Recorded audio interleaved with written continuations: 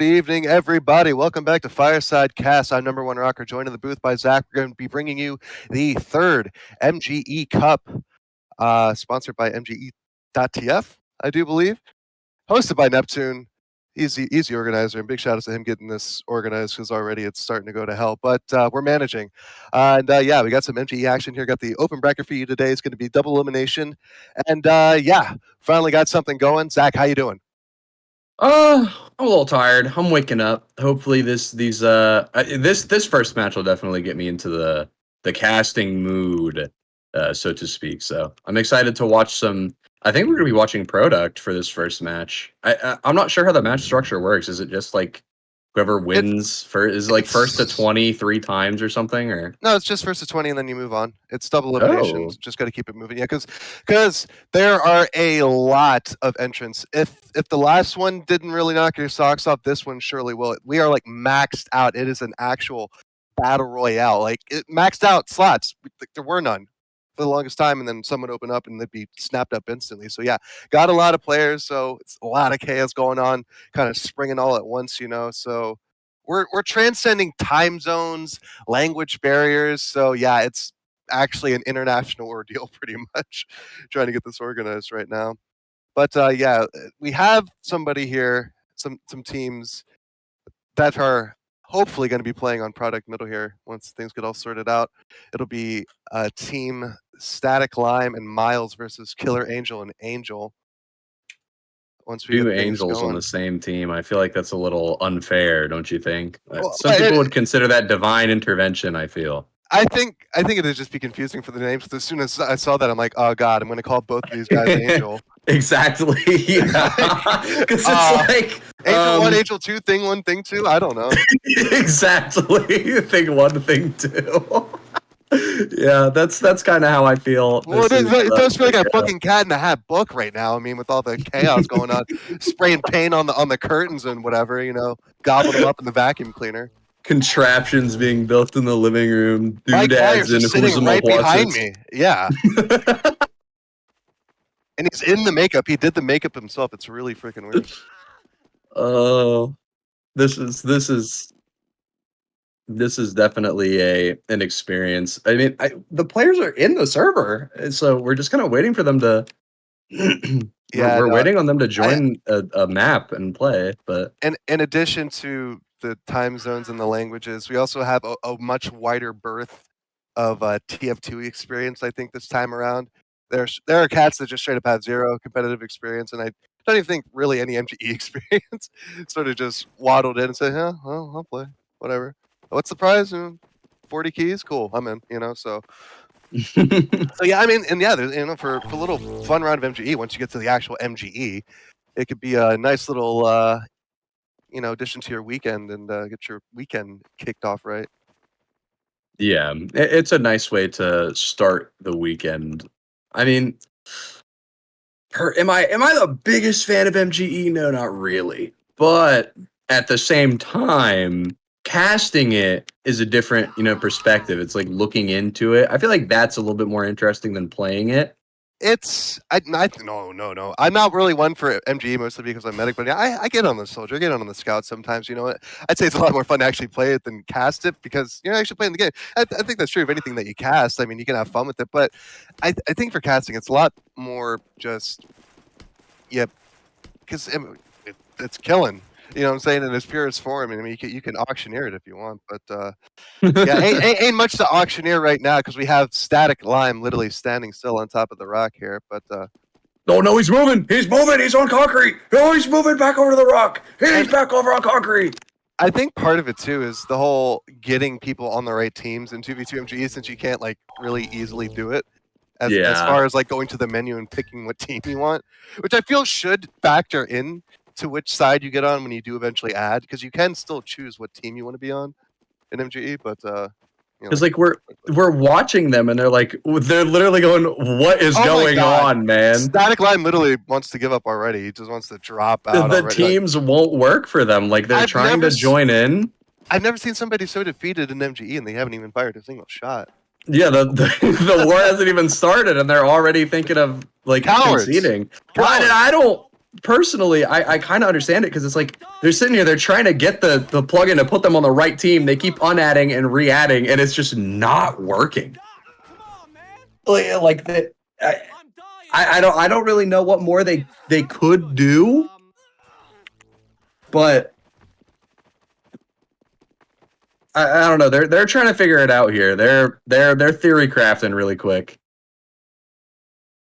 to try and figure out how the hell they want to get this to work. The real battle is getting on the right team, and that's one win right there. And then you go to 20. That's the second win. So basically, that's your double elimination right there.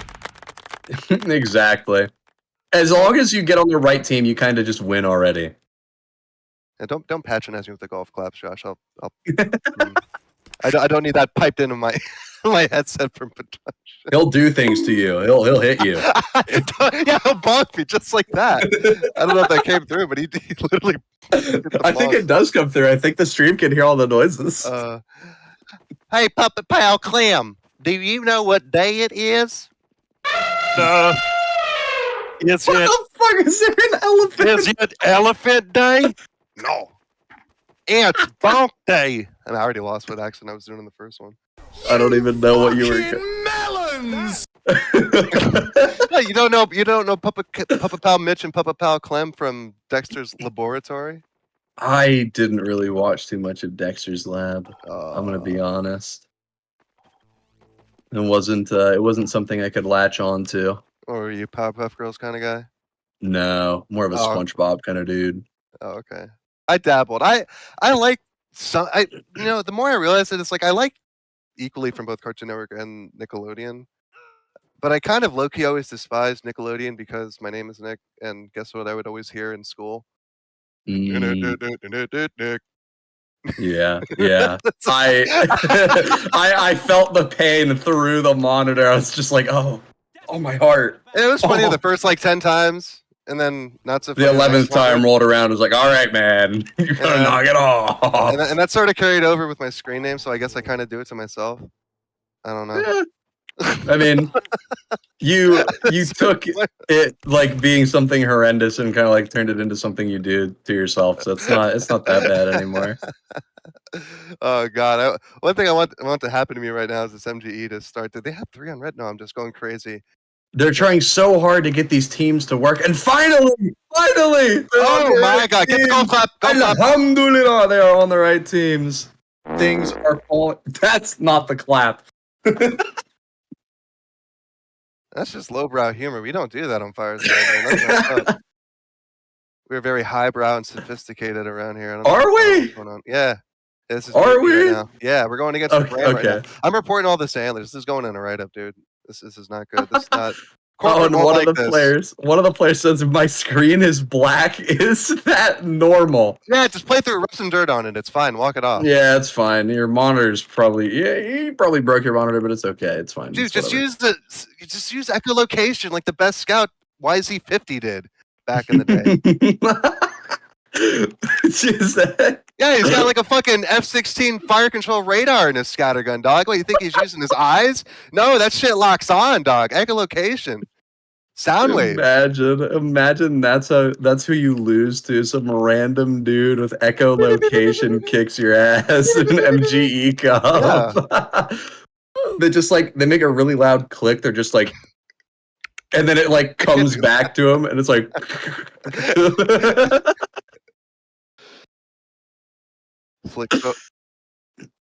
Oh, that's wild. That's wild. You just why? Exclamation 2v2 and like, oh man. I think there ought to be a crash course on how to play MGE for some of these cats that they don't have any clue whatsoever what they're signing up for. But yeah, this is definitely a bit rough around the edges, but I think we'll get it to work eventually in due time.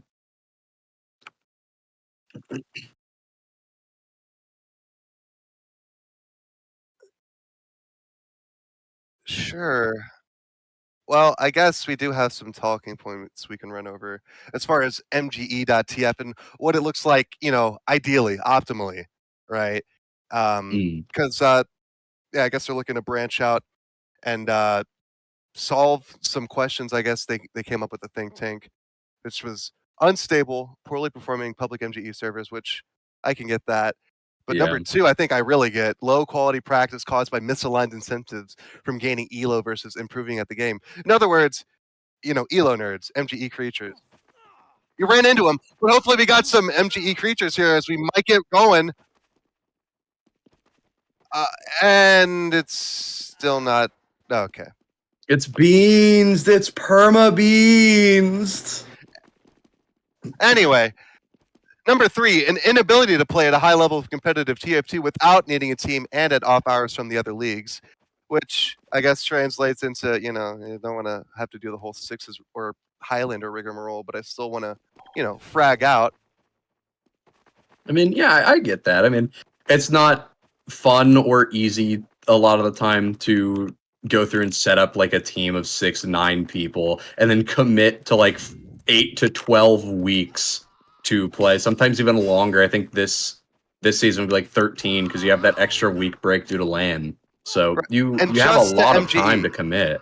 And just to MGE, right. But apparently all three of these problems are solved by interlinking the public MGE experience with MGE leagues, which is what MGE.TF is looking to bring to the people to integrate. The first season of this league will launch alongside their public MGE servers, so something to sign up for, and something to just do in your free time, something to hop into other than the other ones that had that. Yeah, at that point two really resonates with me. That the whole MGE creatures just safeguarding the elo. Dudes have sent me clips of people straight up leaving before somebody lands the last kill just to preserve the elo type of crap.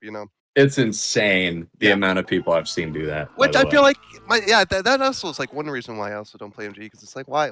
I'd rather just play against people who don't really care, but could also kick my ass. Are we starting? Are we going on snack water? Are we beginning? I guess we're on snack water here. Okay. And, not exactly the most optimal map for 2v2 scouts. But it's starting here. The first shots have been fired, and Static Lime is already trying to close the gap. He's going to get taken down by Angel very early, and it's just Miles on the other team looking for some kind of window to get in. But I think he's kind of screwed there. That's going to be the first round for Angel. Both Angels. The Angel squad just busted open that window and found it for him. Static Lime actually gets a kill, and one thing that we've deduced from Static Lime is that he might be kind of a fresh install or very new to the game, because he's running 75 FOV. He has not touched that FOV. I think that might even just be 70. That feels a little too low. 75 is the lowest you can go. Is it? I thought it was 70. No. You must be thinking of view model, but whatever the case. Is 54. But oh god. I've run these numbers before. I've been playing a very long time. I've looked at all the dumb integers that don't matter. But I forgot the score already, but in the meantime, Angel number 1 gets the kill and Static Lime, and then Kill Angel gets Miles behind the shed, which sounds like euphemism, but I promise it's not.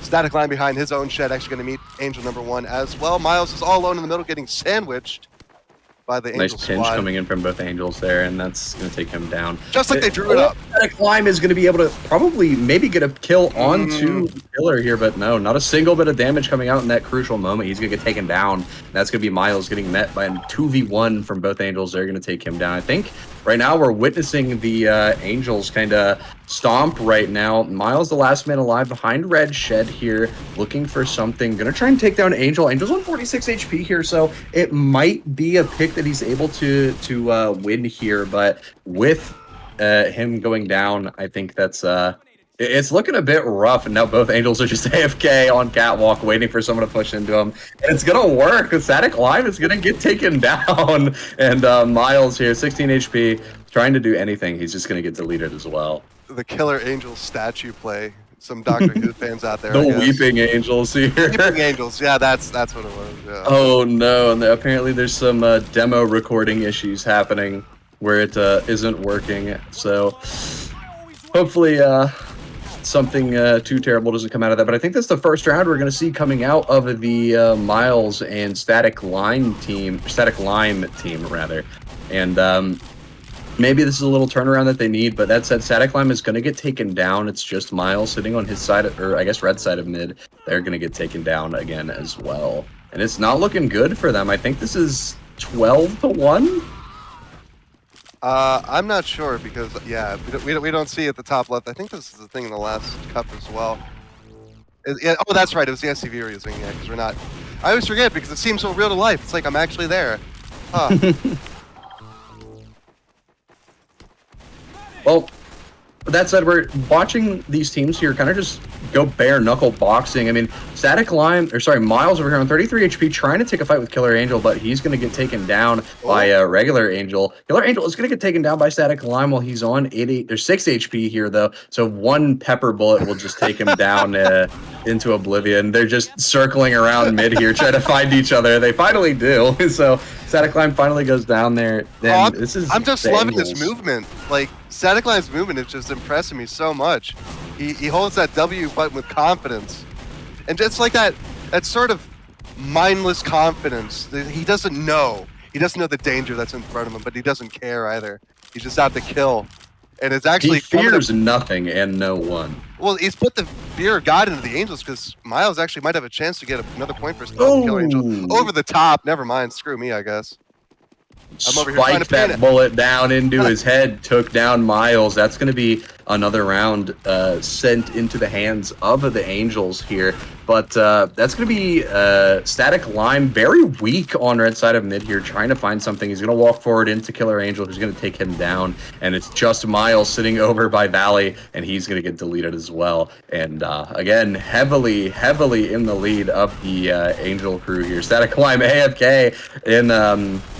inside of, I guess this would be, well, the choke technically, and I don't know if this is over or not. I mean, we've lost track so quickly of the rounds. I mean, I think this might be at 16 or 18. I don't know. I'm guessing it's somewhere out there. I'm not sure. I mean, it's looking pretty one-sided here in terms of who's going to take home the victory. No, I don't mean 16 to 18. I mean the Angel side has 16 or 18. Yeah. No. I was not implying. Don't get confused, audience. Don't get confused.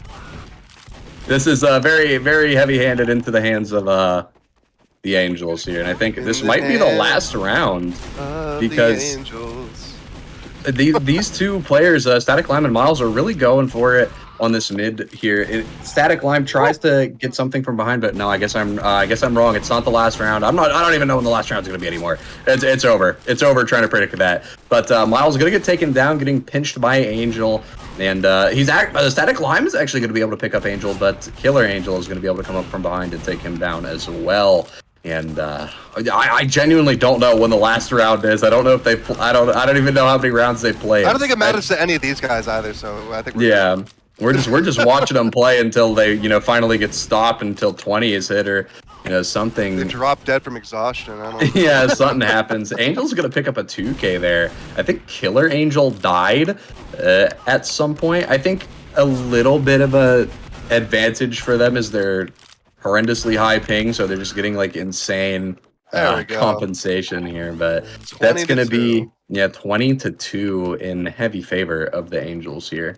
I don't know, man. I think I see something in Static Lime, man. I might be crazy, but I think you get that kid on 90 FOV, you actually teach him what TF2 is, and how to breathe and aim at the same time. I think you keep seeing him if he stays at it. I don't know, man. Maybe. I mean, put him on higher FOV, definitely. I think he'd be able to get a little bit more done, but unfortunately for him, 75 FOV gonna Why be. Why is 90 just not the default downfall. now? I don't know, man. I don't know. Oh, apparently this is ever playing MGE. Yeah. Oh no. All right. Well, I think if that was their third time ever playing, I mean, against what seems to be Europeans, with such high ping, like. Oh shit! Yeah, the ping is. That's what I was trying to say earlier. They have that kind of ping on their side because they've got the compensation, so they're like hitting things through walls half the time. It would seem like. So, I mean, being able to get some rounds on the board against these guys, I feel is that's a good sign. I seriously think if like the FOV settings weren't, you know, such a hindrance, then we could be seeing these guys come back in the next cup and maybe get a little bit further. Well, yeah, like I said, Static Lime, like I was just mainly looking at him, but yeah, mostly because I was intrigued by the 75 FV. I'm wondering like how's this gonna go? But no, he didn't look like clueless or anything. He just looks like he hasn't played the game very much, and that's what I mean. Like if you get him some more practice and somebody teaches him how to use the console commands to fix that, or just go in advanced options. It's in the advanced options, isn't it? Either way, I think so. yeah. Either way, just fix up the game, get a config that he likes going. Could be a real contender. Like I said, I actually see potential. I'm not bullshitting. Well, and the best part is that I think Miles and Static Lime had an idea of what they wanted to do because I mean it's MGE, but it's also 2v2, so you have a little bit of like like strategic room. Snakewater's a weird map for 2v2 scouts, like I said. Yeah, I think they would have fared much better if they stayed on Product Middle or just done the classic Badlands, but I think it was just a pain in the ass getting everything organized and set up. So whatever. Take it for what it is. Yeah, they struggled so hard trying to like get everything to work. I don't think by any fault of their own. I'm not sure. No. I mean, it's definitely a bit of a plug-in issue, but like I don't really do MGE stuff all that often. Yeah, they got Neptune doing the whole organization with like 3 or 4 admins. Like for all these people, it's a lot to fucking that's a lot of people trying to just like and a lot of this requires not necessarily good faith, but for you to know like what to do. Like a lot of things with TF2 when you start getting involved in a lot of it's based on this whole like user reliant sort of input on stuff like this. So whatever, you gotta learn it. Yeah. And like I was saying, I think they had a general idea for what they wanted to do. Again, it's definitely a bit weird for Scout v Scout on Snake mid. Again, I think you're right. If they stuck to maybe Product, this might have been a little bit closer. But it happens. What can you do? I guess the plugin issues didn't really let them play on the map they were hoping to play on. So it's really slapdash the way the 2v2 plugin is handled. I mean, I'm not like casting blame. It's just really funky because you have to like do voodoo witchcraft just to figure out how to get one person on the right team when you're trying to do it with buddies or whatever. You've got to like throw everything into a giant cauldron, like hope that it can work. One and one's still on the other team, so the other guy adds, but then he ends up on the same team as the guy that's already added. So it's really weird the order in which you have to add up to a first try. I don't know what it goes by, if it's like Steam ID or whatever the hell it is. Yeah, I have no idea how these work. I just know that it's a bit inconvenient to try and work the plugin a little bit. So yeah, maybe MGE.tf will fix that.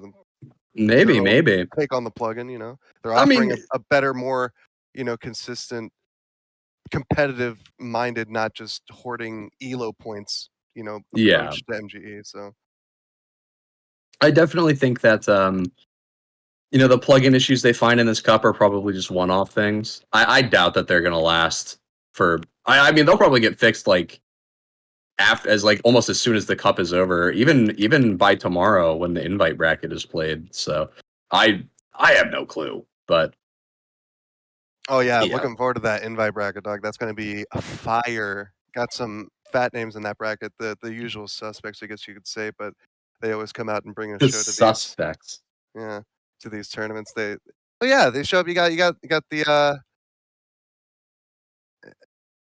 got all the big cats in invite, and some of the not so big cats not in invite. No, but seriously, it's you get a lot of big names in that one, and the last 2 cups that we covered have been pretty explosive, especially going up to the finals, which it gets a lot less complex the more matches we play. So we're struggling through all this now, but the more that we play, the easier it gets. So it's better to ride the struggle bus early on and then hop off. Once everything is kind of organized. Yeah, because right now we're barreling down at like 90. So we're going downhill. We're going way past. Yeah, you're Keanu Reeves. I'm Sandra Bullock, and this is just a recreation of speed. Exactly. We've just got to find we gotta take like aren't there like roads on like a lot of like highways now that just go uphill, and it's supposed to like stop you if your brakes like cut out or something. Aren't those Well, things yeah, that exist? like Like down mountain runoff ramps, I roads, think they're called. runaway like ramps or whatever. No, Runaway.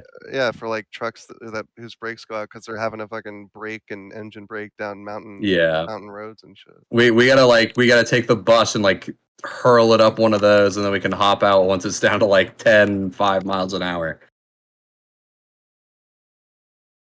Well, no, the whole conceit of speed is that there's a bomb on the bus, and the bus goes Oh below no! 50 miles an hour, it explodes. No, we have to. We know we have to keep going. We ain't slowing down, man. Well, it may Uh-oh. look like we're slowing down right now, but trust behind the scenes, it's full throttle. The engines are going, and there are lots of Irishmen in the engine room shoveling. It's just like just a bunch of like This you turned have into to the like get a Titanic for some microscope. reason. I don't know why. It turned into the struggle bus to the struggle Titanic. I don't know. The struggle Titanic. I mean, I guess it's just the Titanic. If the whole thing was a struggle, yeah, true. Yeah, I guess so. One thing I think is interesting to note about the bracket, I don't know if this was something that happened like during the last cup, but apparently the top 3 open teams will move up into the invite bracket for day 2. So that's definitely something to consider and take note of. I feel like you don't see a lot of cups that have 2 separate brackets, especially one that's kind of like separated I think into this is the first time they're separated because yeah, we ran through it all in like one go yeah. before. I think this is something that personally I think more cups should try and like incorporate, where you're taking like some of the best teams from open and moving them into the like second day bracket, really give them a chance to like Get just that bigger play money. through. Yeah, Yeah. get that crazy like it's bragging rights as well, because if you beat a team in that invite bracket and you move up from the open bracket, do you know how much bragging rights you get out of that? Like, that's crazy. At the very least, you'll get frag clips. So That's true. But yeah, I'm not too sure why more cups don't try and do stuff like that. But Well, it's a huge undertaking logistically, and make no mistake, what these guys are doing behind the scenes to make this run is like a huge undertaking. So big that's ups to true. Neptune, dolphinrider, and everyone else on the admin squad that helped to organize this in any way. Because, like I said, this is the biggest I've ever seen it in the last 2 cups we covered before this.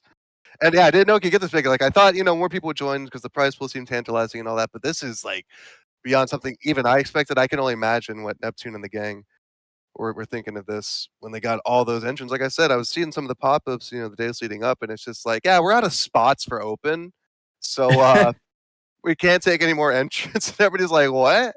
But I want to enter though. So it wasn't like they were kind of like, we're just calling it here. There's not really that much more. It's like, no, there are people that are willing to just, if you drop dead at your computer, they'll push you aside and take your spot. They want to get in on this cup. So I mean, I love to see that. I mean, not so much Yeah. the dying at your computer. That's tragic, and the keys won't cover the funeral costs. I mean, it'll help. Imagine. But no, all the clamoring to get in on this, it's great. It shows that yeah, a lot of demand for this. You kind of makes me wonder where it's at for the sixes. But man, MGE, it's like you said, less time commitment. Get 20 keys. If you don't do all that great, 10 keys. You come in sixth place or whatever, manage to survive the battle royale. But yeah, Yeah, I don't know. I think at this point, really, we're just waiting for another match to kind of show itself, give us something to do. I think we're yeah, it's funny. Like still. with the higher amount of players, we're kind of like more spoiled for choice than paralyzed for choice to figure out who we want to go with. Whereas before it was just like 3 or 4 teams on a server, and we could bounce between them on the Yeah. different maps and stuff like that. But yeah, this feels like I'm invading Iraq looking at all this, man, with all the coordination. Yeah, Yeah. it definitely feels scuffed, but you can tell there's a lot of thought put into it like at the same time. You know what I No, mean? yeah, we're just seeing this one server, but like if you could see the Discord like just lighting up with everything, it's insane right now. Yeah. Like I said, we're just waiting for a match to kind of pull out because I think we have to dip. Oh We wait, either have to dip down into the losers bracket or we're waiting for a losers bracket match to finish. I'm not too sure. Josh, look at 2 and 31. That's 6. That's 6 in tax. I wanna get that one. Yeah, yeah, 2-31, you say?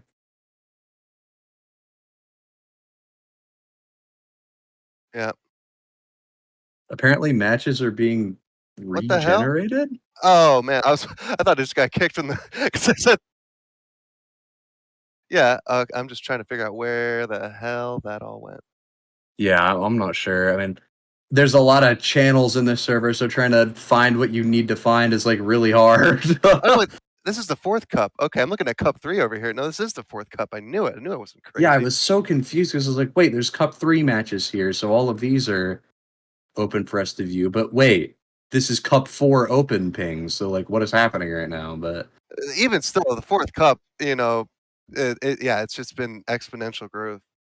You know, yeah, taking only cup after 4 cup. cups to warrant getting 2 separate brackets and then having Overflow. 64 Yeah. teams in the open bracket. I mean, come on, man, that's a lot. It's 128 people, man. Like, That's a lot of people to organize. That's enough to make a full season of likely a full season of like newcomer work. you could fill like 2 or 3 NFL teams with that amount of people. Like, Could you? I don't know no, wait. how many people are No, on an 32. NFL team. I think it's 32. So you could have like 3 or 4 amount of people just the open bracket. I mean, you might be a little bit short-staffed on that 4th team, but still.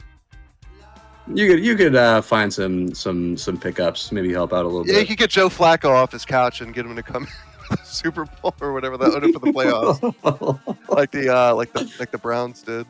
Wouldn't invite playoffs be like the Super Bowl, and then like open playoffs is like, oh, I don't know anything. Indoor football. I don't know, man. I won't say it's like that that other alternatively. What is it? The XFL or whatever the hell, that other like amateur league basically for the NFL.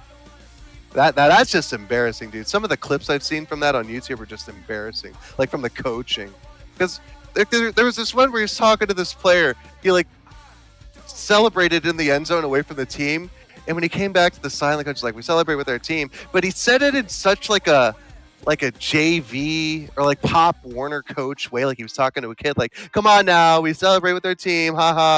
Like he's talking to a kid, like he knew he couldn't handle talking to this like actual pro athlete. It was the weirdest power dynamic I've ever seen between a coach and a player.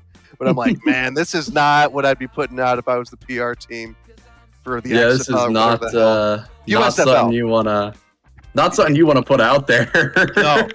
No, because I'm just like, why? Like, why would you be so like act like you're going to say something serious, but then just be kind of like, whatever, man. Come on. Yeah, that's what he said. You know better. But he said it so playfully. I'm just like, dude, no. I mean, do we have any info for the incoming? Oh, there we go. Match, or because I know that they said they were being regened. I'm not sure what is going on, because this is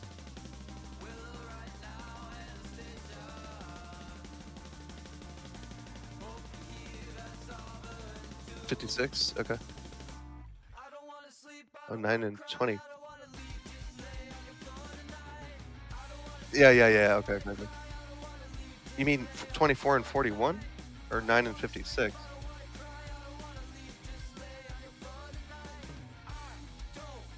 These matches getting regened is very confusing. Oh, upper bracket. Gotcha. Upper bracket here. Oh, I see it. That's the Moy match, is it not? Yeah, Maleko and Benzo and Moy. Nice. Wait, there's two Moys. Which one is the real one? The real Malloy boy. The real B-boy McCoy? McCoy. Which one's the real Moy though? They both have the same name on the bracket. This is like detective work we've gotta pull out here. No, he split it through meiosis. So He's yeah. two of the same. He's a clone. Yeah.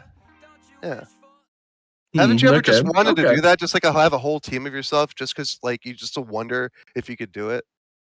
I mean, Not like make the clones. I mean, that's for granted, of course. Like we're assuming, yes, you can make clones, but like just to see if you could make a team of yourself. I mean, I can't play Scout or Med to save my life, but if I could say that the clones could play those classes, then Well, see, the way we I could approach make like, it work. I'm not the greatest at demo. I mean, my soldier and scout or whatever, but like I was just thinking more of the being in tune part, right? Because isn't that the folly of many teams? They're not usually in tune with each other, right?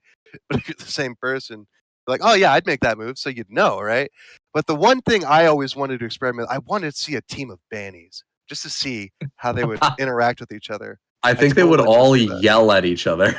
Right, but I want to see that, right? Like, wouldn't you want to see Yeah, that? I feel like I could.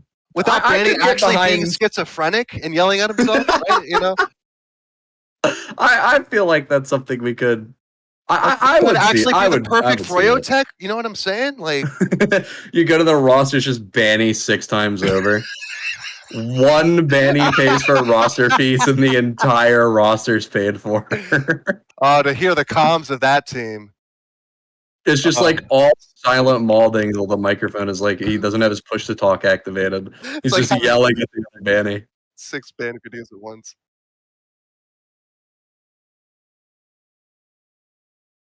Okay.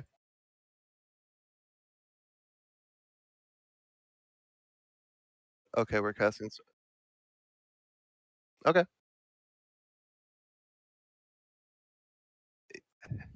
Yeah. Yeah. Yeah. Why not? Awesome. We're getting another server. We're gonna bring you guys another video game to cast. And we're gonna look out. We're gonna look out for the tax special. He was messaging me. Apparently, his hand managed to go through a window, so he's down a finger. Oh, And what? so yeah, and he's gonna pull up the tax special because he's like, I can't sticky jump. I'm like, why are you trying to sticky jump? It's MGE. He's like, don't worry about it. It's what I do. It's the tax special. I'm like, Oh no. and I said, I'm gonna roast him every single time he gets air shot doing the tax special on stream. So I want to see the tax special.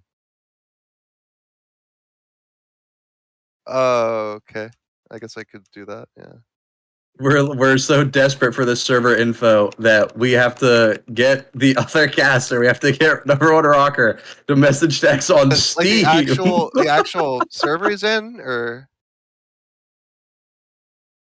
okay, yeah, that one. No. Well, I assume that would, if you just do connect and then, well, no, I guess that wouldn't really work. I don't know. I don't know, man. I don't know. I'm just a caster. Well, here, give me the Dallas STV and give Zach the Chicago, and then you take the Kansas, and then we'll all figure it out that way. Yeah, we'll figure it out that way. We'll split up into teams. Triangulation. Exactly. We'll find their coordinates and we'll head over. We'll use the eyes of Ender to figure out where the MGE is happening. See, like it's like the longer the cup goes on, we'll go from like 1880s tracker tactics to find these people. The 21st century, well, we'll just have it ready and copy paste it. You know what I'm saying? Yeah. So we're working our way through history. You know the people who would like douse for oil? They have like sticks in their hands, and it would like they would just like rotate them. That's what we're doing right now. we're trying to find By them the server, using you these stuck like. oil. I found oil. Liquid gold. That's literally what this feels like right now. It just feels like we're dousing for a server, trying to find anything at all. Oh man. Oh, they finished. Cool. Oh. Okay, I think we're getting another match to cover, so time to Fine head by over me. to another server and take a little gander at whatever match we're going to be doing. Is this the same one you sent in the channel earlier, Sayo? Or is this 924? 1738. I love that song. Hello, my friend 134. It's the name of a guy in the server. Ayaya. Oh man, that just unlocked a memory. That just unlocked a memory. Do we know which map the people we are covering are playing on?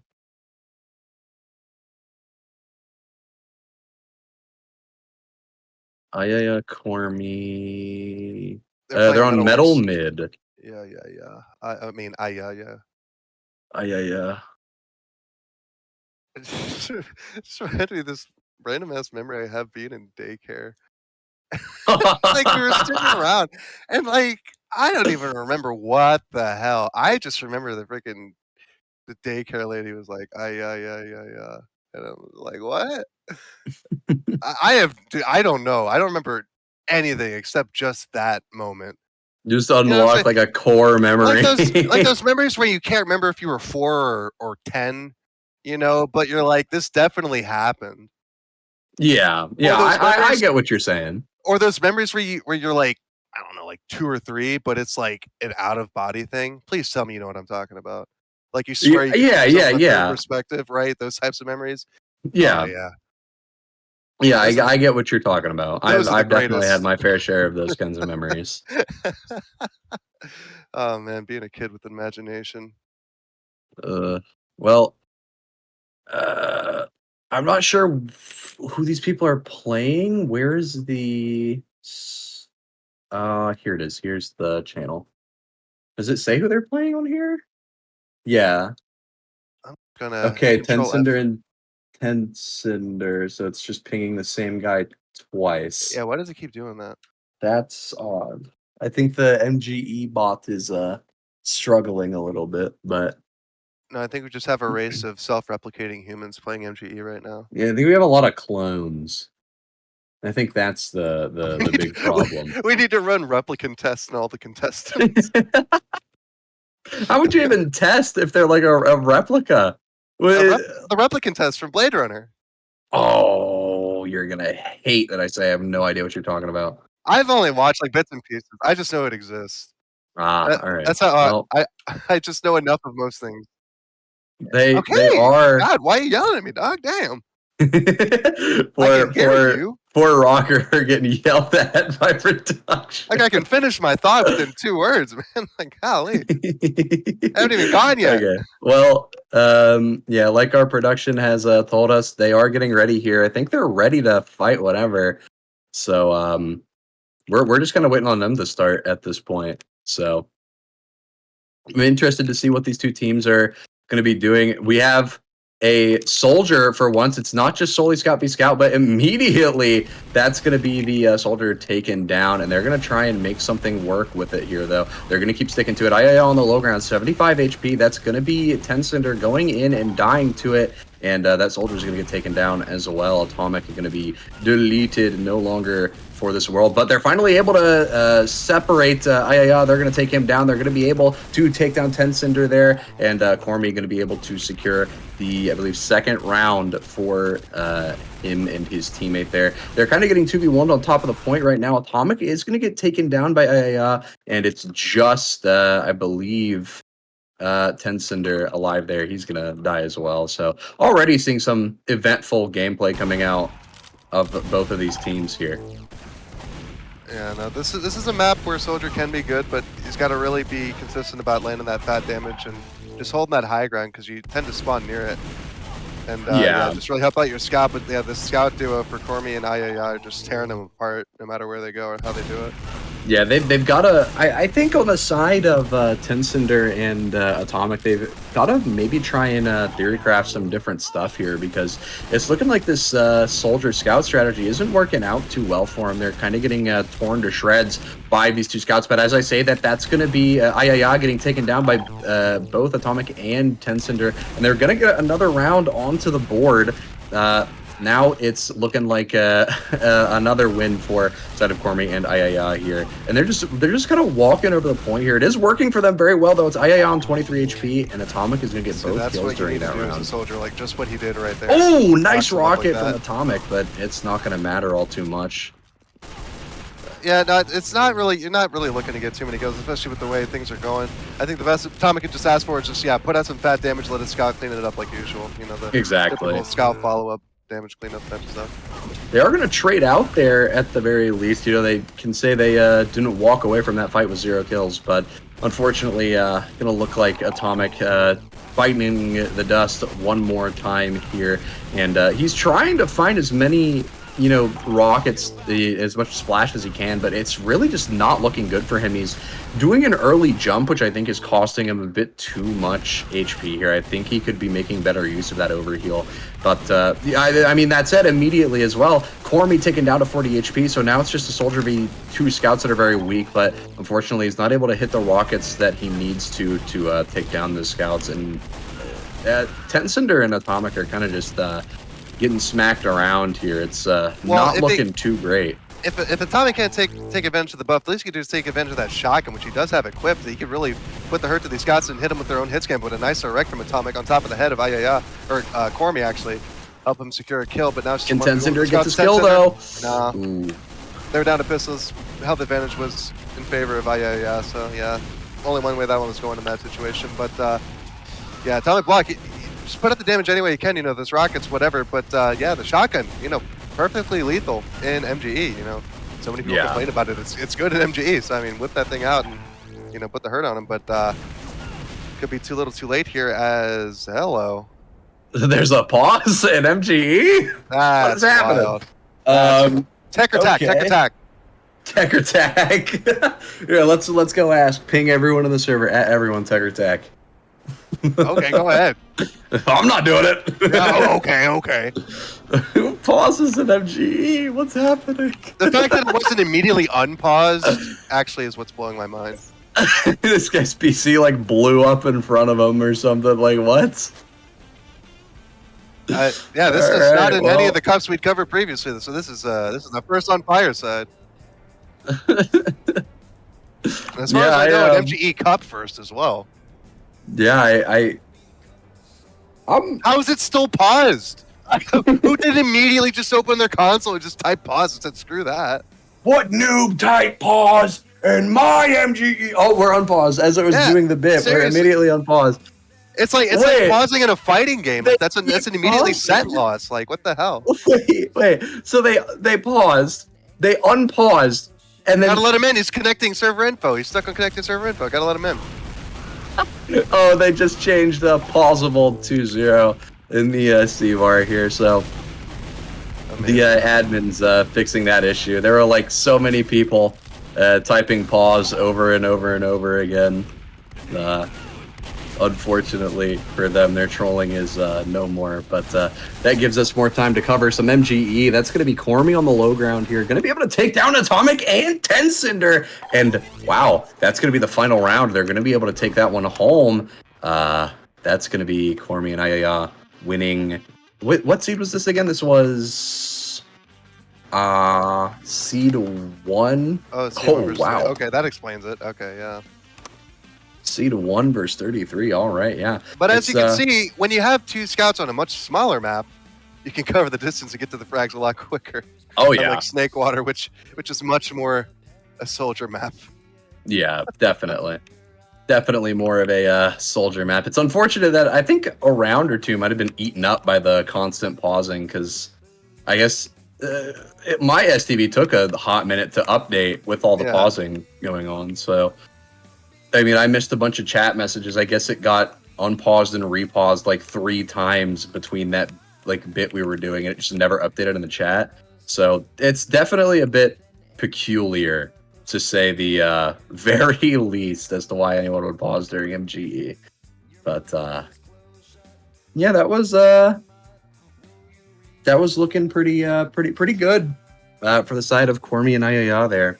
So happy that the seed 1 is really holding their title as first seed, but will they be able to hold on to that is the question. Going into this next game, they'll either be fighting seed 17 or seed 16 here, so it is definitely thinning down, and I guess time will tell if they're able to hold on to seed 1 title or if they'll get knocked all the way down into the losers bracket. Well, it always feels good to see that one team just, that one straight shot all the way through the bracket. You're like, "Ah, okay, yeah, they were the good ones. They had it Oh in the yeah. whole time." I mean, there's always got to be one. There's always got to be a team that, is just zooming through the bracket, basically a straight shot. There's always one, like 99% of the Yeah. time, unless it's like RGL and then you have like 7-1, 7-1 both at the top and there's no straight shot. But that's not going to happen here. Well, the one I'm thinking of is Spain through the Euro 2024, the one that just happened, just seeing their name go all the way through. I'm like, it should have been Croatia, but they were playing like crap the whole time. So whatever, as long as it wasn't England. Well, I'm glad they beat England. So I mean, whatever. I think that's everything. I think that's something everyone can agree on. As long as it isn't England doing this straight shot through the bracket, then everybody's happy. Like I used to hate Harry Kane. Now it's kind of like whatever. I just hate England's freaking head coach, that geeky little dork. Hate the way he looks at this stupid. No, he got my ire with the what was it, the 2018 World Cup and the Euro Cup before it. And he's like, I got my vest on and my suit and blah blah blah. Do my thing. It's like, oh, shut up, dude. Football's not coming home, not never with you at the helm. God, I don't even bother to learn his name. I hate the dude so much. I just hate his little rat face, his stupid cummerbunds and vest. Anyway. Well, I mean, I don't really. I'm glad we don't wear suits, man. Okay, that's all I'm saying. We don't wear vests. We don't wear suits. We just rock it punk style. You know what I'm saying? Real hardcore. Of course, Down the streets, the underground. What were you saying? I don't really keep up with football that much. I mean, I try to, but at the same time, it's like I've got so much other stuff going on. It's like I see every once in a while, like the updates, and of course, I played soccer, dude. I love soccer. I played a lot of football when I was younger, but real football, by the way, not American football, real football. Yeah. I played a lot when I was younger, but of course, being part French, I've got to root for the French national team all the time. No other team gets my support. Nah, not since 2018 when Griezmann blatantly dove and got a free kick that results in a goal against Croatia in the grand final. It was the most blatant dive I've ever seen. Like not even fan bias. Like straight up, look at that instant replay dive all the way through. It got called. It was such BS. The VAR didn't call it back. It was so raw, dude. Grand finals doing that? Nah, screw that.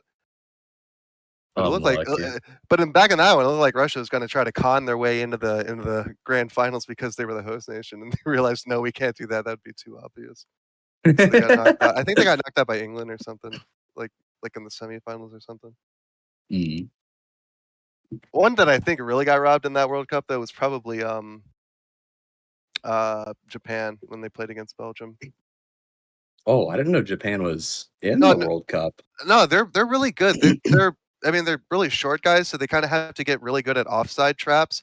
And in that 2018 World Cup, dude, they were masters at the offside trap. They pulled it off so many times, dude. Like they look like just that, that stereotypical sort of Japanese regimented, like perfection, dude. Like their back line looked amazing. Best I've ever seen.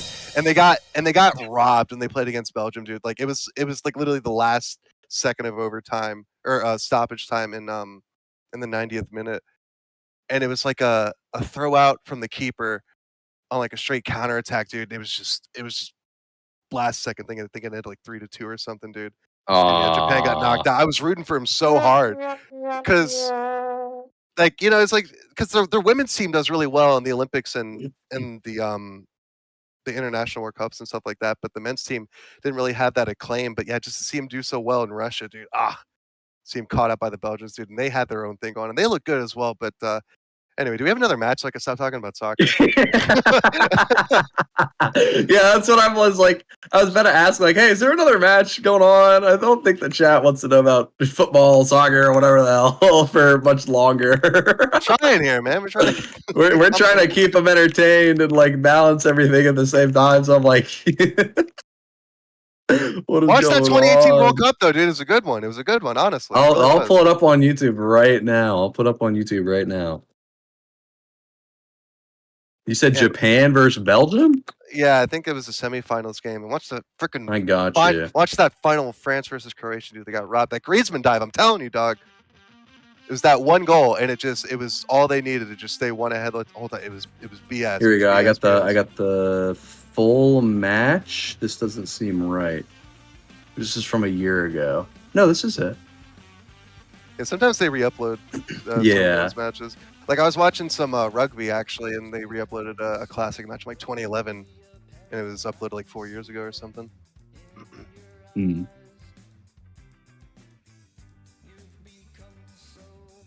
All right. I think we're just waiting for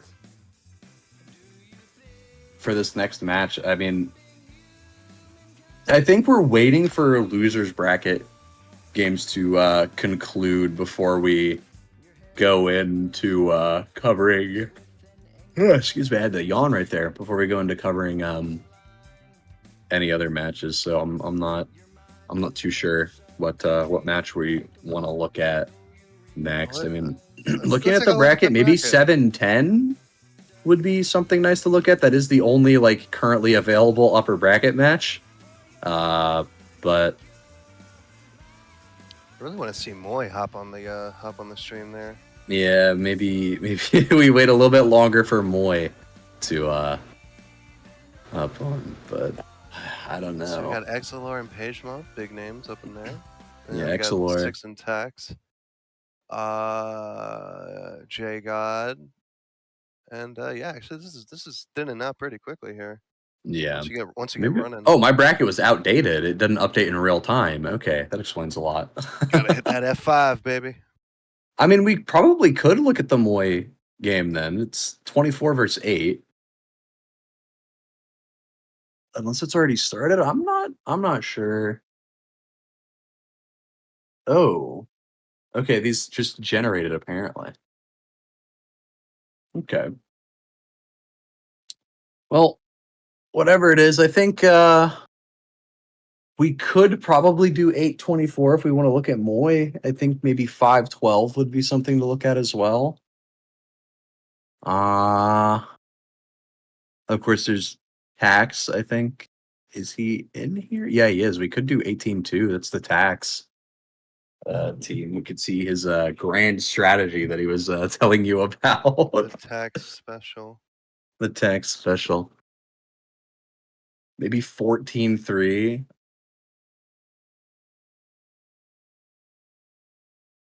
There's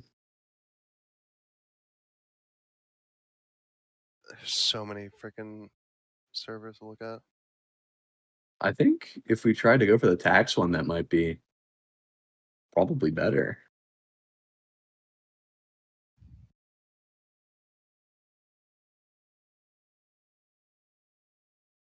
Ooh.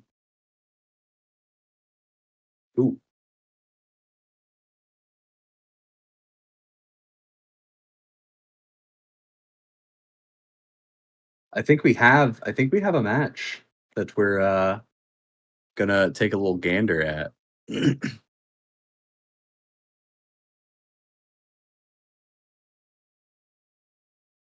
Hmm. I think. Whichever, just get me in there. Yeah, I mean, I've only got one more match until I get swapped out for TC Mono, so I'll take whatever I can get.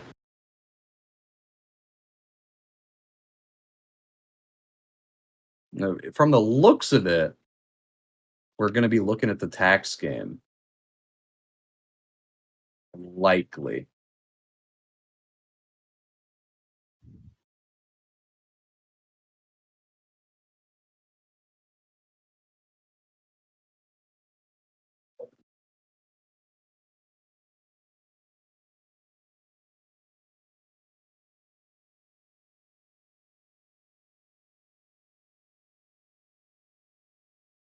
be drinking my water right quick. There's so much like dead air. I don't know what to say because we're like. Yeah, no, I'm like reading because like I'm shuffling. Yeah, through, I'm like, trying to keep up to date. 64 So I. channels at once between 3 guys trying to talk at the same time. Like, it's funny because it reminds me of this one playthrough of MGSV or 5, and these guys are like talking, and there's 4 of them. They're talking, they're playing the cassette tapes, trying to listen to those, trying to play the game and look out for guys, all at the same time. And they're like, man, this is really tough. People talk about like, oh yeah, you just play video games. We're like, no, we're juggling like 7 different things at once that we normally wouldn't. Otherwise, yeah, this would be just playing video games. Yeah. Well, the thing is for me is I'm like clicking through all these channels. I'm trying to keep up to date. There's like 2 group chats now. I'm looking through that, trying to see if there's any info for me. And I look away and I'm like, oh, I'm looking at the other one, see if anyone's trying to say anything. Nope, nothing there. I go back to the MGE server. In one of the private chats. We got to look at that.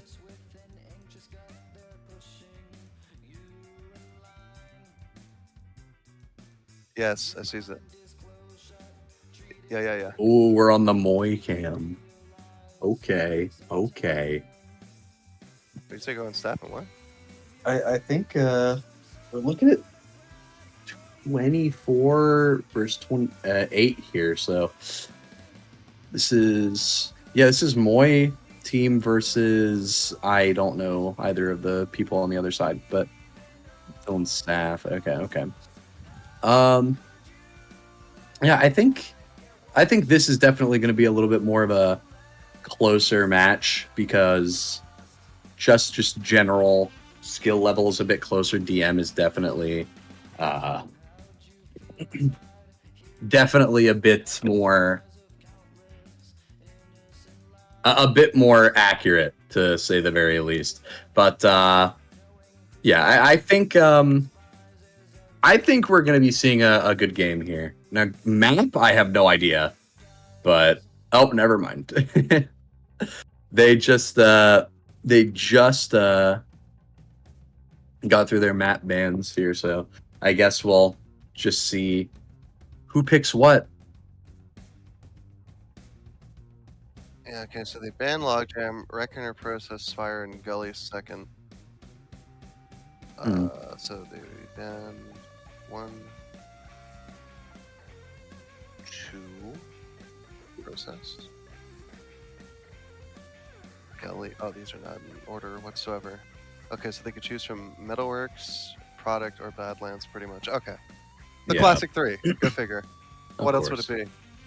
Hopefully they don't pick Metalworks again. We just looked at Metalworks and the Fulbright Metalworks, my beloved, blasting my eyes out with the brightest. I'm not a big fan of the Fulbright. I think it would look better if it was just regular lighting. I mean, I like it for like MGE and like demos and stuff like that, but for the actual game, I don't mind the actual lighting, but I don't know. I don't mind Fulbright because it kind of gives me that sort of Quake engine feel. Sometimes, Yeah, I get liking the look of it, but it's not for me. Like I toggle it sometimes when I'm looking at a demo just to like if there's something I'm like missing, like there's some dude hiding in like a corner or whatever, and I like couldn't see him at all because it was so dark. Then yeah, I'll turn it on and I'll look over and I'll make sure he was there. But it's the Fulbright having to play on that is a little awkward.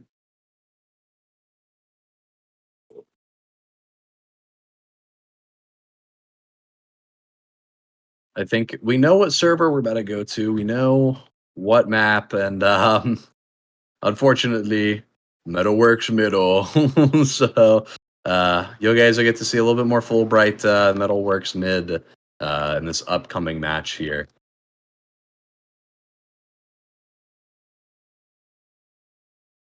Sure. And I think we finally have STV here, so we are going to be able to bring you guys a very, very fun game. A little bit of some video James, if you will. Some MGE.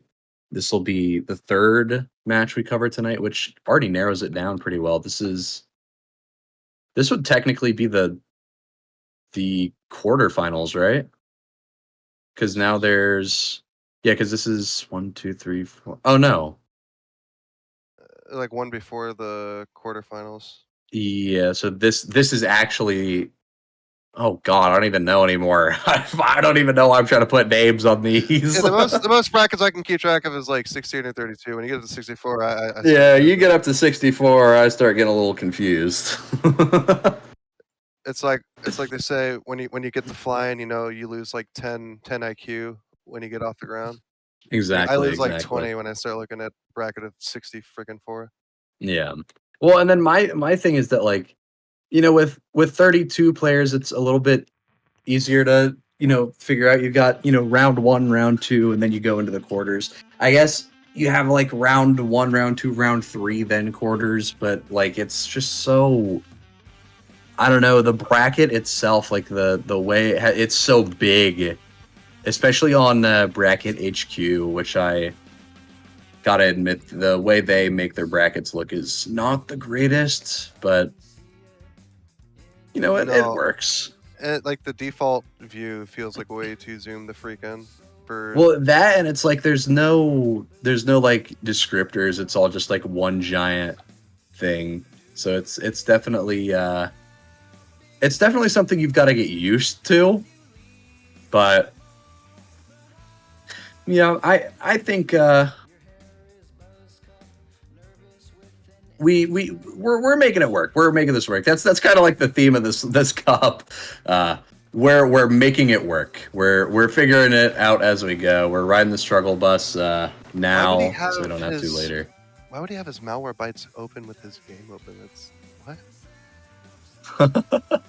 It's crazy. It's like it's just like more stuff to run in the background and take away performance. Like, why would you keep that? Just close it. Like Well, I'm one of those. I is- just keep the bare essentials running on my PC at all times. I don't like having stuff running in the background. It irks me. Yeah. Back when I had Windows 8.1 and I could do it without all this extra stuff popping up that just does it in Windows 10, no matter what you say about it. I got down to like 40 processes at one point.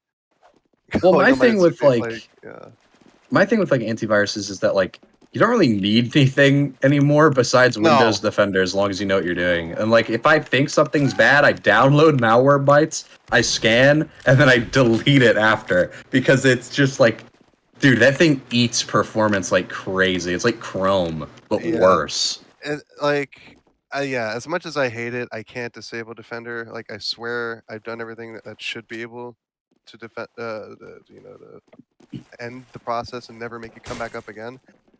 But whatever, it still scans my PC, so I just say, yeah, screw it. I don't need malware bytes anymore. If I'm just going to be forced into this, just have a gun to my head at all times. Screw it. Yeah. That's what I think both of the people are here for either team, so we are live. They're ready to play video games. Oh, I didn't even know we were live. I thought they waited a little bit, but I guess we're going straight into this. We're watching another Soldier Scout versus Demo Scout this time. And that's going to be Bill getting taken down. Abby's going to be able to take down Ben, but Moy going to hit a nice pipe onto Abby, going to end that Reign of Terror real early. Ben going to be able to pick up a nice kill on Abby as well. And that's going to be Bill Mantra getting thrown in by a sticky straight into Moy and going to get deleted pretty much instantaneously. Yeah, this map is good with Demo as well because of the height differential, and it's sort of like Badlands where if your Demo is able to live, instead of those stickies, you can try to predict where their spawns are going to be and have some stickies waiting at their feet for the next round. But just like that, it's going to be Moy all by himself. No real chance for him surviving unless he manages to land 2 sick pipes. Both players on red are very low health, but no, Abby finally getting the last shot out to get the kill. Bill on top of the point, taking out Ben.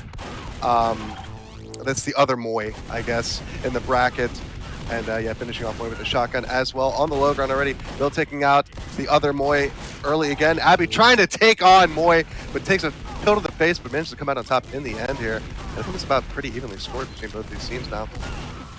Yeah, it's looking pretty even between both of these teams, which is, I was definitely a little iffy on how even this would be at first, but then I remembered, I'm pretty sure Bill and Abby are both main players, so It's definitely a lot more even than a couple matches that we could have chosen to cover here. It's Bill Montra, the last man standing on the side of the Abby and Bill Melee. to get taken down by the bottle, mini crit bottle, no less, I'm pretty sure. And that's going to end his career. That's going to be Abby getting piped, and they're going to be able to take down Moy regardless, though. The 100 damage does not scare them. No, especially not if you know you're going to secure that kill immediately after taking that damage in the first place. So yeah, why not go for it? It's MGE, baby. Bill Montra's taking the 1v1 against Moy. WB Soldier getting popped up. Still dueling here as Ben takes out Abby. Actually, no, Moy takes out Abby in the meantime. Finally, Moy will take out Bill Montra. Another point for that side now. Getting chewed up by the stickies of Moy. Leads to some early kills and damage advantage from Moy, but the shotgun from Bill just shipping him down. Frantically trying to reload it in his face. But some pills from Moy, securing that kill yet again here.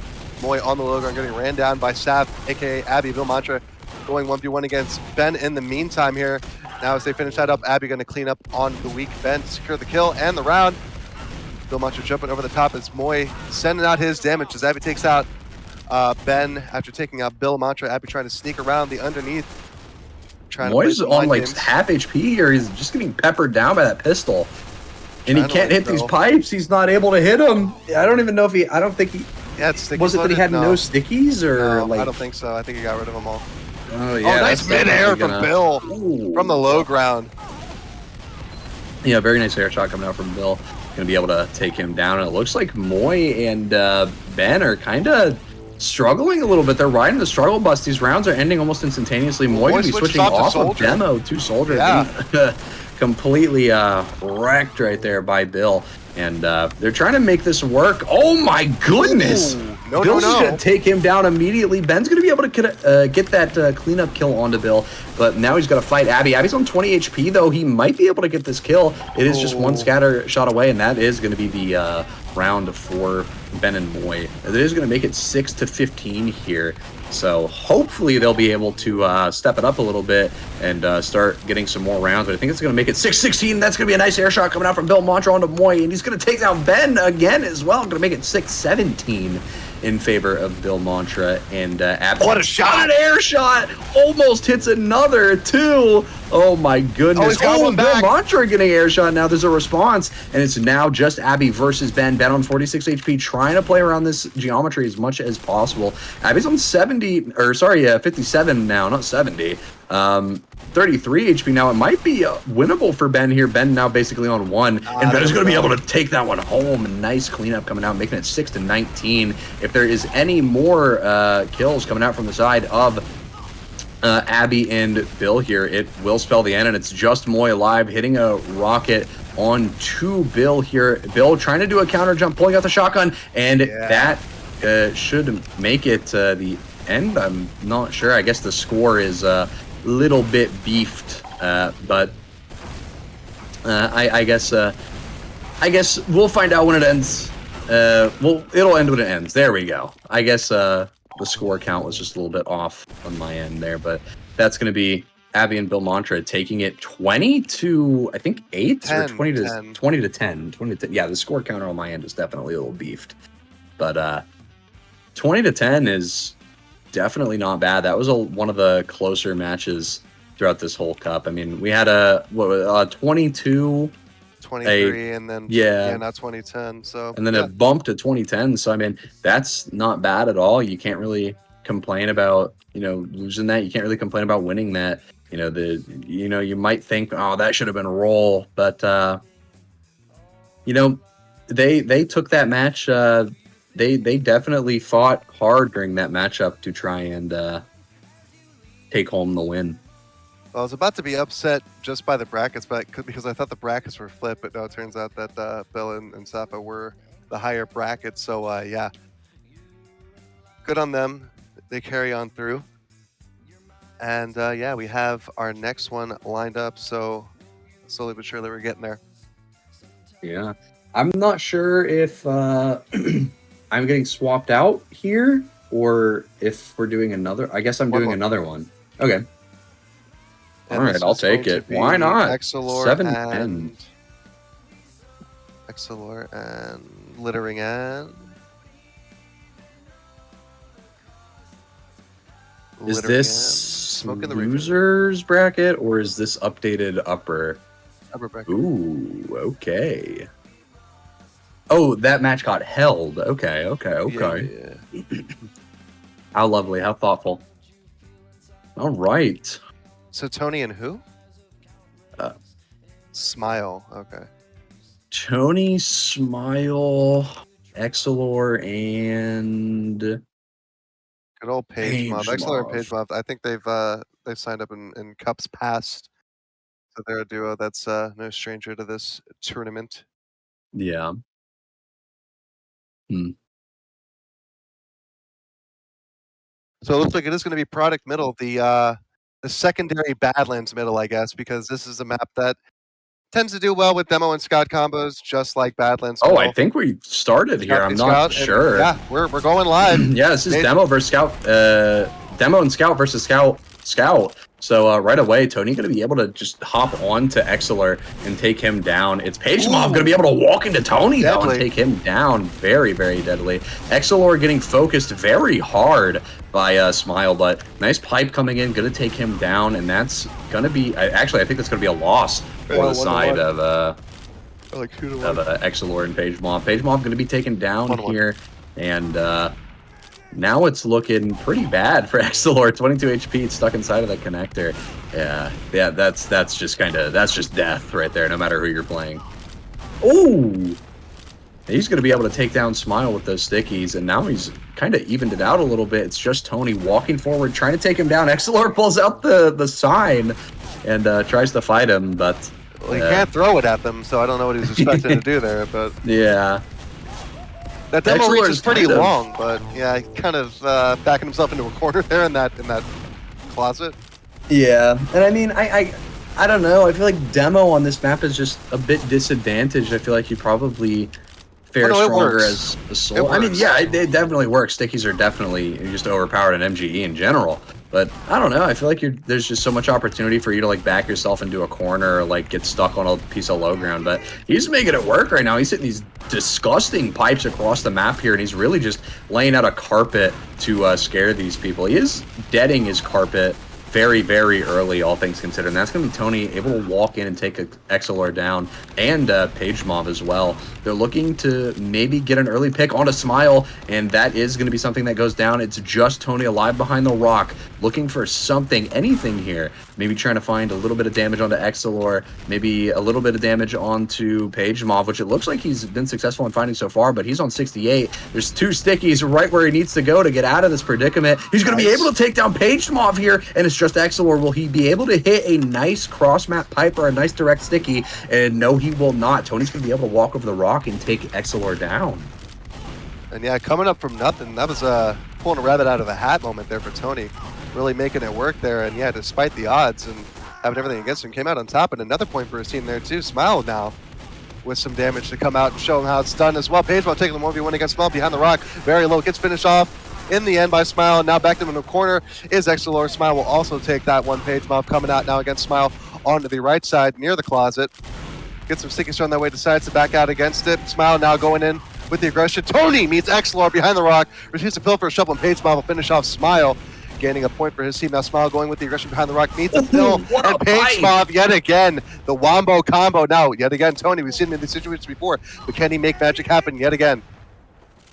Yeah, Excelor here, looking to get any damage with oh, youch. Bad for Tony. They're going to eat a sticky straight into his toes, and he's going to get taken down. He's laying out these big carpets that are blocking off entire areas and making it easier for him to use his pipes, but then he just debts and he kind of undoes all his hard work there. Tony's able to just get on top of Excelor, though, coming in from the side. I guess Excelor forgot or didn't think he would dive in like that.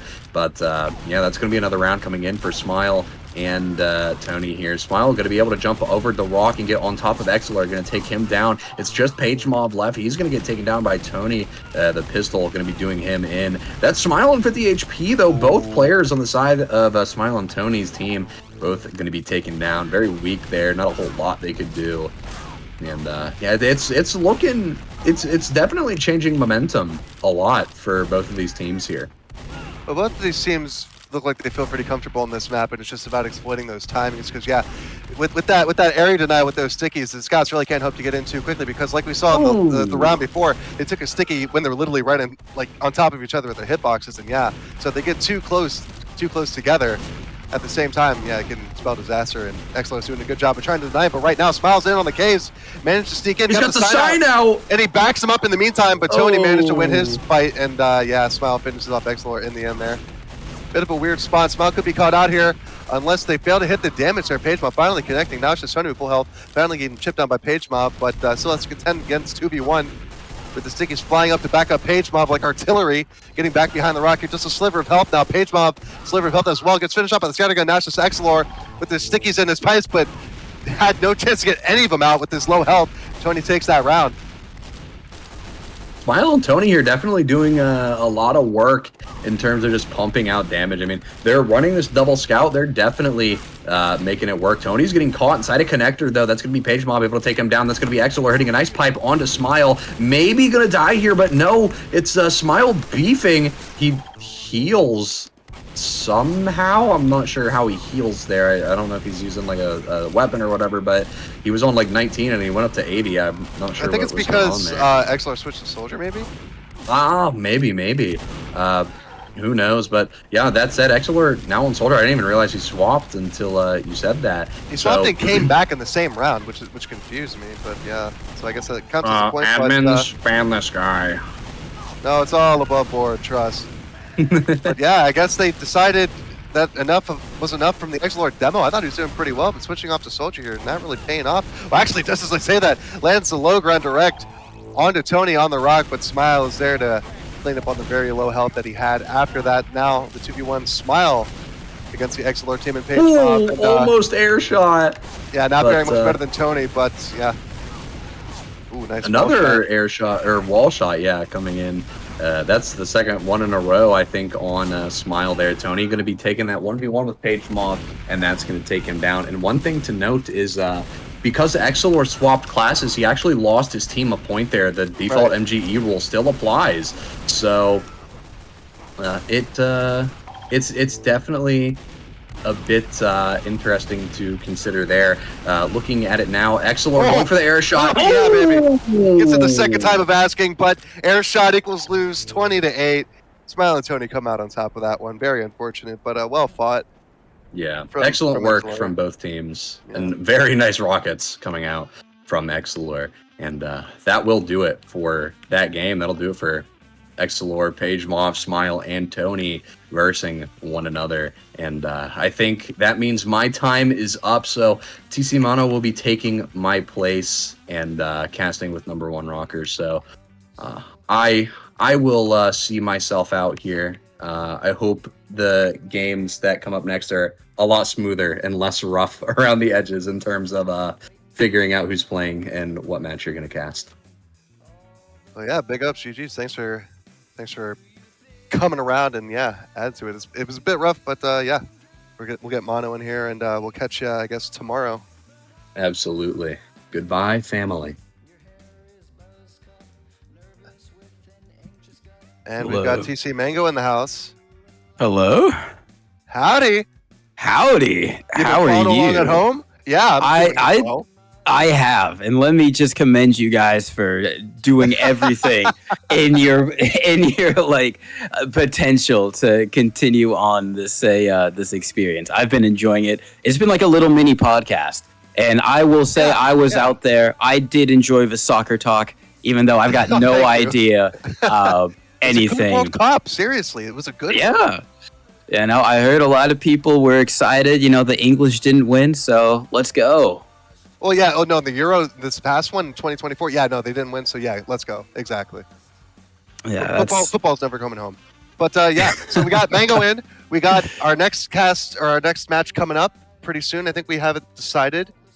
11 versus 3. Ooh. And yeah, so keep it locked here. Oh yeah, it'll be JJ DeWitt and Michael PC or Michael the First PC versus Cutix and Azin Tariq. Oh, interesting. Okay, so I know two of those people. I know Michael PC1, right, and I know Cutix. Or yeah, is it Cutix? Yeah, I think it's Cutix. Qdix. Okay, Qdix. I know Qdix has a reputation as an MGE player. I know they are on that MGE grind, fairly notably. So Like a creature, or just like really diligent about the MGE? There's a difference. I want to say they're very diligent about it. You know, I don't really know myself, but I would say that they've spent their time about to lose, right? No, Okay, so they DDoS the server. Oh, You know? yeah. Yeah. So Gremlin, okay. No. I'm not gonna say that about Qdix. But I do know that they are very good at MGE, and Michael PC1 is a name that's been in main now for like many seasons, and he is a really good scout. I don't know if he has anything else, so I'm expecting to see him on scout in this upcoming match.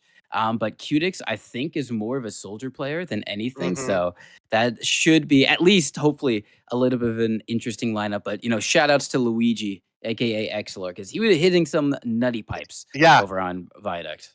Yeah, hitting those pipes. But that's because, like I said, he was doing some good air denial, landing that artillery for his scout. But yeah, I guess it just didn't work in the end. And that switch to soldier hit, he was hitting rockets too. But yeah, just not enough, I guess. I mean, Tony was holding the heck out, bro. He was like spread out against the wall, just like looking all around, just like where they at? And yeah, just came out and just stormed on him, dog. He was trying to hide from the cops, but it just was not able to do. Yo, they were beating down the doors with those stickies. Seriously, man. Like I've never seen that many stickies miss. So I'm like, it was like Battleship. You know what I'm saying? Yeah, dude. I literally never have won Battleship. It's just. Has anybody? Have you never just gotten bored after a while and said, "Screw it, let's just play Monopoly and kill each other that way"? Monopoly is its own other world of hell. See, people always talk about how bad Monopoly is. It was never bad whenever we played it in school. It was just very confusing and just ended up being a banker simulator. Because everybody wanted to be the banker. That trope stayed true. But then it just evolved into, okay, how are we handling properties? And I didn't even know what the hotels and the houses were for until like 15 years later. No, yeah, I just put them on there to look cool. You know what I mean? All right, this place gets a house. Why not? All right. Don't even know the property. Just throw a hotel on there. Exactly. I have the money. It's like one of those things where kind of you're a kid where like you start a game whether it's real or fake, but along the way you just kind of make up the rules so you're always winning. You know, even when you're losing, it turns out that you're winning. You know what I mean? And it's like no one can say that those aren't the rules because like no one knows the rules. So you're like, sure, yeah, why not? All right, that's part of the game. It just losing is winning sounds more like Mario Kart to me than Monopoly.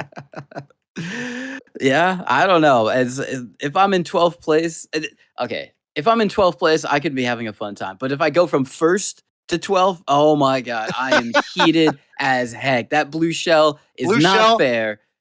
Blue shell into lightning, into banana peel, into mushroom. You know, like.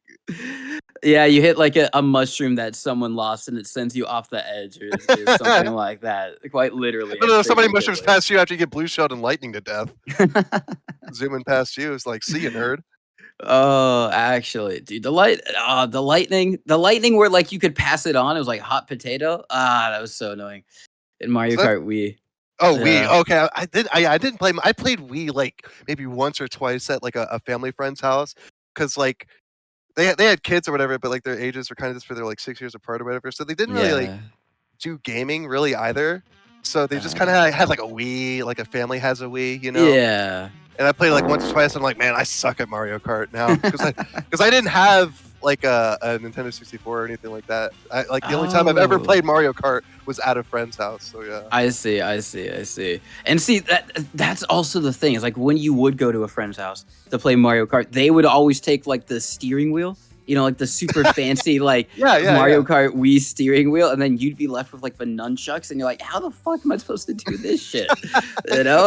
Or inversely, they're so well practiced at Mario Kart, they just mercilessly kick your ass and never tell you how to play. Like a sibling might do. Not that I know because I'm an only child, but I know that's what they do. Yeah, you hold one of these buttons to go forward. Good luck. And you're like, oh, what do you need? How do I use items? I don't know. Actually, I was talking about those guys with the LPs earlier, but they did one where they did Mario Kart. One guy was getting so mad because he didn't know how to do the boost at the start and how to drift. He's like, do you hold it or wiggle it? And they're like, you got to feel it in your heart. And he's like, no, do you hold it or wiggle it? It's intuition. You're either born with it or you don't have it. You actually hold it or do you wiggle it? I don't remember. You wiggle it, right? You hold it. No. Hold it? You hold it. Like it's like when it hits 2. It's like 3, 2, then like a second after 2. I mean the drift. You wiggle it, right? I think on the Nintendo Switch you wiggle it, but on Mario Kart Wii I think you would hold a button. I'm like 20% sure. So not. Right, well, not go play Mario sure. Kart and get back to me. All right, you know what? I will. All right, get Zach back. I'm gonna no. But still, shout outs to Zach. Absolutely killed it. Man's a beast. So yeah, he's like the MGE Cup. Like the last 2 times we've done it has sort of basically just been a podcast, especially in the later parts when people are taking bathroom breaks before the semifinals and all. Things start to break down at the very end. At the finish line. They do a little bit. You know, it's a bit rough starting it, and then we get into a groove. It's not the organizers though. It's just TF2 players. It's just how it is. It is just TF2 players. You know, you can change the format. You can change the players. You can change the division, the region. It doesn't matter. You can have Valve handling it themselves. It'll still end up being 30 minutes late every single day. Does not matter. Oh yeah. I mean, Valve will be late. You know, Valve time. You know, they'll be the ones late to the venue. You know what? It's their fault. We inherited it. Screw it. That's true. Blame Valve. That's easier. You know, we took on the characteristics of our maker. I learned it by watching you, Dad. yeah. Heavy update when. Oh no, and that's how we got dropped by Valve officially, by asking for the freaking heavy update. Way to go. Yeah, it's true. We were so close. You guys didn't realize it, but Fireside was at the cutting edge of securing a deal with Valve, but I kind of blew it there. And so a sponsorship with with John Taffer for the NFL Sunday Ticket, but TF2. John Taffer, yeah. He made the NFL Sunday Ticket. Really? Yeah, I think we talked about this before, actually. You're probably right. We did. I don't know if it was on stream or not, but yeah, no, John Taffer made the NFL Sunday Ticket. You know what? We did, because we were talking about Bar Rescue and no, I was just gonna say, you know, maybe instead of Bar Rescue, he should do like Game Rescue. You know, he just rescues like old. I see Cutix, Michael PC1, and Bobo. Yeah, I see. Bobo. Yeah, they're on Products. Yes. Surprisingly, we haven't seen any Badlands on the stream yet. You know, really? The quintessential MGE map. Have not seen it. We've seen 2 Metalworks and 1 2v2 Scout on Snakewater, if you can believe it. That is, I did hear you guys discussing that, and that is a very interesting. It was 2 teams, and one of the teams that only played MGE 2 times up to that point. This was their 3rd time. But anyway, we've got some players that know how to play MGE for sure, and they've just started kicking it off. 18 Cutix getting that first round against Bobo and Michael PC1. Yeah, really good. It's going to be a soldier and a scout versus a demo and a scout. So projectiles on both teams, but we're going to have to see who uses it a little bit more efficiently right now. Seems like Bobo, Michael PC1 going to tie it up, and they do so. Michael PC1 getting that first round. So that's where the 1 in his name comes from. Bobo taking down Cutix right there and going to be able to win a 2nd round. I don't have a little tracker to see what the scores are, so I hope you're keeping track of it. No. Okay. We feel it. Feel it. I see. Feel it. Yes. Just like we do for the start of Mario Kart. You know, it's an intuition thing. Yeah. You wiggle it. You wiggle it and then you feel it. Regardless, I think it's 3-1 in favor of Michael PC1 and a JJ DeWitt versus Cutix and AT. Just going to be playing the distance right now. Now, finally, AT is going to get a little bit aggressive, trying to clean up on the damage. He knows Bobo's super weak, is going to be able to take him down. Fill. Now, 1v1. Nice job from Cutix to close it out, getting another round on the board, and a very back and forth so far from both these teams.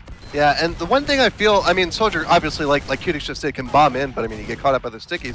But I feel like the parabolic arc of the demo and like how the way the ground slopes in this map is a lot more geared towards demo than Soldier, I feel. But I mean, if you can land those splashes right at the vertices, you know what I'm saying, and really hit him right in the face with it, you could do wonders. But kind of having a tough time, Cutix, right now against Bobo on the demo, but Tariq manages to zoom in and get a kill, but Michael PC1 cleans him up. Secures a point for his team there. Landing a nice direct Cutix on top of the rock. Tariq trying to follow up on it, but not much doing, actually. Cutix with his own shotgun, his own hit scan, helping his scout. Now Bobo getting cornered, literally in the corner, and the Cutix rocket will finish that kill off. Yeah, very unfortunate when you're in that part of the map, both in MGE and in a real game. You can just get a spam down and stuck in there. Medics especially, as you will have had experience with number one. Yeah. Lots of experience, but Bobo right now going to be shooting some stickies around as he watches AT get taken down, has some nice stickies ready for Cutix, and they're going to be able to get a nice responding round against a AT there. Nice pipes coming out there, but Cutix just had the shotgun locked and loaded and was able to shoot him down as he descended from his airborne skyward dive. As nice pipes as well from Bobo to take down Cutix there.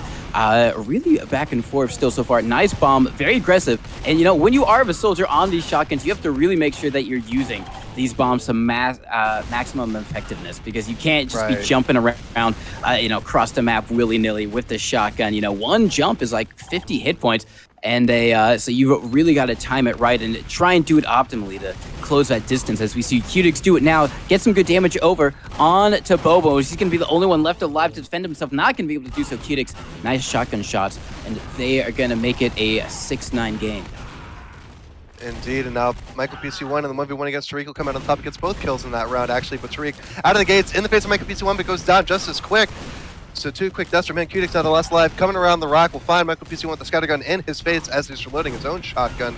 And Tariq getting a bit of a weird spawn to retreat back through the closet, meet up with Cutix. Bobo and Michael PC1 still holding down their rock, but Cutix comes over the top of it, and Tariq finish off Bobo in the meantime, but Michael PC1 takes out Tariq. Now Case with the shotgun whips that thing out and is like, hello, I have hit scan too, and just blows him away for that point.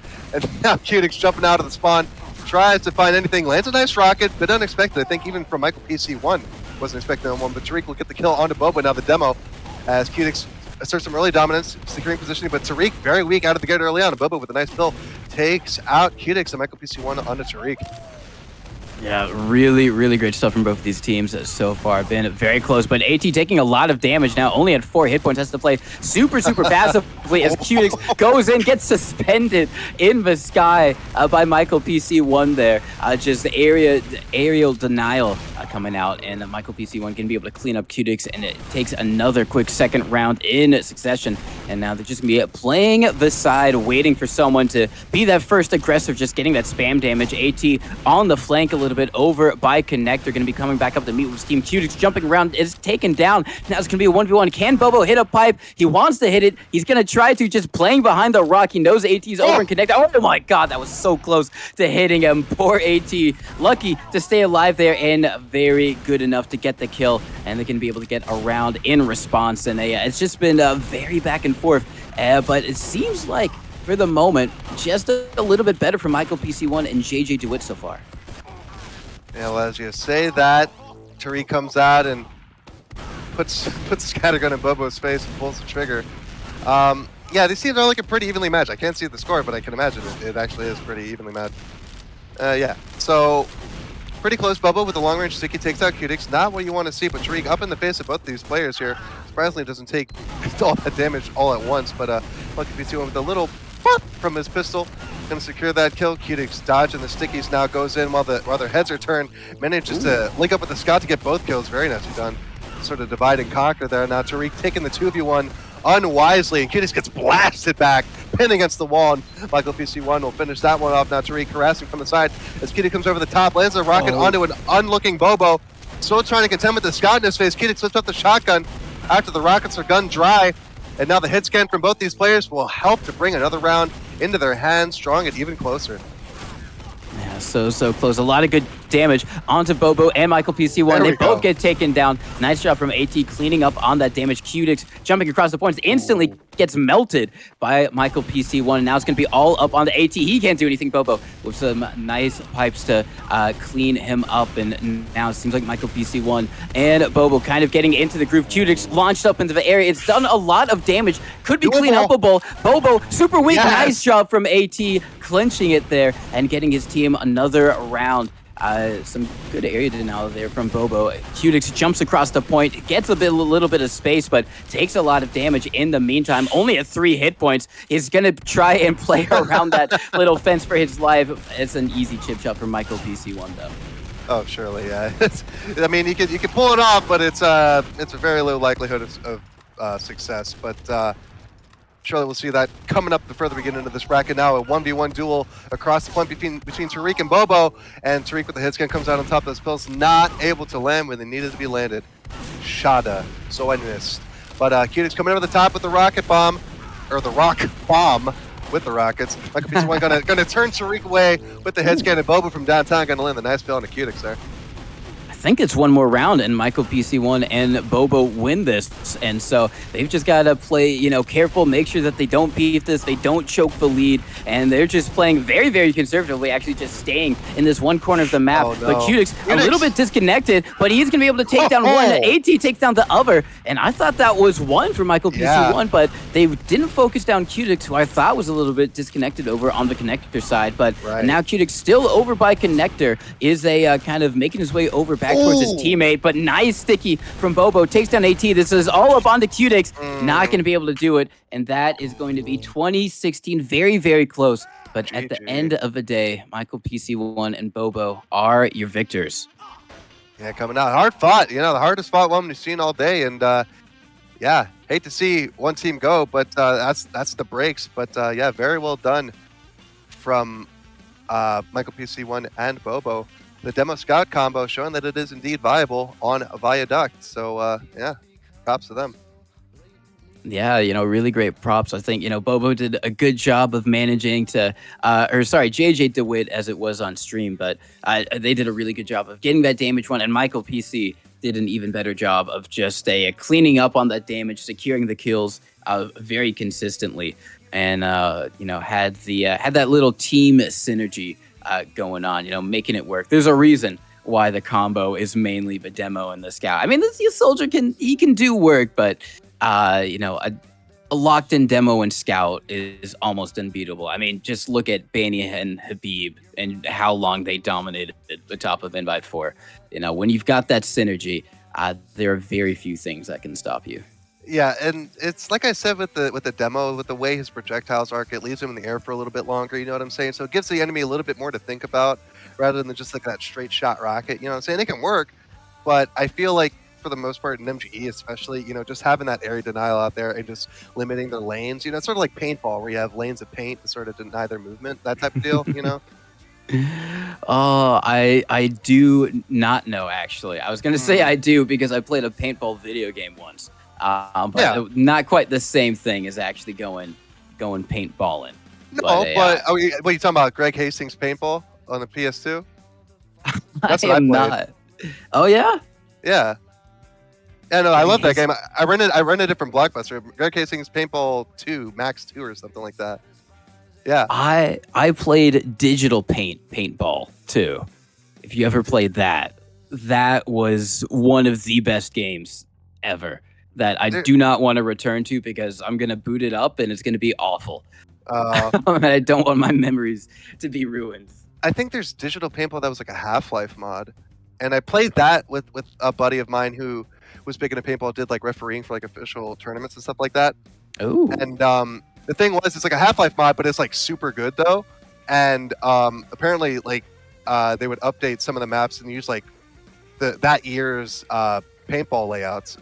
Really? Like, yeah, and like pros and like, you know, semi-pros would come on and play from time to time. It was cool. It was like niche. It was like maybe about like, I don't know, 20 people played this mod. Yeah. But yeah, they were able to set up games for like a good, I don't know, like the 2 months or so that I played it with my buddy, and yeah. That's really cool. I like that they updated it, in real time, Yeah. or not real time, but if they They made a updated the change to the maps. course, yeah, Yeah. they would do that. Maybe we should do something like that for TF2. We should update the TF2 maps, based like off remix of them? based off of like current events. You know what I mean? So like, if there's a TF2 map that's like in Florida, it's like underwater, because stuff like that, or if there's one in Egypt, the pyramids are all crumbled and broken, and Oh, okay. I see what you're talking about. Okay. Yeah. I thought they were talking about like Levolutions or something like Battlefield or something. That would be kind of cool. But with the spaghetti code that already is this game, that'd be asking way too damn much. I mean, some people can do impressive stuff with source mod. I saw someone, they made a random generated map in TF2. Yeah, well, I don't mean source. Source is great. I mean TF2 specifically. Oh, that's completely fair. Oh, the spaghetti code. Yeah, it's like that one urban TF2 folklore tale of like there being a picture of, I forgot what it was a picture of, like a picture of a pineapple or an apple or a potato that like if you took it out of the source code, it would just automatically just break the game. I am joining the STV server, but here's, we have enough of my waffle. We have another game ready for y'all. It's going to be Cormy and III versus Bill and Saf. Indeed. So we have Cormy and Saf returning to the stream once more. Or no, but yeah, both of these teams. Yeah, Cormy, and Bill, and yeah. So last time both these teams played on what's the map? Metalworks. And I think we're gonna be playing Metalworks Gen. So yeah. Ooh, interesting. Yeah, it's interesting. You guys haven't had any Badlands mid. None. Just quite yet, because that was no Gully Watch second either. Or no, sorry, no Granary second. I'd love Granary second or Gully Watch second. Please, someone Granary make it second. happen. Granary second. Prayed. I'm on my knees right here. I'm begging. But Metalworks, it was a little bit not as common, but it seems like we are going to be going live. We got a blue, which is going to be Bill and Abby, and they're going to be able to get one early. Abby now in a 1v1 against a scout, loses it. III going to be winning that one. So it's going to be 2 scouts versus a scout and a soldier, all on the soldier to really kind of get the nice rockets, get the damage, allowing Abby to clean up on it. Right. Or maybe Abby's just a beast and just a 2v1s everyone. Well, no, that's exactly what I said the last time we were on Metalworks. That soldiers has got to pump out that damage, and if you're not going to land that, pull out that shotgun and hit the hit scan. It's not like they can go much of anywhere. It's such a small map, It is a nice small map, and Abby now going to be trying to fight these scouts on the lower side. Takes a lot of damage, is very weak, is going to get taken down. Now it's all up to Bill, up on the high ground. Gets some good damage, but takes even more. And that's going to be another round for Cormy and III. Now, a little bit of a disconnected fight right here. Oh, nice stuff from Bill, actually, to get that with the shotgun. Some upward hit scan directs. Or just a hit scan right there. Coming out, and now it's only going to be Cormy. It just, hit me what you said. It made sense to me. That's why I didn't question it. No, yeah. Listen, if you keep on going forward, people won't question it. You just got to have confidence. But someone who needs a bit of confidence is Cormy, and has it. Going to be able to win it with that pistol against Bill right there. 90 LG, baby. 90 LG. I'm sad Bill is not wearing the Bills hat, but you can't have everything. He's wearing it in spirit, surely. The name is the hat. Very, very true. And nice shotgun shots from Bill there. Now going to be jumping up. Nice rockets as well. Takes down III. Now Cormy is going to be able to take down Bill in the 1v1, but Abby cleans them up. And I think it's going to be a nice little, a tiny lead for Bill and Abby. But it seems like, with III winning that, it's going to be 5-5. All knotted up here, baby. Closest, I think we've seen it all day here. And playing a little bit of Ring Around the Rosie, but Abby not gonna be able to escape the Scout Raptor pack duo. of Ayaya and Cormy. So edging out the lead here, 6-5. Bill Macho on the low ground lands a nice strike, but now he's contending with Cormy coming over the top from behind. And yeah, now 7-5, pulling ahead with that lead. Bill Macho very low HP, and now Abby just getting shoot up on that middle point. And Ayaya will finish out that kill now 8-5, 3 points ahead. Nice rocket, almost stuffs up Ayaya, but comes out ahead. And now once again, Abby 2v1. It's just looking rougher and rougher for him as time goes on. Oh, nice direct. Nice Jumping direct. out the railing. Ayaya a little bit worse for wear. Cormy's hurt as well. Certainly doable for Abby. 1 down now 2, but not enough. Ayaya with but a sliver of health. Pulls it out and clutches up. Cormy now on top of Bill Mantra. Turns around. There we go. Cleaning up 2 kills in quick succession. Both with the hit scan. Trying to bring it back to parity. Nice rockets from Bill Mantra. You know, he's certainly lining them up here. Just got to follow up and start turning them into rounds 1 here and evening up the score again. Can a Could shotgun win it do with it? this shotgun? Maybe? But but has the to pistol. reload. The pistol a little bit too powerful there for Bill to deal with. Now, once again, disconnected 1v1 fight, but both of them won by Ayaya coming in to help his teammate. And now some good rockets coming out from Bill. Might not be able to connect, but is going to be able to help in this 1v1 with his teammate. Abby actually just cleans it all up on by themselves and gets an easy kill on Ayaya, who was launched up into the air. Bill, the shotgun, takes down Cormy. And they slowly getting back into this 7-12 though. They got a bit of a ways to go if they want to try and take the dub here. And with some nice shots coming out from Ayaya and Cormy, it's looking less and less likely. But it's not over until it's over. And it seems like they might be able to win this one. Bill gets a shotgun shot off on to a Cormy there and can be able to just make it a little bit closer. Cormy, very weak, is going to have to play on the low ground, very, very scared. But Ayaya comes in. Bill gets one, not going to be able to get the other though. And nice, just a good control from Ayaya, getting the shots in, able to get the kill.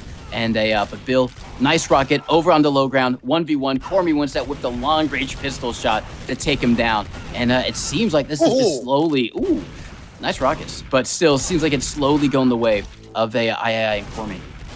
Yeah, it's certainly making it look good. But Mantra, you just need to let that scout, keep him at arm's length above. But if the scout goes underneath and tries to fight with this scout, just turn around and give him a little blap right to the face of the rocket. You know what I'm saying? Lend some fat damage, help out a scout like right here. And a perfect opportunity like that, and finishes off with the shotgun himself. And now it's just Cormy with low health, still managing to live despite all the guns being pointed at him. And still managing to edge a point back. Bill Mantra and team with Abby there getting taken down on the low ground. Just Mantra left alive now. 1v1 here against Ayaya on the high ground. Not good. And yeah, we see why almost immediately. But now both scouts on the low ground. Cormy trying to jump up, meets Bill Mantra with his rockets. Meanwhile, Abby taking down Ayaya on the low ground with the scatter gun. Very nice, clawing back this lead, trying to even it out just as always. Yeah, trying to even it out, and they don't have a lot of room to play with. Only 3 more rounds before Cormy and Ayaya take it. But nice stuff from Bill to be able to get that kill right there and get themselves a little bit closer. Now, someone very weak on the low ground. It is going to be Cormy. Abby gets that kill, but they're very weak themselves. Going to be able to try and get onto Ayaya. Ayaya takes them down, but Bill not able to follow it up. Now can be coming in very aggressive. Gets some nice rockets. Takes down Cormy with a little 1-2 there. Question is Abby going to be able to follow it up onto Ayaya? Going to be dancing around this wooden plank right here now on the low ground. Nice. Abby with the pistols calm, cool, collected, gets the kill. They don't have a lot of room to play with here, and Ayaya getting the first kill onto Abby is going to make this so much harder, and that is going to be it. 14-20. Good effort coming out there from Bill and Abby, but at the end of the day, Ayaya and Cormy are going to be your victors heading further on in this open tournament. Yeah, so I think if my bracket serves me right from memory, that was a 1 seed going against the 8th seed, and Cormy showing why they're the 1 seed. 20-14, not a bad score again. Metalworks. I'd love to see some Badlands. I never thought I'd miss Badlands Middle, but there we go, another one gone on Metalworks, and yeah, the Cormy team moving along. Yeah, Cormy team moving along. It is funny because the last time we did this, Badlands Mid was the staple. It seemed like every of these MGEs were on Badlands Mid, and Metalworks was the specialty. That was a little bit of spice, a little bit of flavor. but maybe things have developed in the 2v2 MGE world. Maybe we're seeing the meta shift in real time. I think this is definitely the first time that we've had this many consistent opportunities for truly competitive 2v2 MGE going on here. So maybe the meta will eventually fall, and we will get that much desired granary second 2v2 MGE. Maybe that's where the meta is heading. Well, I think it's just Bizarro World because, Metalworks hated in sixes pretty universally, but adored in 2v2 MGE. I don't figure that one out. It's maybe just, for teams who have that soldier, it is a little bit better. It's not as much ground you have to cover if you are the soldier. You don't necessarily need to rocket jump on something like Badlands mid. It's kind of necessary, especially against a scout. They can just pistol spam you from all the way across the map, and it can be extremely, extremely annoying. Not necessarily as possible on Metalworks mid.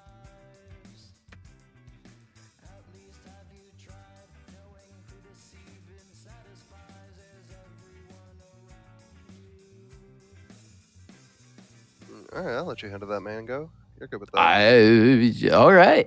We do have an interview on the way. Is it next up? It is next up, as they've just joined the channel. dolphinrider, the man who has been putting in a lot of work lately. First of all, how are you doing? And secondly, can you just give us a little bit of information, just about these MGE Cups and I guess what makes them so special?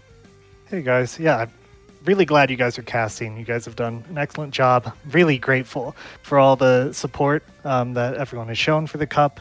It's really cool seeing so much excitement about MGE. So first and foremost, my background is just, I'm an MGE lord. I started playing sixes, but I really just fell in love with the mechanics of the game. So that's really been my focus, is to sort of hone my mechanics and help people improve their mechanics in the game. And in the long history of MGE and of people practicing their mechanics, there's just been a constant problem with the quality of public MGE. There's a really bad connotation around being an MGE lord. You're playing for ELO. You're not actually improving at the game. So MGE.TF, I want this to become the proper way to improve at TF2. I want you to be able to improve at mechanics, and I want those mechanics to translate to just being well-known and good at the game. So we have a ton of exciting things lined up. So this Open Cup, we still have a lot of rounds to go, so stay tuned for that. But I've seen some really excellent contenders so far. Cormy, last round, really impressed me. So I'm really excited to see what's going to happen in future rounds. We're going to have Invite next tomorrow, same time, and we have some really hard hitters in the Invite Cup. We have Yum Yum, we have Kobe, Logan. They're just coming back from RGL LAN. They're extremely good. Defending champions. Defending champions. I cannot beat them at all, so I'm really excited to see how they do. I'm personally playing with Scouty, and he's impressed me quite a lot. He's a Highlander, I think Invite winner. He has a huge list of accolades, so he's really fun to play with, and we're looking forward to seeing how well we do. That is I'm sure you guys will go far, and who knows? Don't put yourselves down. Maybe you'll be able to get the upset win against Kobe in Logan, though it's definitely, like you said, going to be a very tall task, as those guys are on peak performance at the moment. Absolutely. They just did win that. But I guess a little bit more about MGE. You're kind of talking about how MGE is a really great way to get better, to train, but there's just a kind of a lot of unfortunate things about MGE, and you kind of talked a little bit about it, but I guess if you can expand on it, because I think we've all had those times where we get into an MGE server and it's just there's no opportunity to actually get better at the game. It's either it's dead or the ping is terrible. The server hasn't been restarted in actual years, maybe a decade for some of those servers out there. So I guess talk a little bit more about MGTF and kind of what that is trying to help fix. Sure. So MGE.tf itself will be the public MGE server. So you just type in console, connect MGE.tf, and we're going to have fully blown anti-cheat system. We're going to have comprehensive logging of all the games that are played. So that's sort of been one problem with MGE is a lot of people get upset when, they feel like they're hitting a lot of shots, but they're not doing as much damage. So we want to bring the same logging system that's available in Sixes and Highlander into MGE. So you'll be able to hop on our website, look at the game, and see all of the statistics, your accuracy, DPM, everything. And you'll be able to get also STV clips of the game. So you can plug that into, I believe, dribble.tf is who we're working with. So you'll be able to go onto that site and you'll be able to see exactly how your game played out and analyze, like, maybe my positioning was bad, maybe I opened up my fight in a certain way incorrectly. So there's a lot of things that you can do to self-analyze your gameplay and let other people analyze how you played your matches. And that sort of ties into the other problem is that people look at MGE Lords as people that are farming ELO. And while we want ELO to be important, we want it to be no more than just a qualifier as to being able to play in our money matches and our tournaments, to be able to say, hey, I'm a long-time player, you can trust me, and play our competitive games. So our ELO system is going to basically be a resetting score over like once every month. So you get a certain ELO, and once you meet a certain criteria, you're eligible to play in our future cups and money matches that we're going to have. And side by side with that, our league matches, which is shortly coming up after these cups, we're going to have a 2v2 league, and our server will be the premier server to play our league matches on. It's really interesting, and I mean it's also great that you're doing this for the community. It's just got to be said straight up that it's like it's people like you who have a passion for whatever it is in the community. Whether it's 2v2, whether it's MGE, whether it's something else, that are able to give these really great opportunities and just avenues for people to learn effectively. Because that's that's kind of the big thing is that. It's good to practice, but it's better to practice well. And all these things that you guys are doing are really helping, allowing people, at all skill levels, because it's important for the people just starting out at TF2 who maybe don't know how to rocket jump, who've never really been in a 1v1 scenario, if their whole thing is just pubs, and the people trying to get better who are maybe at IM. Or main, who are kind of be like, I am hard stuck. I don't know how to get better, and where do I get better? So it's also a really good aspect in that. It's just good for all skill levels. And I mean that 2v2 league is a really, really interesting. I mean, you guys can have like different divisions, or what's the game plan there? Yep. So we're planning on having an open and an invite division, just like right now with this cup. We still have to talk over a few things. It's still probably like 2 weeks out, but you're going to sign up. You're going to be able to create teams just like you would on RGL, and you'll have backups. And then you'll be able to schedule matches and go back and forth about the time and what maps you'd like to play. And then we'll have a server allocated for you, and you play it out. And because of our logging system, we'll be able to see exactly, like, are you a legitimate player? Did you play fairly during the match? And make it easy for admins to vet that the league is behaving above board. And yes, I actually see in chat, are there going to be separate servers for different regions? Yes, we will facilitate EU servers with EU versus EU, but I will clarify that this will first be an NA league. So when you're going to have an NA versus EU matchup, we have to prioritize NA for now, but in the future, we will make way more concessions for EU players. But yes, we will try our best to allow EU players to fight other EU players in our league. and we'll go from there. And RGL Dolphin asks, how many thousands of dollars will first place get? That's also up for discussion, but yes, it will be thousands of dollars. So stay tuned for that. I mean, wow. I can't help saying it over and over again, but it really is amazing. Everything. And, also the leaks, because last time in the grand finals of the last MGE Cup against Kobe and Logan, it was 2 European players, actually. And they were very, very close up against it. So it's really great that, obviously North America comes first, as we'd expect, but it's still great that, you guys are going over into Europe and also expanding over there and kind of helping out that region as well. But Dolphin Rider, I got to ask about this specific cup. Who are your favorites to win it all? Is it going to be Kobe and Logan, the G6 duo, or do you have like some underdogs or some dark horses that you're keeping an eye on?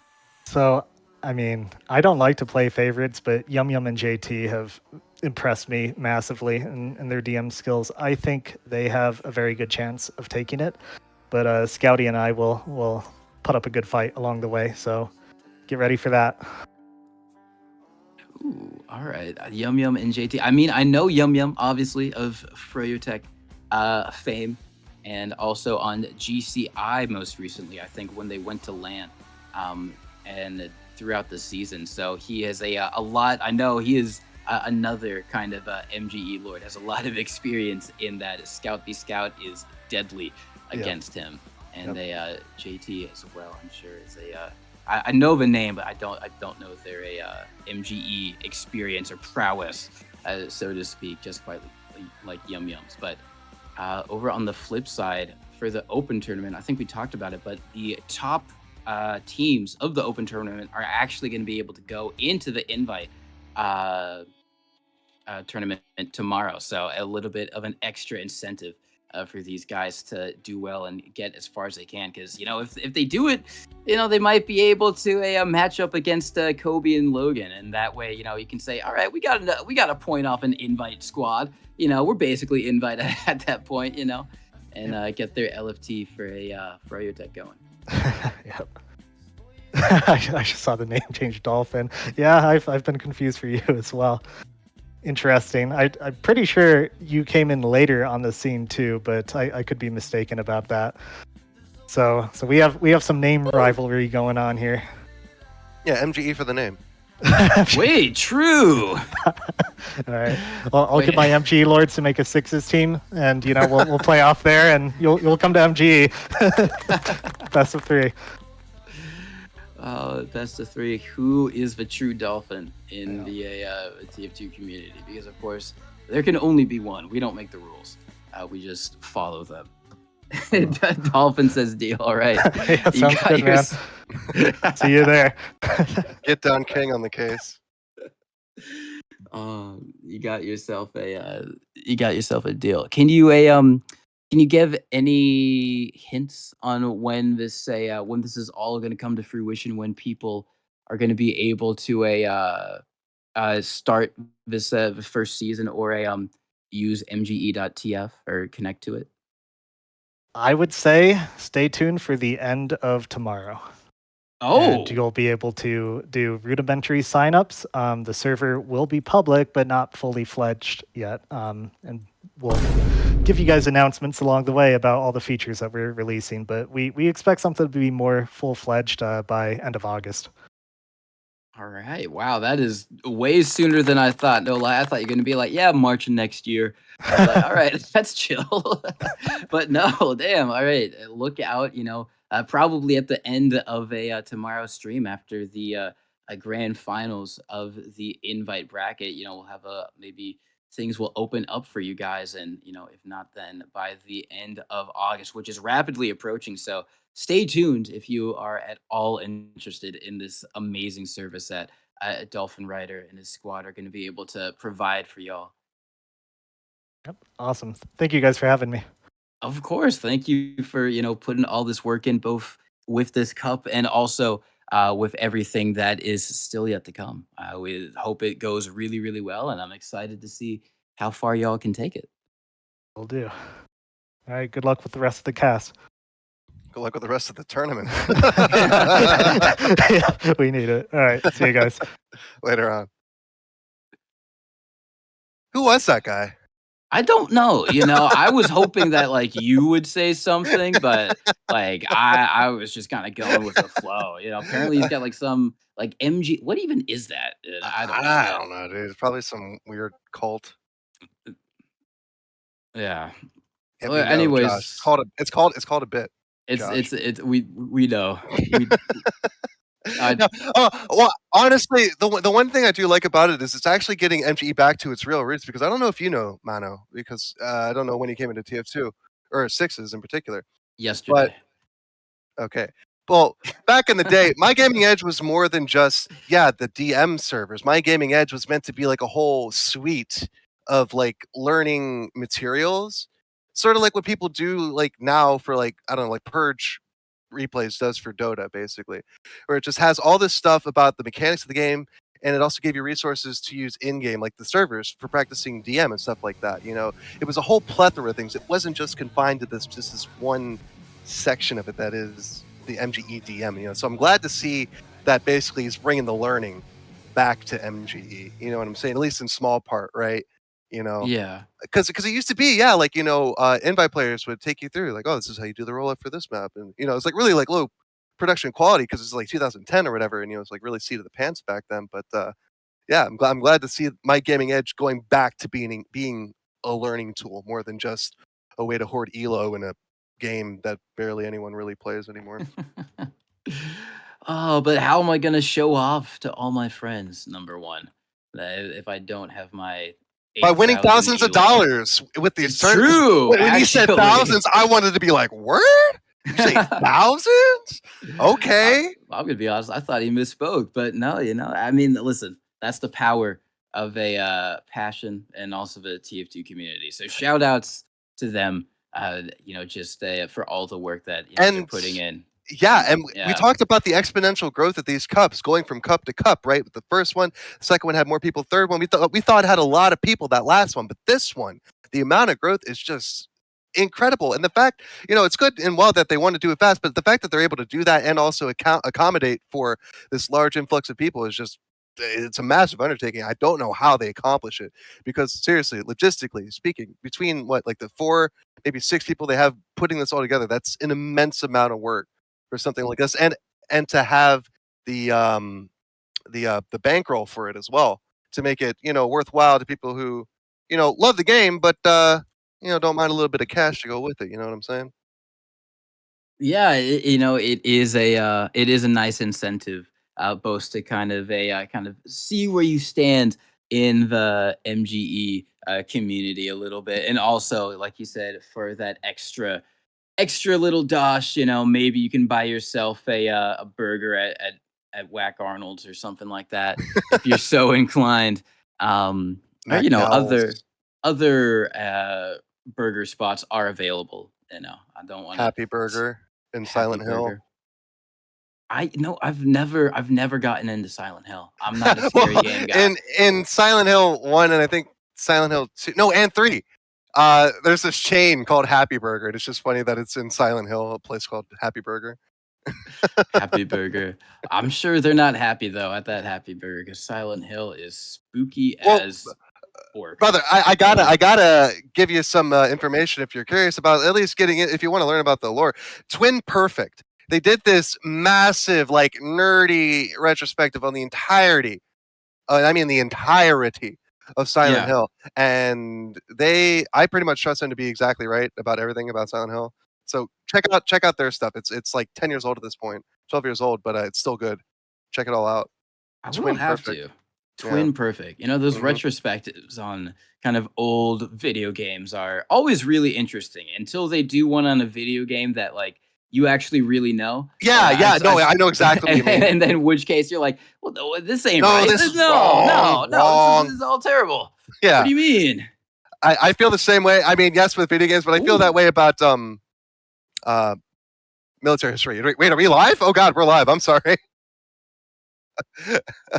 Okay, we're Oh, not okay. live. Yeah, But I wasn't anyway, sure. but yeah, I'm not with video game, but like specifically military stuff. Like I just read Black Hawk Down, the Mark Bowden book, which is like Yeah. pretty much the quintessential history of that day, basically, and everything leading up to it. And I'm watching these like videos on YouTube and like war graphics, and they're usually good. But I watched their video and then I'm watching it like immediately after reading the book, and I'm like, man, they're leaving a lot of stuff out, and or they're just like wrong about a lot of things. No, I know. It's just anytime you kind of go into depth about something, like you'll see the Hollywood version, and it's like, Right. oh my God, it was the last second. It was double, triple, quadruple, minus negative seconds left or something, and they clutched it out. And then in actuality, it's just completely different. Like, no, we came Yeah. prepared because we're like experts. Like, why wouldn't we be prepared? It was still tough, but it's not like, oh my God, we forgot the fuel to the airplane or something crazy. It's like, no, Well, of it's course we funny. do that. The movie Black Hawk Down is actually pretty, pretty faithful. They changed some things for the movie, obviously, because they kind of had to. But Yeah. no, for that one, I feel like they got it pretty much right. There's some like name changing and stuff. But oh, and also Blackburn wasn't there at all overnight Oh, really? while they were in the city. Yeah, still. He left with the convoy originally, and he wasn't there. So that was like one thing they changed the movie. Because I'm like watching the movie after I read the book, and I'm like, wait, or while I'm reading the book, and I'm like, wait, Blackburn wasn't there, but he's like the main character in the movie, so you kind of got to have him there. But it's not I egregious. guess that makes a bit There are some more war movies that are sense. absolutely awful, but that one does it pretty well for a Ridley Scott movie. Apparently, the one that's actually like super like well respected for its like attention to detail and also the all-star cast it has is The Longest Day, the John Wayne movie from like 1964 that tells the story of the Normandy landings. And it's like Oh, it doesn't just do the thing of like on the beaches like with Saving Private Ryan. It kind of goes over yeah. own thing or like the Airborne like with Band of Brothers. It's like the whole thing, and it's like this 1960s movie, and it's super good. Anyway, we are finally going live. Oh, I see. Let me swap over. So it is going to be a Michael PC1 and JJ versus Smile and Tony coming in over on finally some Badlands Middle. We've been all eager Hallelujah. for it, just waiting for it, and now it is finally delivered. And it's going to be Michael PC1 getting those first 2 kills, getting his team that first point on the board. Now is they are up against the 2 scouts. Nice pipes from a no, I'm looking at the wrong demo man still. I'm not looking at JJ. No, XLR. Yeah. No, I was looking I was looking at Excelor, not JJ. Or Bobo, basically. That was my bad. But Tony, now in a 1v2, a very, very weak Michael PC. This is doable. If he manages to dodge the spam headed to him by Bobo right now. He's going to be flying those pipes over towards him, going to be rotating around, takes down Michael PC1 now. It's going to be much easier to get onto Bobo as long as one of these pipes don't connect. Can one of them connect from Bobo? He's playing around this little pillar, trying to dodge as long as he can, but Tony is just going to be able to get him in his crosshairs, hit that mouse 1 button, and able to take him down. And Smile from the low ground, trying to see what he can do, sneak around the Hoodoo and get a flank on. Actually decides to turn and go for Bobo. The demo as Michael PC1 takes out Tony. Smile does finally get his commit onto Bobo, paid off, but Michael PC1 there to clean him up after he has very low health after that engagement. Smile now taking the pressure to Michael PC1, waiting for his teammate to come up and help him out here. Falls to the low ground, hits about the fall damage as well. Not great. As Michael PC1 and Bobo fall down to low ground and commit to join Smile. But now just Bobo last alive gets a nice pill onto Smile from way downtown, but Angel able to finish off the kill. And oh no, I'm looking at the wrong demo too. Dang it. Either way.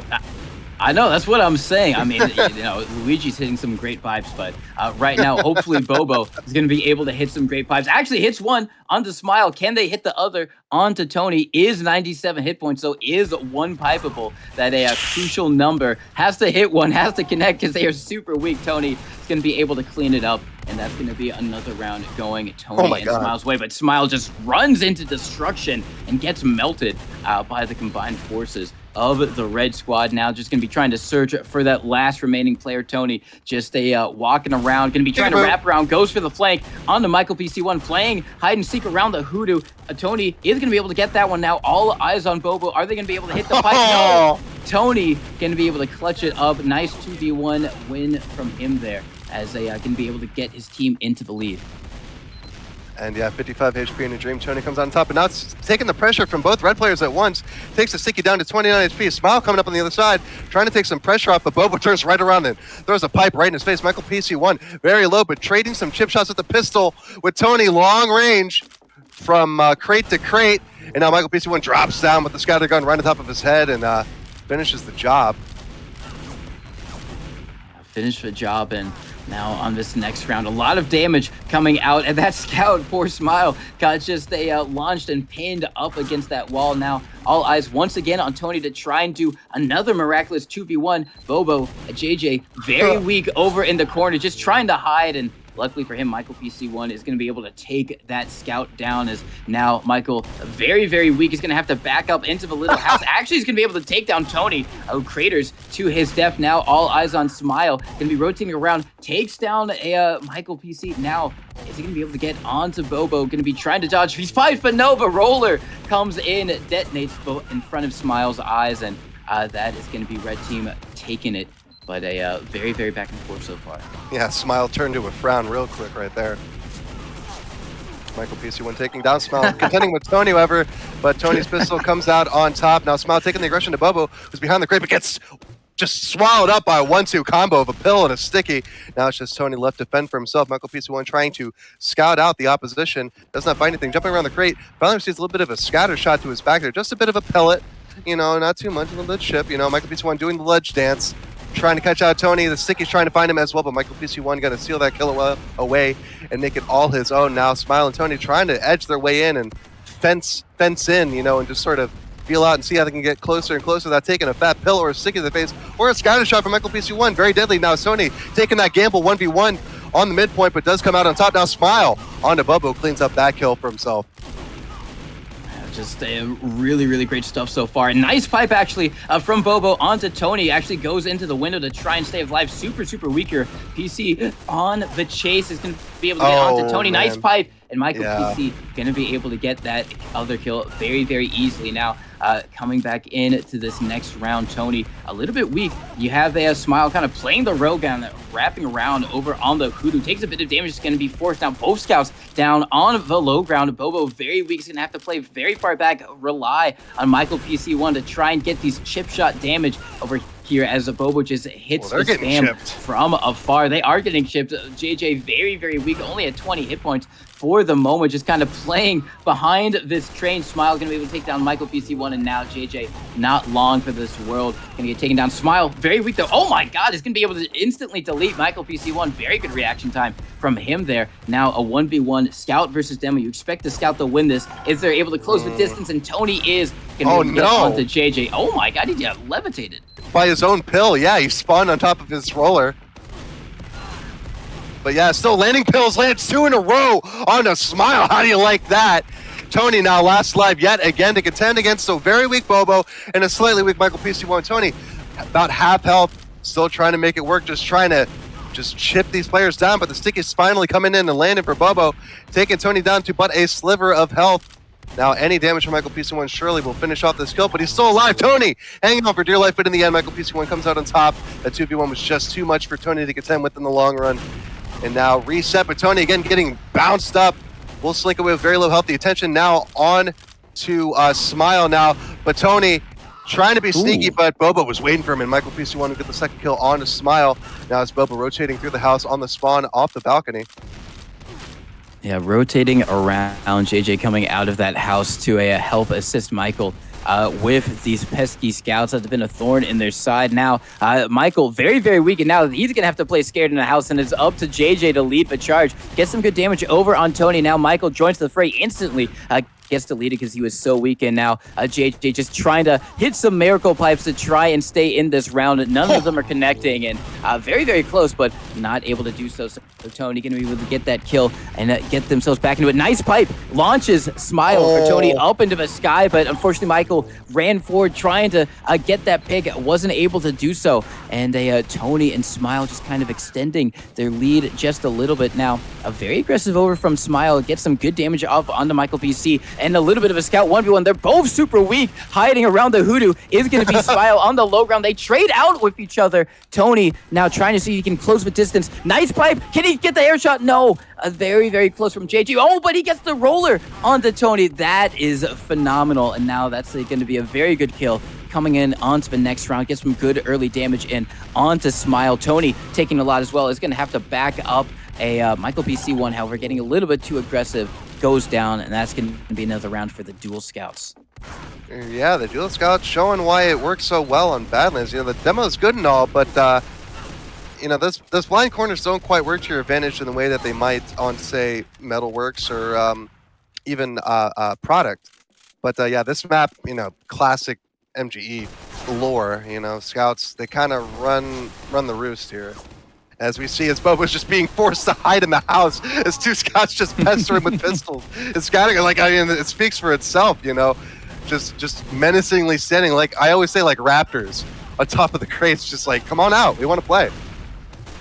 Yeah, it can be a so hard when you have scouts just spamming you from long range, but luckily he's got Michael PC1 at his side to do exactly that to the enemy. But Michael has been a very aggressive just running in here, as we see of a dual scouts getting a very aggressive nice pipe from JJ, almost connects on to Tony there. Smile gonna be able to take down Michael, and now once again it's only gonna be JJ having to try in a 2v1 against two scouts. Very hard for any class, but especially hard for the demo man. It's just got to really rely on, but no, he gets hit by his own roller, and that is not how you want to lose that.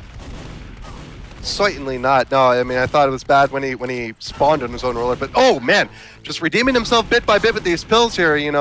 Michael PC1 finished off the kill for a nice close range pill. Smile now caught around this corner, but Tony managed to take down Michael PC1, trying to bail his teammate out, but no, just instead avenges him instead. Now, bit of a weird spawn. Both red players underneath the point. This could be a bad spot as Tony drops down and puts two in the back of Bobo. Blat, blat. And yeah, now contending around this Hua duo with Michael PC1 comes on the top with the Luger morph. Getting him that kill. Excellent pistol reskin. Love it. Smile now doing some cheeky, breaky Special Forces backlines plays against Michael PC1. Almost losing this here as Bobo runs smack into him. Oh, and the nice pill dive. meant for Smile hit Tony. They'll take it. They'll definitely take that. They will definitely take it. It doesn't matter if it was meant for the other guy as long as you get the kill in this scenario. As now JJ kind of back up against the wall, quite literally, as he's stuck playing around this Hoodoo. Very weak. Michael PC going in for the kill, not going to be able to get it. A super weak Tony might be able to finish off a single digit. 1 health. JJ in a pipe connect. No, Tony with the angle is going to be able to take down that demo just with the errant pistol shot. Is now nice pipe from JJ to defend himself as Michael wraps around, gets the kill. Once again, Michael also comes and gets the kill, and that's for team play that these guys need if they want to take it up against Tony and Smile. But already a little bit weak is going to be Michael. They're just playing very passively right now for the moment. Some good spam damage coming out from JJ, but he's already at 31 hit points. Very weak. Yeah. Michael is as well. He's got to hit some miracle pipes. The Hoodoo. He hits one onto Smile. Now this is a little bit more doable. If he can get some good damage to help. No, it's not doable. Unfortunate. It's really rough because the way these scouts are splitting the crate, if Bubba sits at the back, if he goes one way to avoid one, he runs right into the other. So it's like no reprieve, no rest for the wicked, really. And weary, actually. And he's certainly weary. It's taking all these scouts, just running at him, Smile, and Tony just unrelenting. Now underneath the point with his scout, Michael PC1, trying that under the point play, but it doesn't seem to be working out. Smile taking out Michael PC1, and now he's got his scout buddy dead. Lands a pill, but he can't land a second one to finish the kill, make his job just slightly easier. Still rough, but slightly easier now. Off a weird spawn off the balcony here. Michael PC1 gets taken down and shithouse. Smile with just a fraction of HP. 1/16th, I do declare. And a fadeaway sticky mid-air. Sees Bubba getting the kill on the Smile. Now Tony comes over the top, and yeah, not enough. 20-15, very close with the Scout demo. But yeah, the Scout duo, much better. Maybe a little bit of a... some good talker in the chat there, but all GGs were said by all parties. So at the end of the day, still Smile and Tony, the Scout duo, walking away with the dub. Unfortunate for Michael PC and JJ or Bobo whichever you want to call them, but they are not going to be continuing forward on in this tourney. But these teams are playing for a 40 keys prize pool. Correct me if I'm wrong. I think that's what the first place is for the open bracket, or is it 20?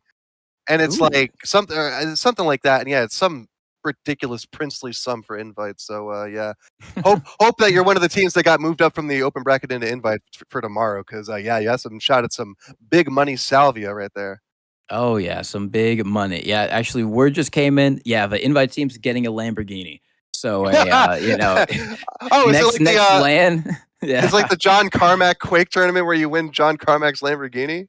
Or no, not Lamborghini, Yeah. it's his Ferrari. You win his Ferrari. Yes, you win a Ferrari, or it's like on Face It, you could win like a Kia Soul. I think it was, if you remember when they had the TF2, they had the I TF2 think. matchmaking on Face It, and you could win a car. Yeah.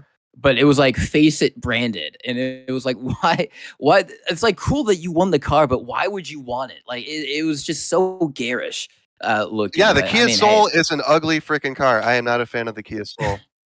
Oh, well, okay. It wasn't just the Kia Soul. It was also like it said "Face It" on it in like bright green or It had like an something. anime girl sticker rolled on it, but base it. Oh no, screw that. That's going off day one. Yeah. I'm taking that to Mako and getting it peeled off with a key if I have to.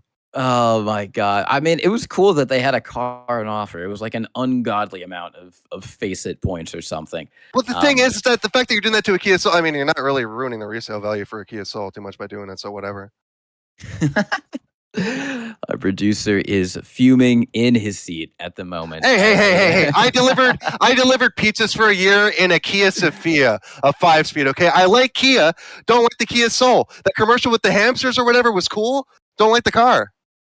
The hamster commercial is like one of the main reasons I think most people know it. No lie, it was just too iconic.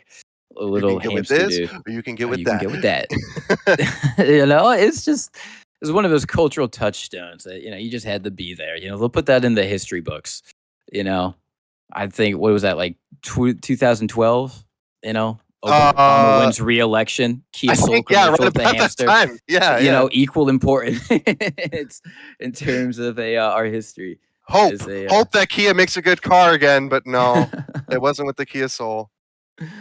That's a Fiat though, man. You know, it gave me problems and it broke down pretty. But once I got what was actually the problem, ran fine. And like I said, delivered pizzas for a year in that thing, man. It served me loyally. I learned to love Kias because of that car. Still not impressed with the Kia Soul. Don't care. It is unfortunate. I saw a really ugly looking Kia. I don't know if it looked like a Kia Soul, but it had like two headlights.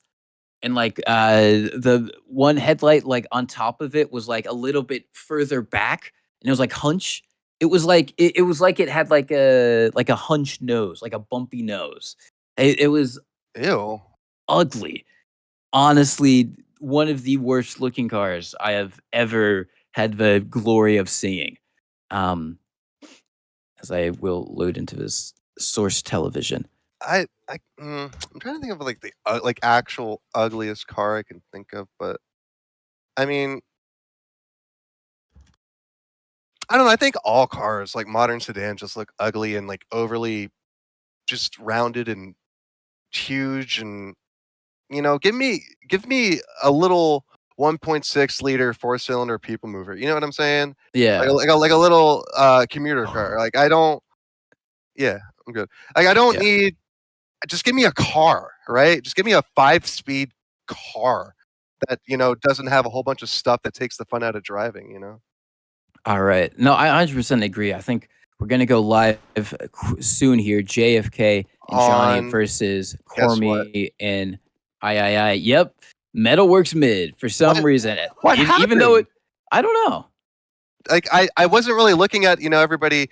So it's like, oh yeah, looking for scrim. Let's play 2v2, whatever. Let's But I didn't get the memo that we're switching the meta from Badlands to Metalworks. This feels like when we switched from Pocket Soldier to Pocket Scout. Like what? Yeah, it's just is suddenly, Badlands doesn't even have MGE anymore. It's been losing everything one by one. First it was the staple of 5 CP6s, and then that got taken. I'm gonna say by process, and then probably Sunshine, but initially, no, Reckoner. definitely process. Reckoner or no, You're Sunshine. right. Yeah, no, wait. Process, because they played Process and Badlands concurrently. I remember that. It was definitely not Yeah. Process. No hate on Process, but might have been, yeah, one of those other ones like Sunshine, or might have just been people saying, "I hate Badlands. I don't want to play Badlands." So it might not even been a map. It might have just took it out when there was nothing really wrong with it. Yeah, I don't know what kicked Badlands out. It would have to be an ECA, but I think we are going to be going live as a III has finally rejoined the server. They had a little bit of connection issues, but they are back and they are able to take down Johnny, who's on the soldier. Now it's all up to JFK. Is he going to be able to take down the scout? Cormy's very weak, and JFK can be able to get them with the pistol, getting the early first round here as JFK can be deleted by Cormy. Now all up onto the soldier right here to try and see if he's going to be able to connect this rockets. Heads a very ambitious upward direct, not going to be able to connect that one. But now with the shotgun, going to switch back over to the rockets. Might try and do the 1-2 shoddy boom body switch and pull, and is going to try and attempt it. Rocket doesn't Gotta hit. land a Shotgun rocket. does. You do ideally for the 1-2 to work Have to out, land the one. yeah, he's not landing the 1, but he's landing the 2 phenomenally. Luckily for him, JFK is in, and this time he's got the gun, and he is ready to rock and roll. No, I was gonna say I'm trying to not make the easy JFK joke. Please don't make it for me. What? I'm just saying, JFK from Clone High. That's the only JFK I know. I see what you're talking about there, buddy. Yeah, Clone High. is going to be them up on the high ground. It's very good control. Johnny jumps down, takes down II. Nice shotgun shots there. As I think they're getting a nice little lead here. It would certainly seem that way. We got the top seed here going against the JFK experience, I guess you could say. So yeah, holding on pretty well, contending pretty well on Metalworks. Now Cormy trying to find JFK in the corner, and actually, no, Johnny comes out and bails out his teammate. So yeah, what looked like a surefire thing seemed to be snatched away at the last second there, but Johnny now taking the 2v1, takes out one, but the 2 was there waiting for him. Just these 2s, man. You get hit with the 2s. Hits the 2s, but at that time he had the 1. He had the 1 both times around. Nice rockets coming out from Johnny to take down Cormy and III. He's now on a little bit of a tear. Hello. JFK coming in clutch to help with that last remaining scout. And you can see just the shotgun soldier. He's not having to go for super aggressive rocket jumps, just kind of waddling around, able to get in position most of the time and deal a lot of damage, and just kind of putting III and Cormy in kind of disconnected fights with that spam damage, just kind of controlling them. Oh, nice direct right there from Johnny. Oh, another nice direct from him as well. Yes. This allows JFK to instantly clean him up, and it's honestly like a really, really nice, because the rocket jumps that he is doing are like the little tiniest baby rocket jumps. Positional. So just like positional.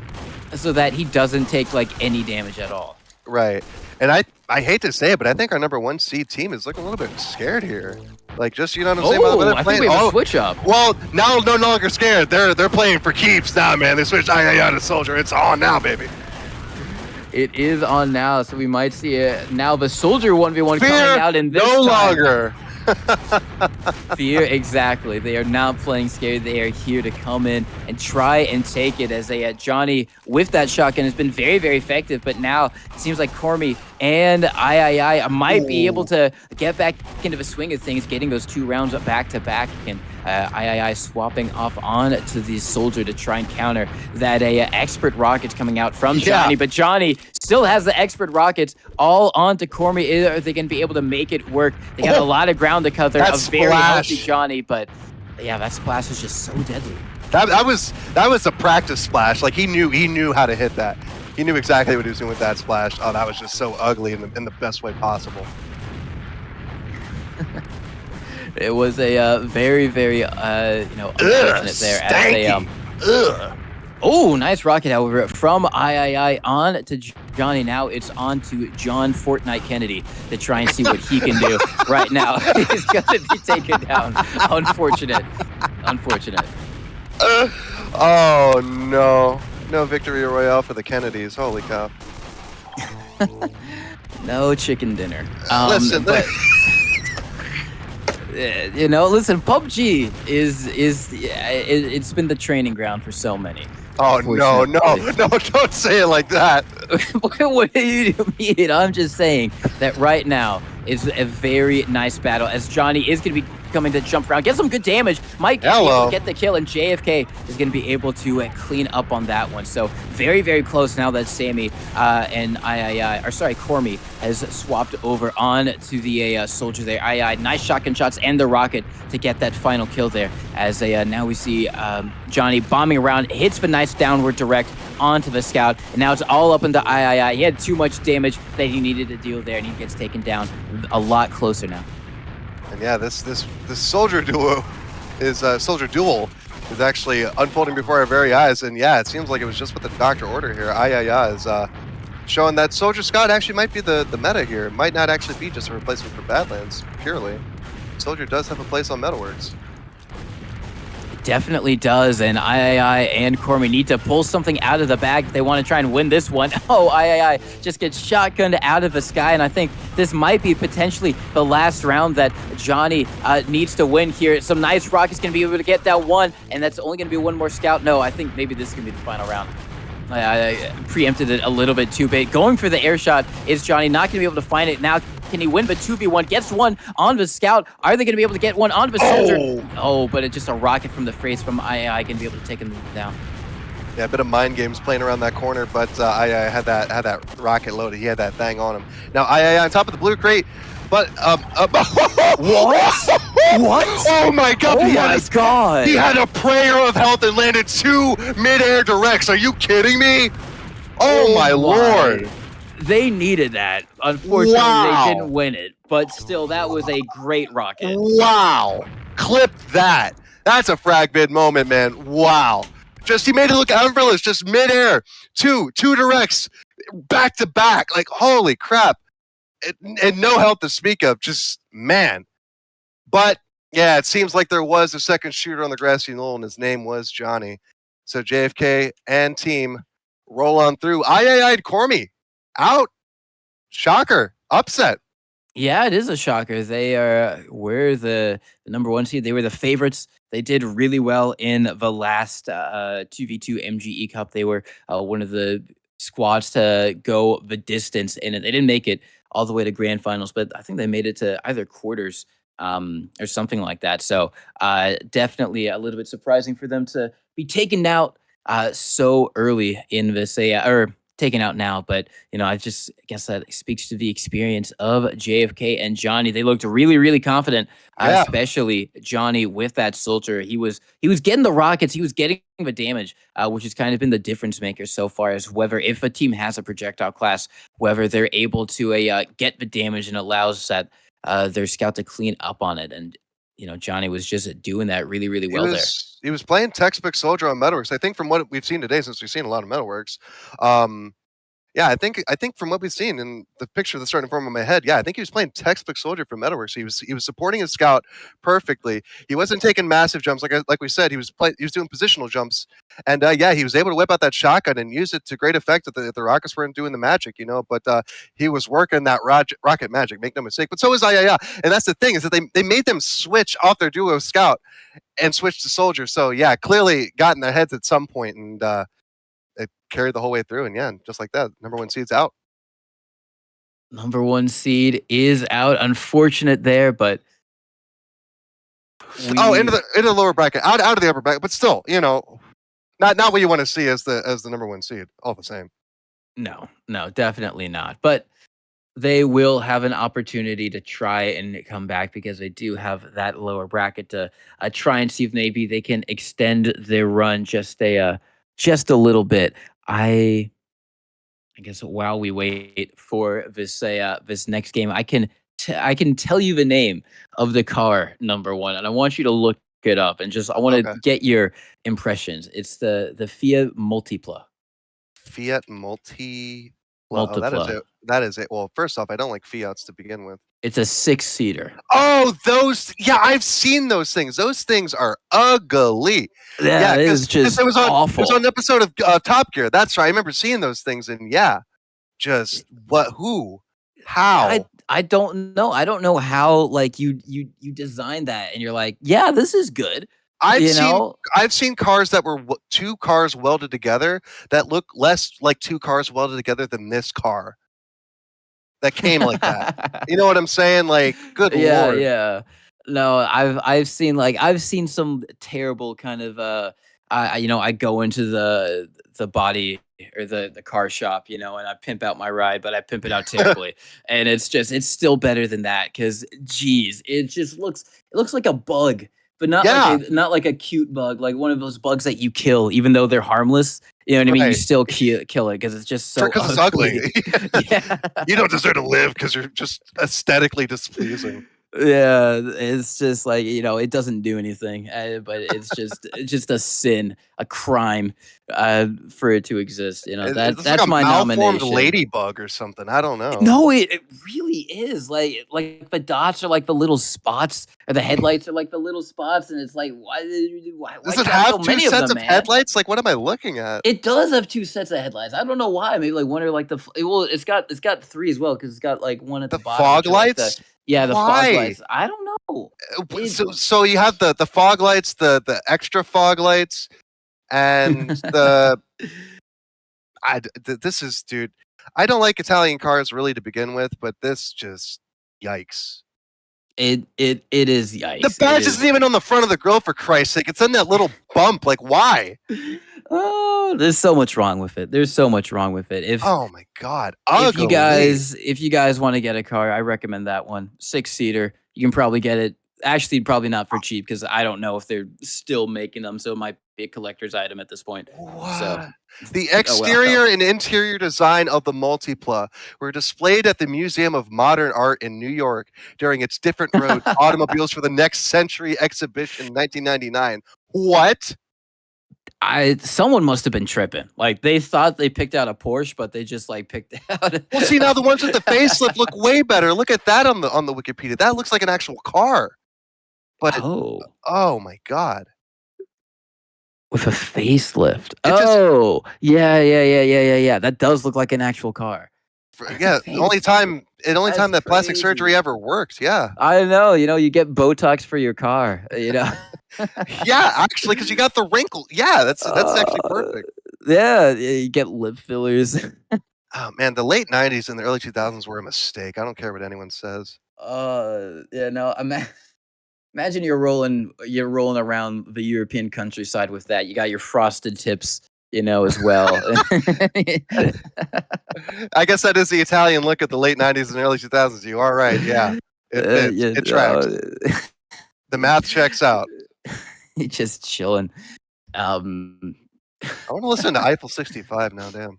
oh yeah, Nope. I'm blue. get Yeah. get the blue one, going on.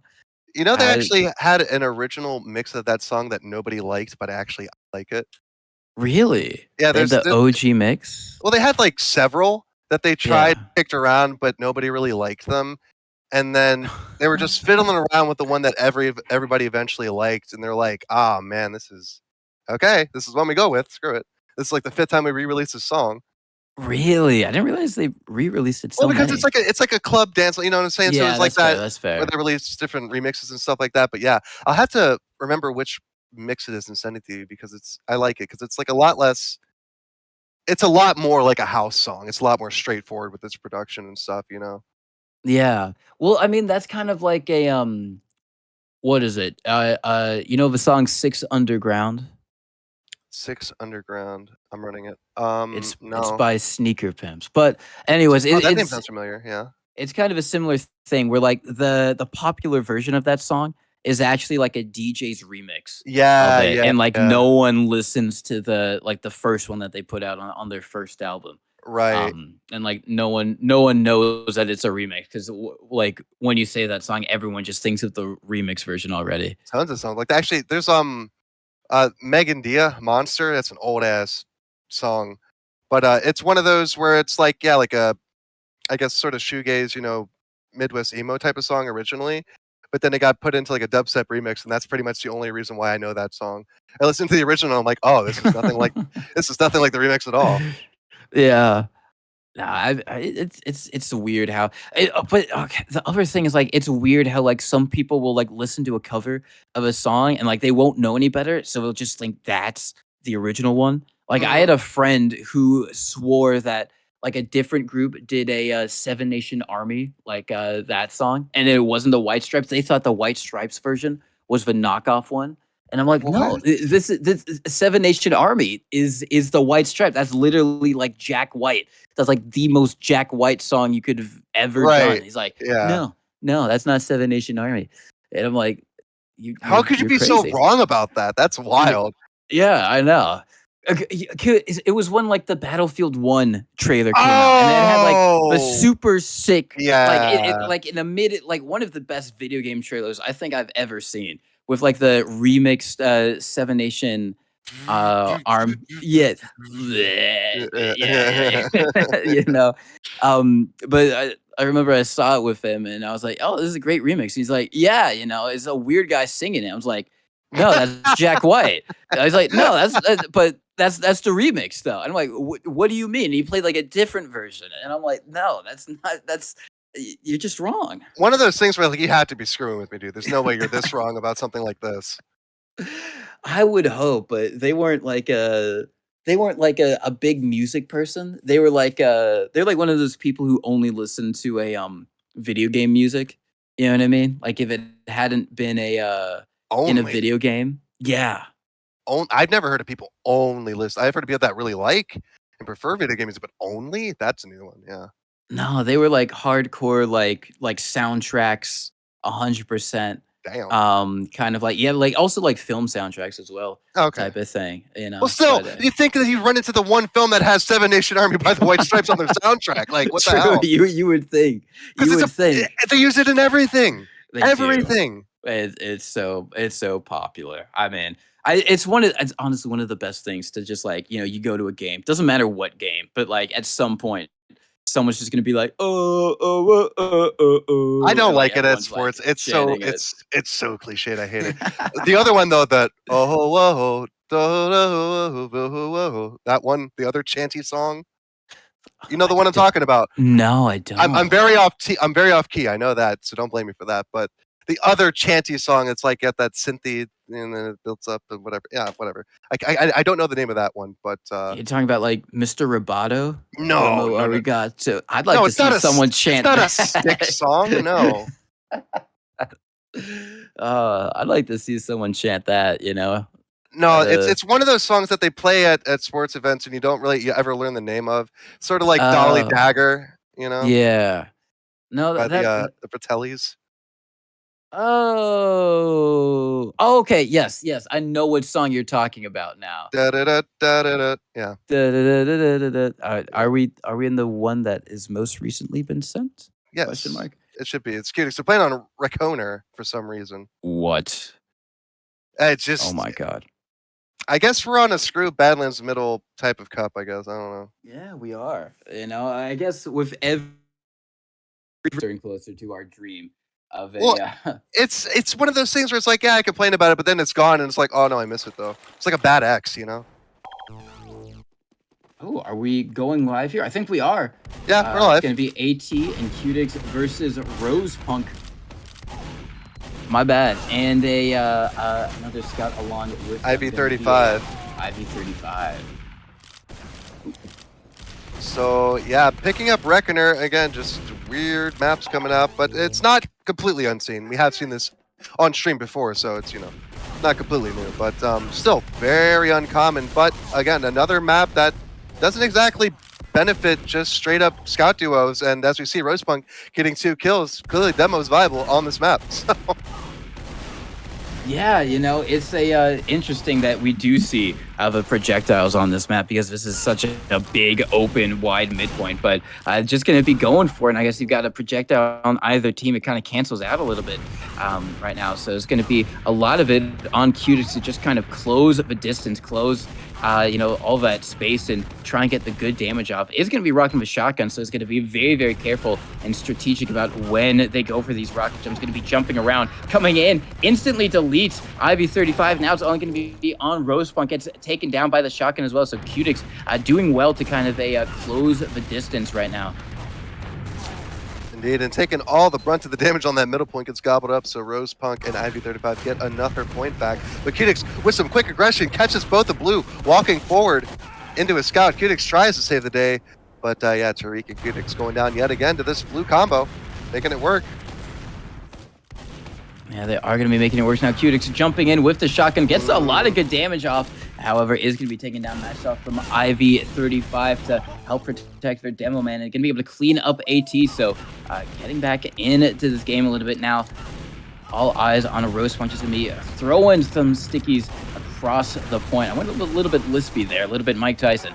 I do apologize, but now Rose Punk. No, it's okay. We all talk like Mike Tyson on Five Sidecast. It's cool, man. We all got a little bit of Tyson in us, at the end of the day. But now it's just going to be probably the worst situation for Demo Man. A scout spamming them from all the way across the map, and this map can be so big. AT just needs the chip shot. Avoid. Oh my God!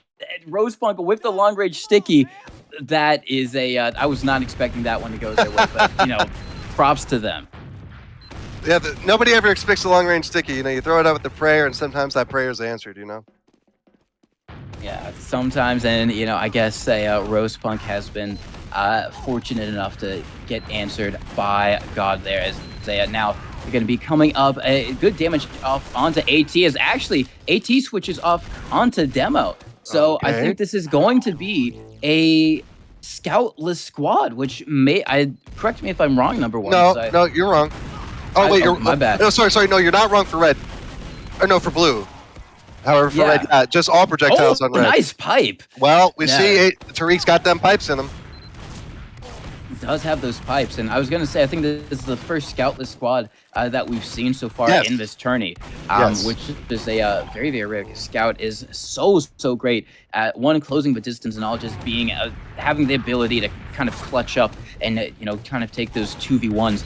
But now we're going to see if they AT are going to be able to do it, and Cutix with a nice rocket to be able to clean up Ivy35, and now just bombing in onto the Demo, cleans them up with the shotgun, and it seems like they're making this dual projectile style work. I sort of recall us saying how this map doesn't exactly benefit scouts at all because of the weird angles and the occlusions. Lots of blind corners basically, and a lot of height to work with as well. So if you get caught up by a soldier jumping over you, you're kind of in for a rough time as scout. I feel like the projectiles do benefit more because, like I said with the Demo, that arc that his projectiles take lots of low ground to utilize there. And again, lots of blind corners to get isolated and cut off and just cut down by projectiles. And then a quick shotgun or a rocket to your face if you're Cutix and kill yourself. But that's neither here nor there. That is either here nor there, as now we're going to see Ivy35 getting very aggressive onto AT. AT, nice pipes. Nice rocket from Cutix to take it down to Ivy35, and just one shotgun shot is going to be able to take down Rose Punk. So really good clutch up there from the red squad, and Cutix gets a lot of damage onto Ivy35. Super weak. Can AT get one final pill or sticky? And it's going to be able to do so. Nice pipe right there from AT. Cleans up Ivy35, and now Ivy running across the point. Cutix a little bit caught out there. Unfortunate there, spawned so far away from his Demo Man, and now it's going to be all on AT. Are they going to be able to hit any stickies? Just going to be trying to dodge between them, but not going to be able to do so. Rose Punk taking him down with a nice pipe their way. And yeah, you can't run for long when you've got a clear B drawn on you and sticky or pipes flying at you. But Ivy35 gets singled out on the low ground here. Not the play you want to make as a scout. Quite obvious. I'm sure he realizes that now. As Cutix comes across the point with a huge rocket jump and finishes off Rose Punk with a nice rocket. And get those points on the board. It seems like the Demo switch is exactly what they needed, as Cutix once again catches out nice Rose Punk. pipe. And AT, he can defend himself with those pipes all day, baby, against Ivy35, as you see right there. Yeah, AT has been doing a lot of work. Both AT and Cutix have been doing a lot of work. They still have a bit more they need to do if they want to try and tie this up, because IV35 and Rosebud got a good early lead, but Cutix with that nice crucial kill on to the scout with the shotgun there, and some good combined spam on the Rosebud instantly takes them super weak. You see Cutix immediately bomb that, gets some, and actually no, IV35 is going to be full health, so all eyes on AT to try and get enough damage out there onto IV. One pipeable, so just needs to hit one more, and not going to be able to do so, unfortunately for them. Yeah, I took that sticky and just needed that pill to connect, but it did not happen. And now IV35 pretty low, taking some aggression from the soldier. Cutix now having a good time with sticky spot in his face on the opposite end from AT. Looping around, finds a weak AT, but Cutix finds a weak IV35. But Rosepunk does finish up the damage done previously and manages to get another point for his team. IV35 taking some early damage from those stickies, having to contend with the demo now. Cutix jumping around, isolating Rosepunk, but his guy comes back in the nick of time to get the kill, but runs into a sticky instead. Now it's a demo v demo, but Rosepunk much worse for wear here, trying to avoid those stickies as he sends out pipes of his own to try to ward off AT, who just retreats and reloads and says, fine, I'll just come back with 8 stickies and spam you down. You can't last for long. And that's exactly what happens. That is exactly what happens. It was funny because Rosepunk seemed like they had like a warding hex up.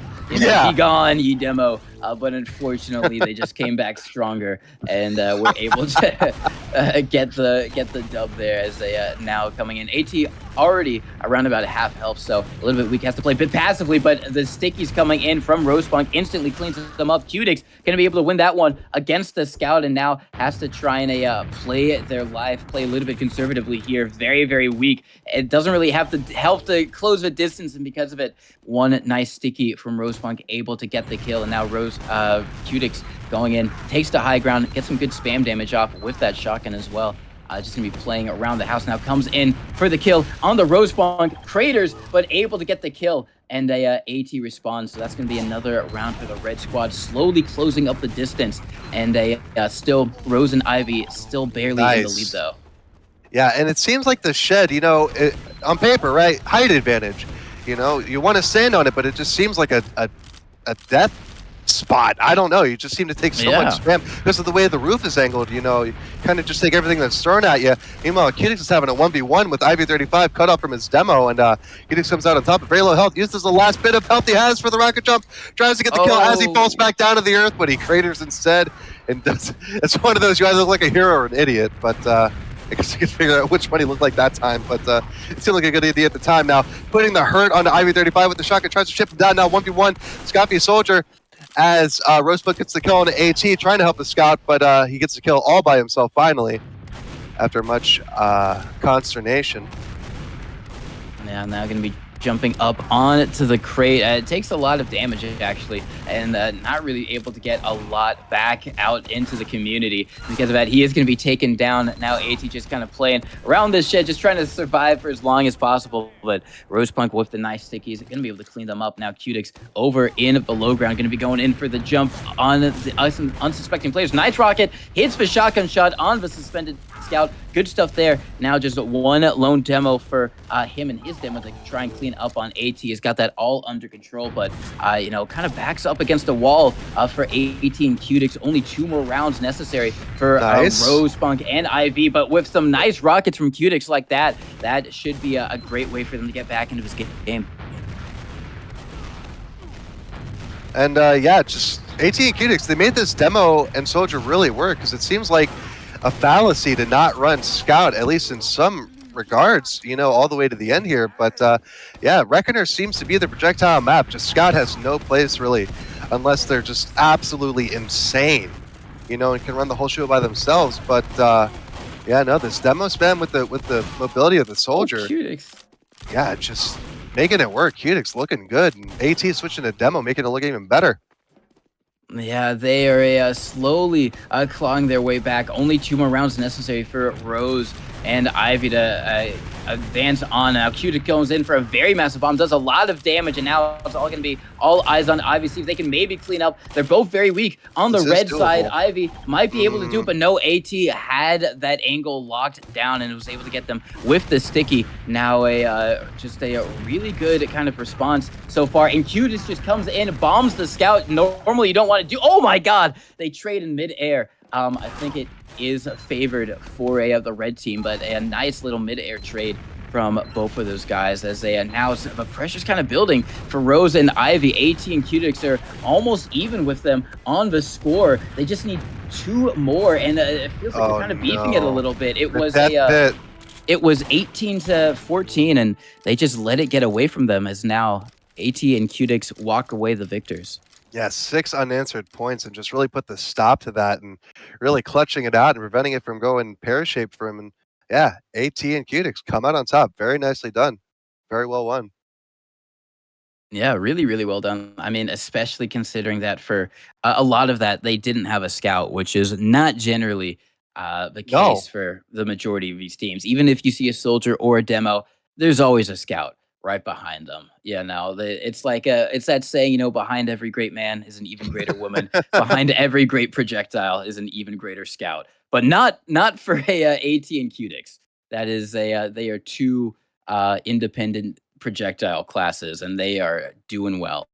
While I'm sure they're both great at both the classes that they played, I think it also might be the matchup because Scout I can't stress enough, it just doesn't seem good because you hop onto that shed, it's just a bad spot to stand because you get spammed no matter what. You either get hit with the direct because the one angle, you can't really get splashed on it, but you can still get directed on it because it's so small, and then you get splashed. It's just not great, and that's the only place Scout can really stand if he doesn't want to get blasted to bits on the center of the point. And let's not even talk about dropping to low ground because why would you willingly do that as a Scout? You know what I'm saying? So it's just, Soldier and Demo, Reckoner. Never would have thought we'd finally see it, but I guess we do. Yeah, we finally got it. Always great to see, some a little bit of innovation coming Right. out there Yeah. from these guys, kind of using these different maps and trying to extract whatever advantages that they see within them. And props to Qtix and AT for going on further. Commiserations for a Rose Punk and Ivy, but grats on them for getting as far as they did in this tournament. They still got a little bit ahead of him. Obviously, I think they're going into the lower bracket or the losers bracket, so it's not all done for them yet. But Qtix and AT continue their run in the VA main bracket, going Running on deep. ever further. Yeah, running deep as a or make it deep as a unknown TF2 player would probably say. But We have our next connect information. we do already. Wow. Yeah, I mean, like, the action's still good, but I'm glad, like, that the behind the scenes is sort of calmed down a bit, and we have more of an idea of what we're doing. So, I mean, we know what we're doing, but, like, it's more of a realizing it, actualizing it, making it real. You see what you wanna change and then do it. And we do have Tony and Smile versus the JFK Experience, JFK and Johnny, coming up for you on this next one here. So we might be going back to all Skywouts, if memory serves. Yeah. Oh no, Johnny. No, Johnny was on Soldier. That's right. The difference maker on Soldier on Metalworks, no less. Johnny was on Soldier, but he is a not showing his hand just quite yet. He's going to be up on Scout for the moment. As Smile does join Product, but I think they're just trying to make sure that they get everything right and they're on the correct teams. No, they are switching over. I don't know what's happening. Don't listen to me. I think restarting, I guess. 1 second. Oh, okay. Well, we're ready. How considerate. Yeah. Yeah, that's nice of them. Generally, it was funny. There were like a couple of times, there's a couple times, and I think everyone's kind of TF2 watching experience where you're like, all right, we got a few seconds before the game starts, and nope, it's already in. Like, you haven't even run down the rosters. You haven't even like talked about the game whatsoever. You like look. Yeah, it's just already. You're like, wait, they already did mid. Wait, they already lost. What the heck? The first round. Just sitting in the Discord or Mumble, and you just hear Doctor and come out. Okay, we're going live right now. Yeah. Oh, go shit. We're rolling. Oh, exactly. Like what? All right. Okay. You just go live in the first mid, and you're so disorientated. You don't know what's up. Auctioneer what's down. off the rosters. Yeah. Yeah, exactly. You're like, all right, these are the people, and this team lost, so they're worse. Yeah, this maybe. guy that I We'll just see. called out, he died. You see how he died? Yeah, See, that's him. He's playing that class.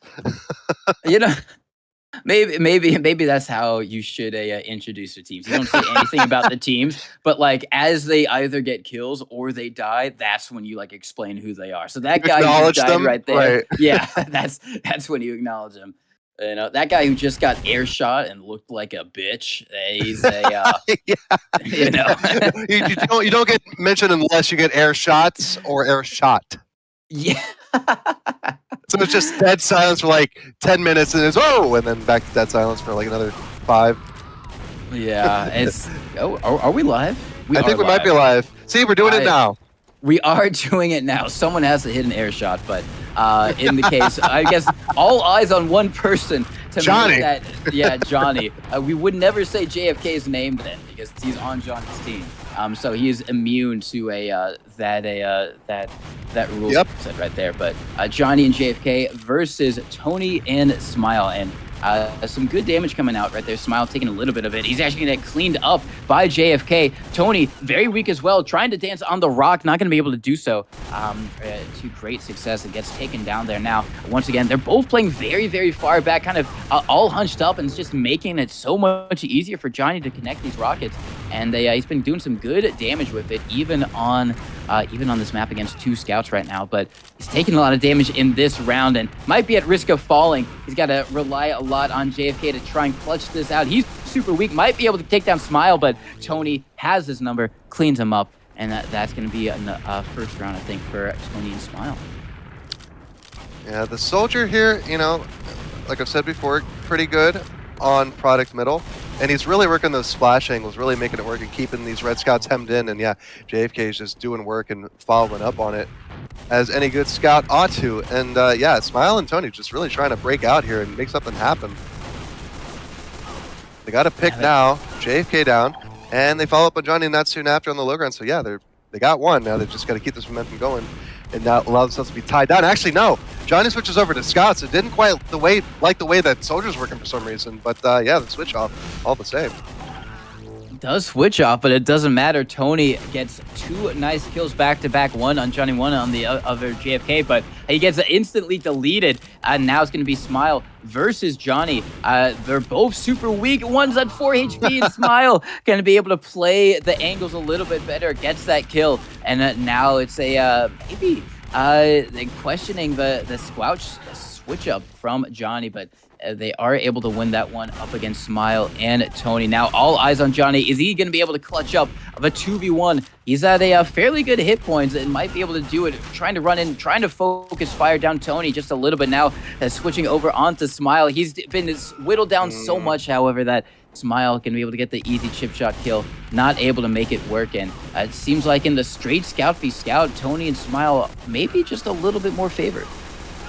Yeah, I'm really questioning what they saw that made them not like the soldier play. I mean, it seemed like they were doing well, like I said, to keep them hemmed in, keep them behind that rock, but they went with what they went with, and yeah, I don't know. I think it actually is giving a bit of a favor to Tony and Smile, but as I say that, Smile just got completely pressed against the wall, and yeah, Johnny and JFK put the screws to him.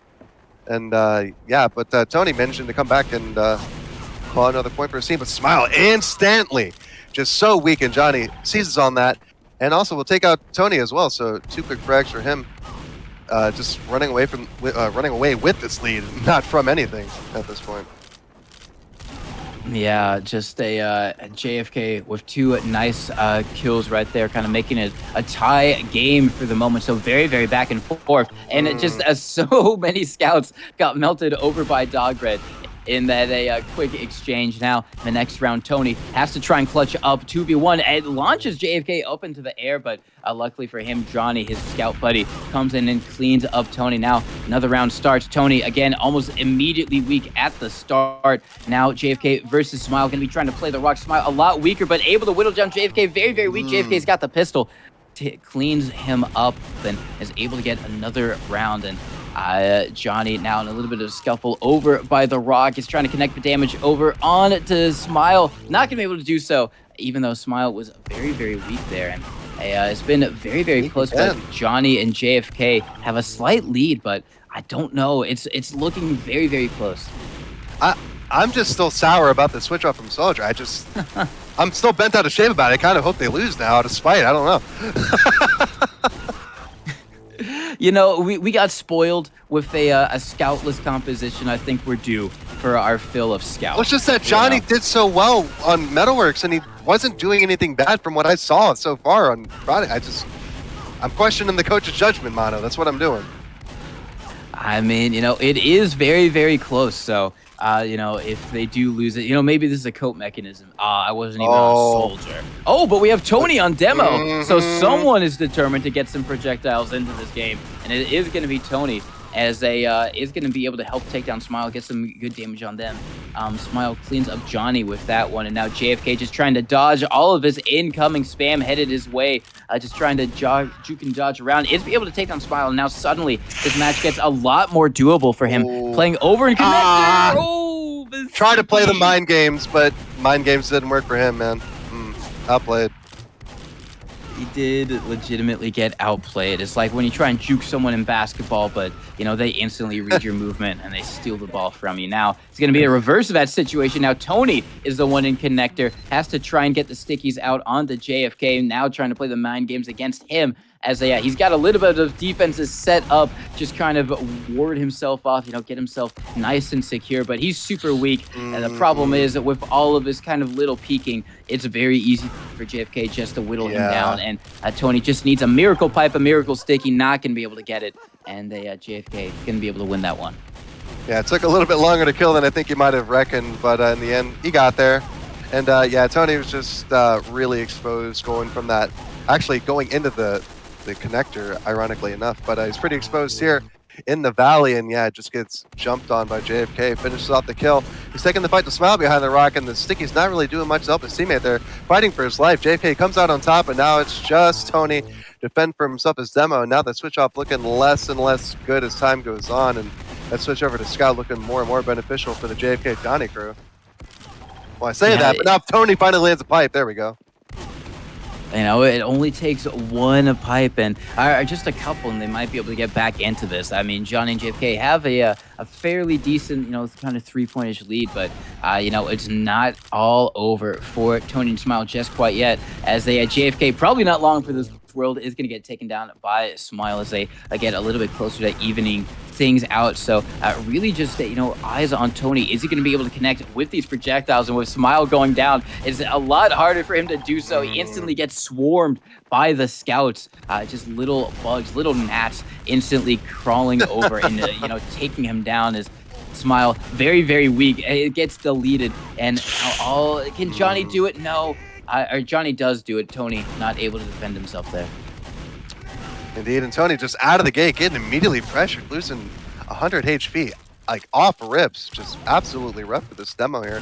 Has to just shoot sticks from behind the rock and just hope that the Scout runs into him, but no, Johnny runs into him instead.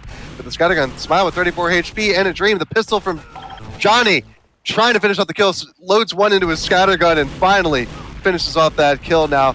Looking pretty dire. Smile trying to edge out and find some daylight. Gets one, trying to find Johnny behind the rock, and now the Stickies feeling him out instead from Tony. Another point for them, trying to hold on for dear life and just try to ride this out and come out on top. Still backed into their corner next to the Cubby, however, this is not optimal. If there were projectiles on blue, they would definitely be using them to their advantage, but still holding up with Johnny. Finally takes down Tony after some long attrition, and then finally coming around that corner and finishing off in quick succession. 20-14, the final score. JFK and Johnny once again coming out on top. You know, we were kind of doubting the switch on to Scout, but I still don't like it, but they did it.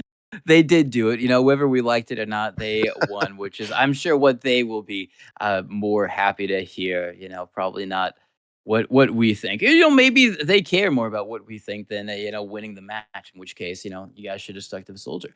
But in the highly likely case that isn't true, they're going to be happy to be moving on further into this tournament, and I think they have guaranteed themselves a spot for either a I think grand finals or the winner of the lower bracket. So Johnny and JFK going to be fighting the winner of the lower bracket finals. So I think that means that they're into grand finals. They So have to go against VVX or VVXSS. I think on their next one. Oh, that's yeah, Smile. Okay. that's Oh, that's that's one with Smile just okay. and Tony. Yeah. Weird. Okay, I see Yeah, what's now.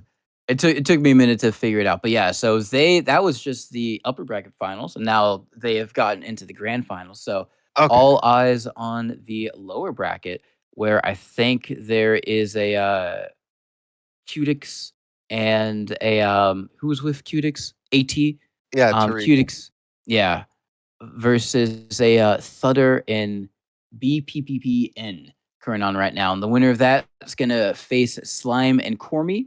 And then the winner of that is going to face a whole bunch of people. Okay, the lower bracket is not as complete as the upper bracket is. So There are so we got a many few freaking games. We got a names. few games. Yeah. But it is confirmed though. So it was 40 keys for first place for the open prize pool, and then 20 keys for second, third, and fourth get 5 keys, and then fifth through 8 get 2 keys. So a little something a key per. But yeah, and so the invite prize pool is like substantially bigger. Like I said, like I don't know, something like 60, 80, like some exorbitant amount for playing MGE. But like dolphinrider said, he's got thousands lined up for this MGE.tf. So I mean, I guess expect more of the same of that. So if you want to try and throw your hat in the ring, go on and get signed up when the next registration starts, or sign up for the league, actually, as Dolphin Rider was telling. So keep your eyes peeled for that. Join up the 2v2 MGE Discord for that if you want to keep posted.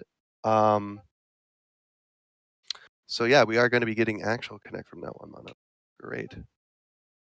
So Yeah. we can actually see the scores and not just have to go by feels, which I don't mind going by feels, but I guess, as far as accuracy for casting, I guess that matters. Yeah, just a little bit, because I was checking the stream, and it seemed like one team still had a couple more things to go, but it turns out that they had already won. So bit unfortunate, but it's a all in the name of great content. So yeah, we're gonna have the actual connect, which means that we will have a lot more accurate casting and information on the scores for y'all. But we are getting closer to the grand finale of this tournament. Only a few more matches. We already have one team locked in to the grand finals of the team you just saw, and now we're gonna try and see who is gonna be their opponent. A few names in the mix: JJ and Michael PC, Slime and Cormy. Maybe it's going to be Cutix and AT. Maybe it is going to be a rematch of the squad that we just saw, Smile and Tony. It's going to be all up in the air. And whoever is definitely first, I think second as well, are going to be going on into the invite 2v2 MGE tournament, which is going to be happening tomorrow, same time, 8:30 Eastern Standard. So check that out as well, and you might be able to see some familiar names, both from today and also from Invite TF2, because we've been talking about it. But there's Yum Yum, there's Dolphin Rider, the man, kind of helping putting this whole thing together. Shout outs to him, and also in addition, Kobe, Logan. So there's some great, some top tier invite talent, and and advanced invite talent who are going to be trying to compete for the grand prize pool, which is pretty good, honestly, all things considered. Especially more when you consider that you only have to share it between two people. Like sometimes, Yeah. like you see these prize pools, and it's like, oh great, it's $10, but you realize you got to share that with like 5 other people. You're like, all right, what are we actually getting Can here? we just get McDonald's for dinner and just call it even with the money? Yeah, dude, McDonald's is like, it's kind of pricey now. I It's haven't been in the years, the but dollar menu no longer exists and has not existed for a long time. It is pretty bad, which is a shame yeah. because I you know talk bad all you want about it, dude. I love a good double cheeseburger from McDonald's, dude. It's just it hits the spot. like nothing else, really. It does hit the spot. I remember one of the saddest moments. It's sad. Now I don't think it's probably good that I didn't do it, but I was so hyped because I was I bought into the craze. The $5 footlong. I know Subway not the best subs whatsoever, but listen, the $5 footlong, it was the jingle. So I went in with my 5. $5 that I earned, and it was not $5 anymore. It was like, It's going strong. it was like, I don't know, it was like 7 or something. I was like, $7 foot long. That doesn't make any sense, man. I'm So just I was reminded of sad. I'm reminded of the Onion bit video talking about how the Subway CEOs and upper management were horrified to find out that people were eating entire $5 footlongs by themselves. And we're like, no, they're meant to be shared with another person. We made that very clear in the advertising.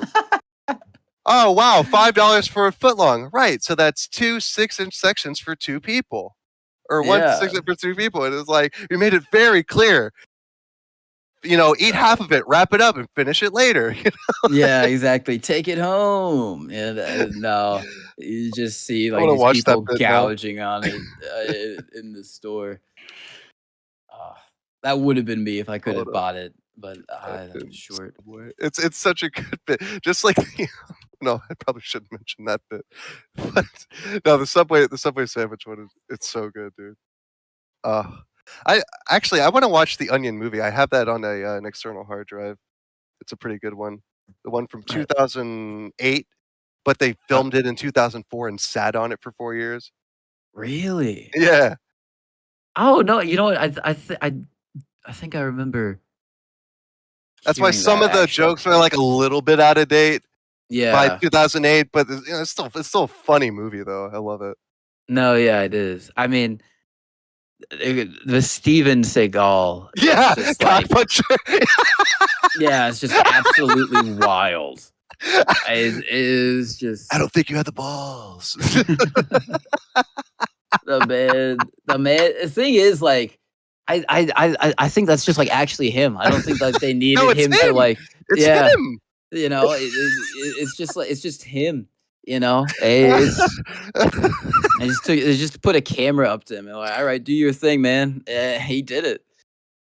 Oh man, it's it. I love it, and like the whole through line is basically like a parody of Network. You know that movie? I'm, Yeah. I'm sure you see. I'm sure you've seen the part from the movie, the famous part. I'm as mad as hell, and I'm not going to take it anymore. And so basically, that was the whole through line. Yeah. Oh man, I'm going to watch it as soon as we're done with this. Actually, Oh no, yeah, it's a really, the bit really good film. with the Malibu's Most Wanted. The Jamie Kennedy, the white guy acting like he's black, and the cops come. It's like, what is Oh this? yeah, yeah, Yeah, yeah, and yeah, it's just yeah. like the white, suburban white dude. What's this about your black friend here? And he's like, what? Oh my god, dude, that Oh, good movie. that Malibu's Most Wanted. I haven't even thought about that in actual years. Oh, and I the review board in the middle of the Onion movie where they have the NAACP stage a walkout because they didn't like the representation of the black characters in the movie. And then the very next scene, Oh they have yeah. the black guy at the library checking out a book, and they're like, "Okay, Yeah. okay." Okay. Okay. They bring out I the popcorn and the drinks from behind the seat. yeah, that honestly, it's a dude. Oh man. Do you remember the one scene with the gunman? Like he goes in Oh yeah, and yeah, the like armed gunman. yeah. He goes in. He's like, I don't want a give me, handout. yeah, I want a fucking job. And he gets the job. He works his way up. And If then you like don't get back there and get me a 9 to 5 salaried position. position with benefits, Uh, and then like the other with the other benefits. guy comes in to rob and he's like, despicable. I cannot believe you would do such a thing. Look at all these people. Got a job. Make something of yourself. And his name placard says armed gunman. Yeah. and then the one lady. So I think it's actually the lady from The Office, the red-haired lady. I think. maybe. But she's on the phone. He's like, "Who are you talking to? Is that the cops?"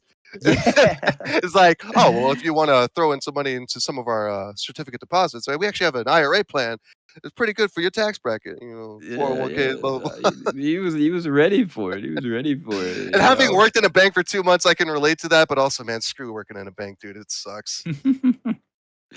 Yeah, it's I don't know. Anytime I go into the bank, it's you're surrounded by all the money, but you just seem sad. It just, it just Yeah, seems well, that's the sad. thing. It's like, I mean, not that I ever would, but it's like, yeah, you have potential federal prison time if you mess up, even if you didn't mean malicious intent. If they don't like you, I didn't. Yeah, we're in. But Yeah.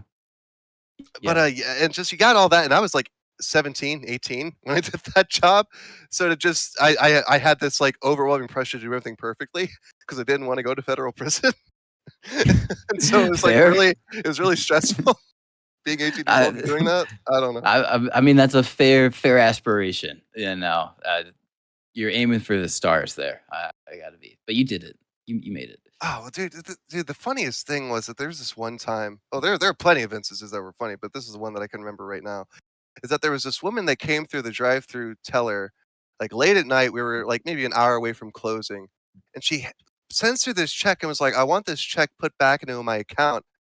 And I'm like, "Okay." And I look at the check, and it's written out to the frickin' IRS, and I'm like, "No, no, no, we can't. It's your check and it's your account, yes, but this is written out to the IRS. And no, we're not going to put this back into your account." Yeah, that's wild. Yeah, I made a mistake. Because like I was on there for 2 months, so I wasn't like really sure. But I'm like, even I was like, no, right? And my manager was like, no, and I was like, okay, but could you handle this? Because I don't think she's going to take it very well from me. Yeah. And she was like, yeah, of course I'm handling this. Of course. Why would I make you handle this? That'd be just cruel. Dude, it's just like that's something you don't see anymore. At least I don't see it too often out here. Is like drive-throughs for banks. Yeah. Like I've not seen one in a long time. Really? Actually, no. They got them a plenty yeah. down here. I don't know. Really? California? Yeah, dude. Oh shit! Yeah. No, I mean we got drive-throughs for the In-N-Outs. We got drive-throughs for the pizzas. We had drive-throughs for the coffee, but not. Oh, after the North Hollywood thing in 1997, I kind of get it. 1997. Yeah. The famous shootout with the AKs and all. Oh. And they had the Romanian guy, and the other white trash dude, and yeah, they made a whole movie about it called like 40 Minutes or whatever. 40 minutes, gone in 60 seconds. Yeah, they wish they were gone in 60 seconds, but no, they stayed and duked it out with the LAPD for a good hour. Oh my. Oh, damn. Really? Yeah. What were they thinking? Well, the Romanian guy, Matasoranu, I think his name was. He got kind of like roped into it. He was like they were both criminals, but I mean, I don't think he would have gotten into like soup, like nothing like this. I think unless he was like coaxed.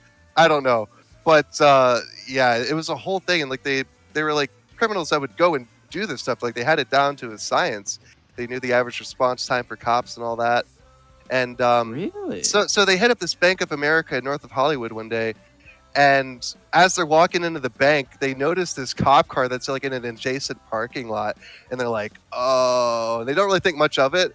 The cop sees them go in, they report it, and so yeah, they figured that somebody must have hit a silent alarm, and then just all broke down, and they stayed and fought, and they weren't exactly like good shots, but the fact that you have several hundred rounds of AK ammunition flying down public streets isn't good. Regardless, no, that's generally not a good thing. You don't like the chance that something might happen. Yeah, but yeah, so it was this whole thing. You don't want to be the guy who wins the lottery that day. But the reason why it was such a big deal was that the LAPD only had pistols in their assigned to them, and they didn't have all the shotguns and stuff in the trunk because of like the LA riots that happened a few years prior. They didn't. And so yeah, it was a whole they took away the cops' guns, and something happened, and they resorted to going to a local gun shop and just That's like wild. requisitioning the dude, like, look, we need all this, we'll pay you for it eventually, but we need this like right now. Yeah, getting rifles and stuff because they didn't have them with them. That is crazy, dude. That's like something out of GTA. You know, you're like in the middle of a firefight, and you like go into the gun shop to get more guns, so you can go outside and continue the fight or something. That's a completely like a video game thing. That's like literally that's the equivalent of getting like an ammo pack in TF2. That's legitimately what they did. They just got a full ammo pack. You know, they were at one on their pistol, and then finally they were able to reload, and they got their scattergun back or something like that. You know, so And so yeah, afterwards they started carrying rifles and shotguns in the trunk as standard procedure, just in case. That's where that came from by and large. damn, it's like kind of cool. Like, well, not cool, but like interesting. Some of those like high, pressure scenarios. I saw one. It was I think I want to say it was also the LAPD because of course it was. Right. But it was a hostage scenario. Like basically, this guy he had this lady and he had her like kind of in a mini chokehold type of thing, and he had a gun as well, Sure. kind of.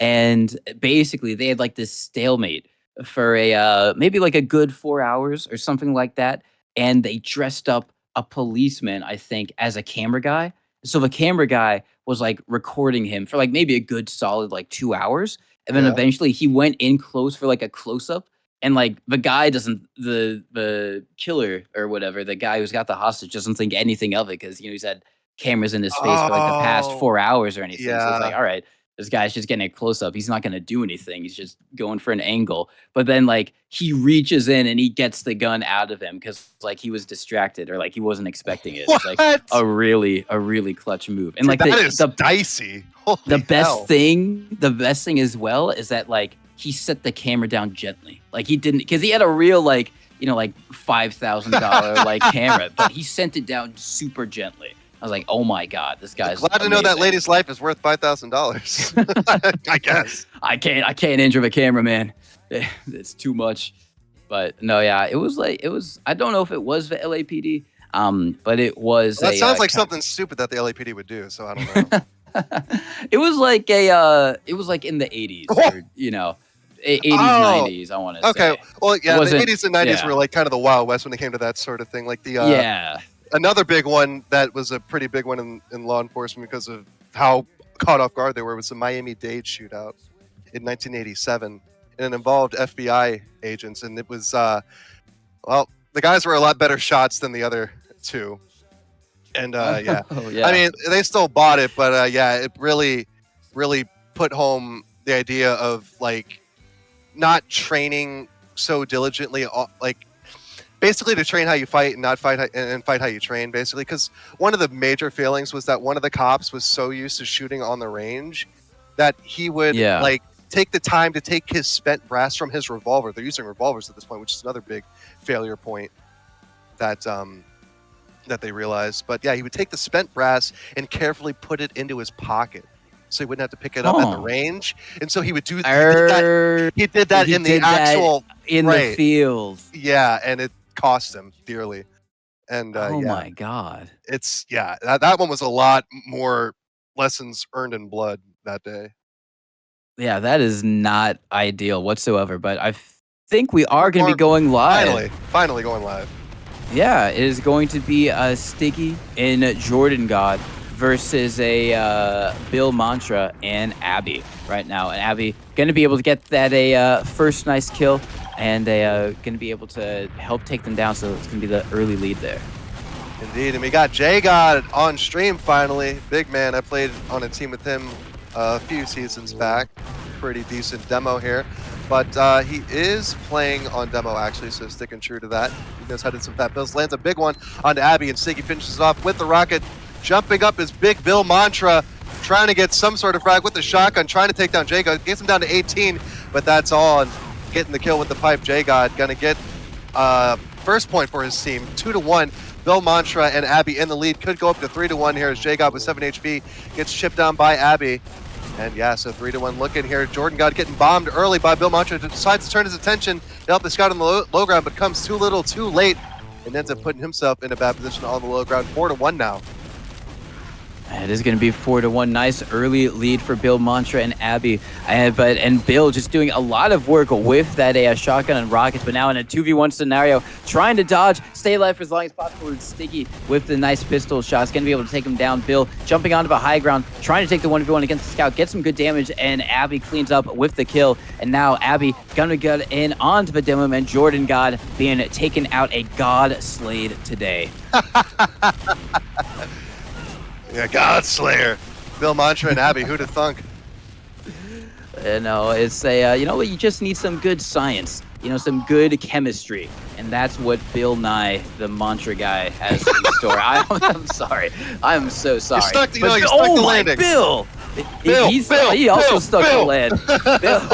Bill. He is going crazy with those rockets right now. Doing a lot of great work. Bill and some nice Mantra rocket guy. There you go. That should be his slogan right now. As he is doing the work. All eyes on Abby. Going to be able to clean it up, and it is 9-2. They are looking really, really good so far.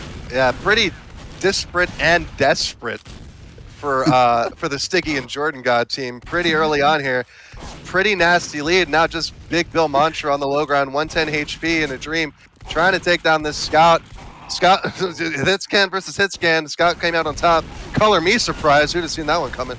But no, it can work with Soldier, but not in that instance. Ooh. And certainly not when you got Jordan God hitting you with stickies and pills in the face. But he's still going to go for it. Lands on the sticky and jibs him, and then shotguns Jordan God from halfway across the map pretty much. Tries to land a rocket right on top of Sticky, and so he does. And the shotgun once again reserved for Jordan God. Finish off that kill, but J-God with some stickies for Abby. And now Bill Mantra on the low ground, underneath the point, getting hunted down by the Demo Scout combo. And even J-God's popping down to say how do you deal with the pills and collecting the 4th point for his team. 8 points separating them, however. Could be 9 points, and there we go, 13-4. Abby coming out and getting both kills. Really good stuff from Abby. Bill just going in with the shotgun, takes down Sticky. Nice stickies there from Jordan God, but Abby once again just there with the cleanup almost immediately, and Bill just able to waddle across the point, does some good damage, and Sticky taken down, and once again, only going to be the demo men left. Jordan God hits one onto Abby, but Bill is very, very healthy. Same cannot be said for Jordan God, only at 50 HP, and has to desperately lob those stickies around. Jordan God now has to deal with an aggressive Bill in his face. Bill can be able to take him down with the shotgun, and 15-4 right now, looking really, really good. Oh, nice rocket from Bill, nice scattergun shots from Abby, and seems like they've just got this unlocked so far. Woo! Hits the wall shot, and but does get taken down by Sticky wrapping around. And Sticky also finish off Abby, so 16-5, not out of it, but they got to play pretty perfect from here on out if they want to have a hope of bringing this one closer to parity. Jordan God with the pills, trying to facilitate that onto Abby, and the stickies onto Bill Mantra, getting the 6 point, 10 now separating these two teams. But Bill Mantra early onto Sticky, and now J-God makes a salvage onto Bill, but Abby there to finish the job and get the 17th point for his team now. 3 points separating them from victory. Sticky onto Abby after Bill Mantra takes out Jordan God, but Hitscan versus Hitscan yet again. Low ground versus high ground. Soldier on that low ground, trying to make it work. Sticky with 62 HP takes down Bill Mantra finally. 17-7. Abby onto Jordan God early. Now it's just Sticky let defend for himself and just getting pressured from all angles. Now 18-7. Oh, nice pipe there from Jordan God onto Bill. Immediately sends him Nice. cratering to the ground, and Sticky getting a nice cleanup kill. 18-8 right now. They have a lot of work to do. They basically have to play flawlessly, but Bill with the shotgun shots, making sure that is not the case. Only one more round between Bill and Abby, and walking on to the next round of this tournament. Bill does go down. Can Abby clutch it out? No, Jordan God. Nice pipe to keep them in it just a little bit longer. 19-9. Sticky trying to find an easy angle onto the scout. Is going to be able to get one onto Abby now. Sticky versus Bill. Are they going to be able to clutch it up? Sticky very, very healthy. Seems to be playing the high ground well. Is going to be able to do so. 19-10. Still a long ways to go, but they might be able to do it. And yeah, it seemed like it was going well for Bill Mantra, but he's staying on the low ground and getting beat up a bit by this scout here. More often than not here, but Sticky takes a fat meat shot, now 10 HP. Has to contend now with 3 underneath the point as the scout pressure on his demo comes up, but Sticky manages to sneak one out onto Bill Mantra. And now it's just on Abby with 25 HP, but Stiggy with 3 HP finishes it off clutch, keeping his team in it. Bill Monster though, and a Stiggy thinks that Scott early, just one pill could do it, but no, the rocket onto Jordan God's toes, his little tootsies, finishes it off, and they'll take the round 20-12. Final score. Very nicely done from Bill Monster and Abby. Just chugging right along down the track, baby. Just chugging right along. Yeah, shout outs to Bill Mountain and Abby. Shout outs to Sticky and Jordan God for coming back in the latter half of that. Holding on. They had a good little run, but weren't able to clutch it out. So 2012 is going to be the score. Also, what an amazing year that was. The world was ending. Everybody was scared. That movie came out 2012. Do you remember that? Oh yes, my God. I bought that movie for my high school girlfriend. Really? Because we were at the mall, and we were at this little nerd place that we would go to or whatever, and it was just on the wall, and I was like, oh, want me to buy this? She's like, sure, I'll watch it. Bought it for her. Damn, that is a respect right there. I remember watching that, and that was because everyone was talking about the Mayan calendar.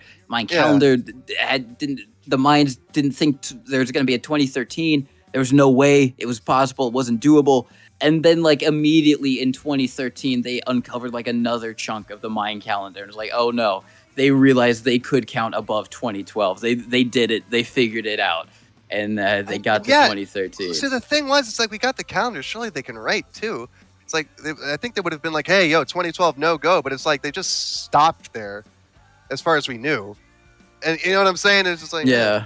And then they covered, but it was funny. I think I might have told this story in Shame. I'm pretty sure I told it to you, but 2012, about December, it was my first season in Steel, UGC.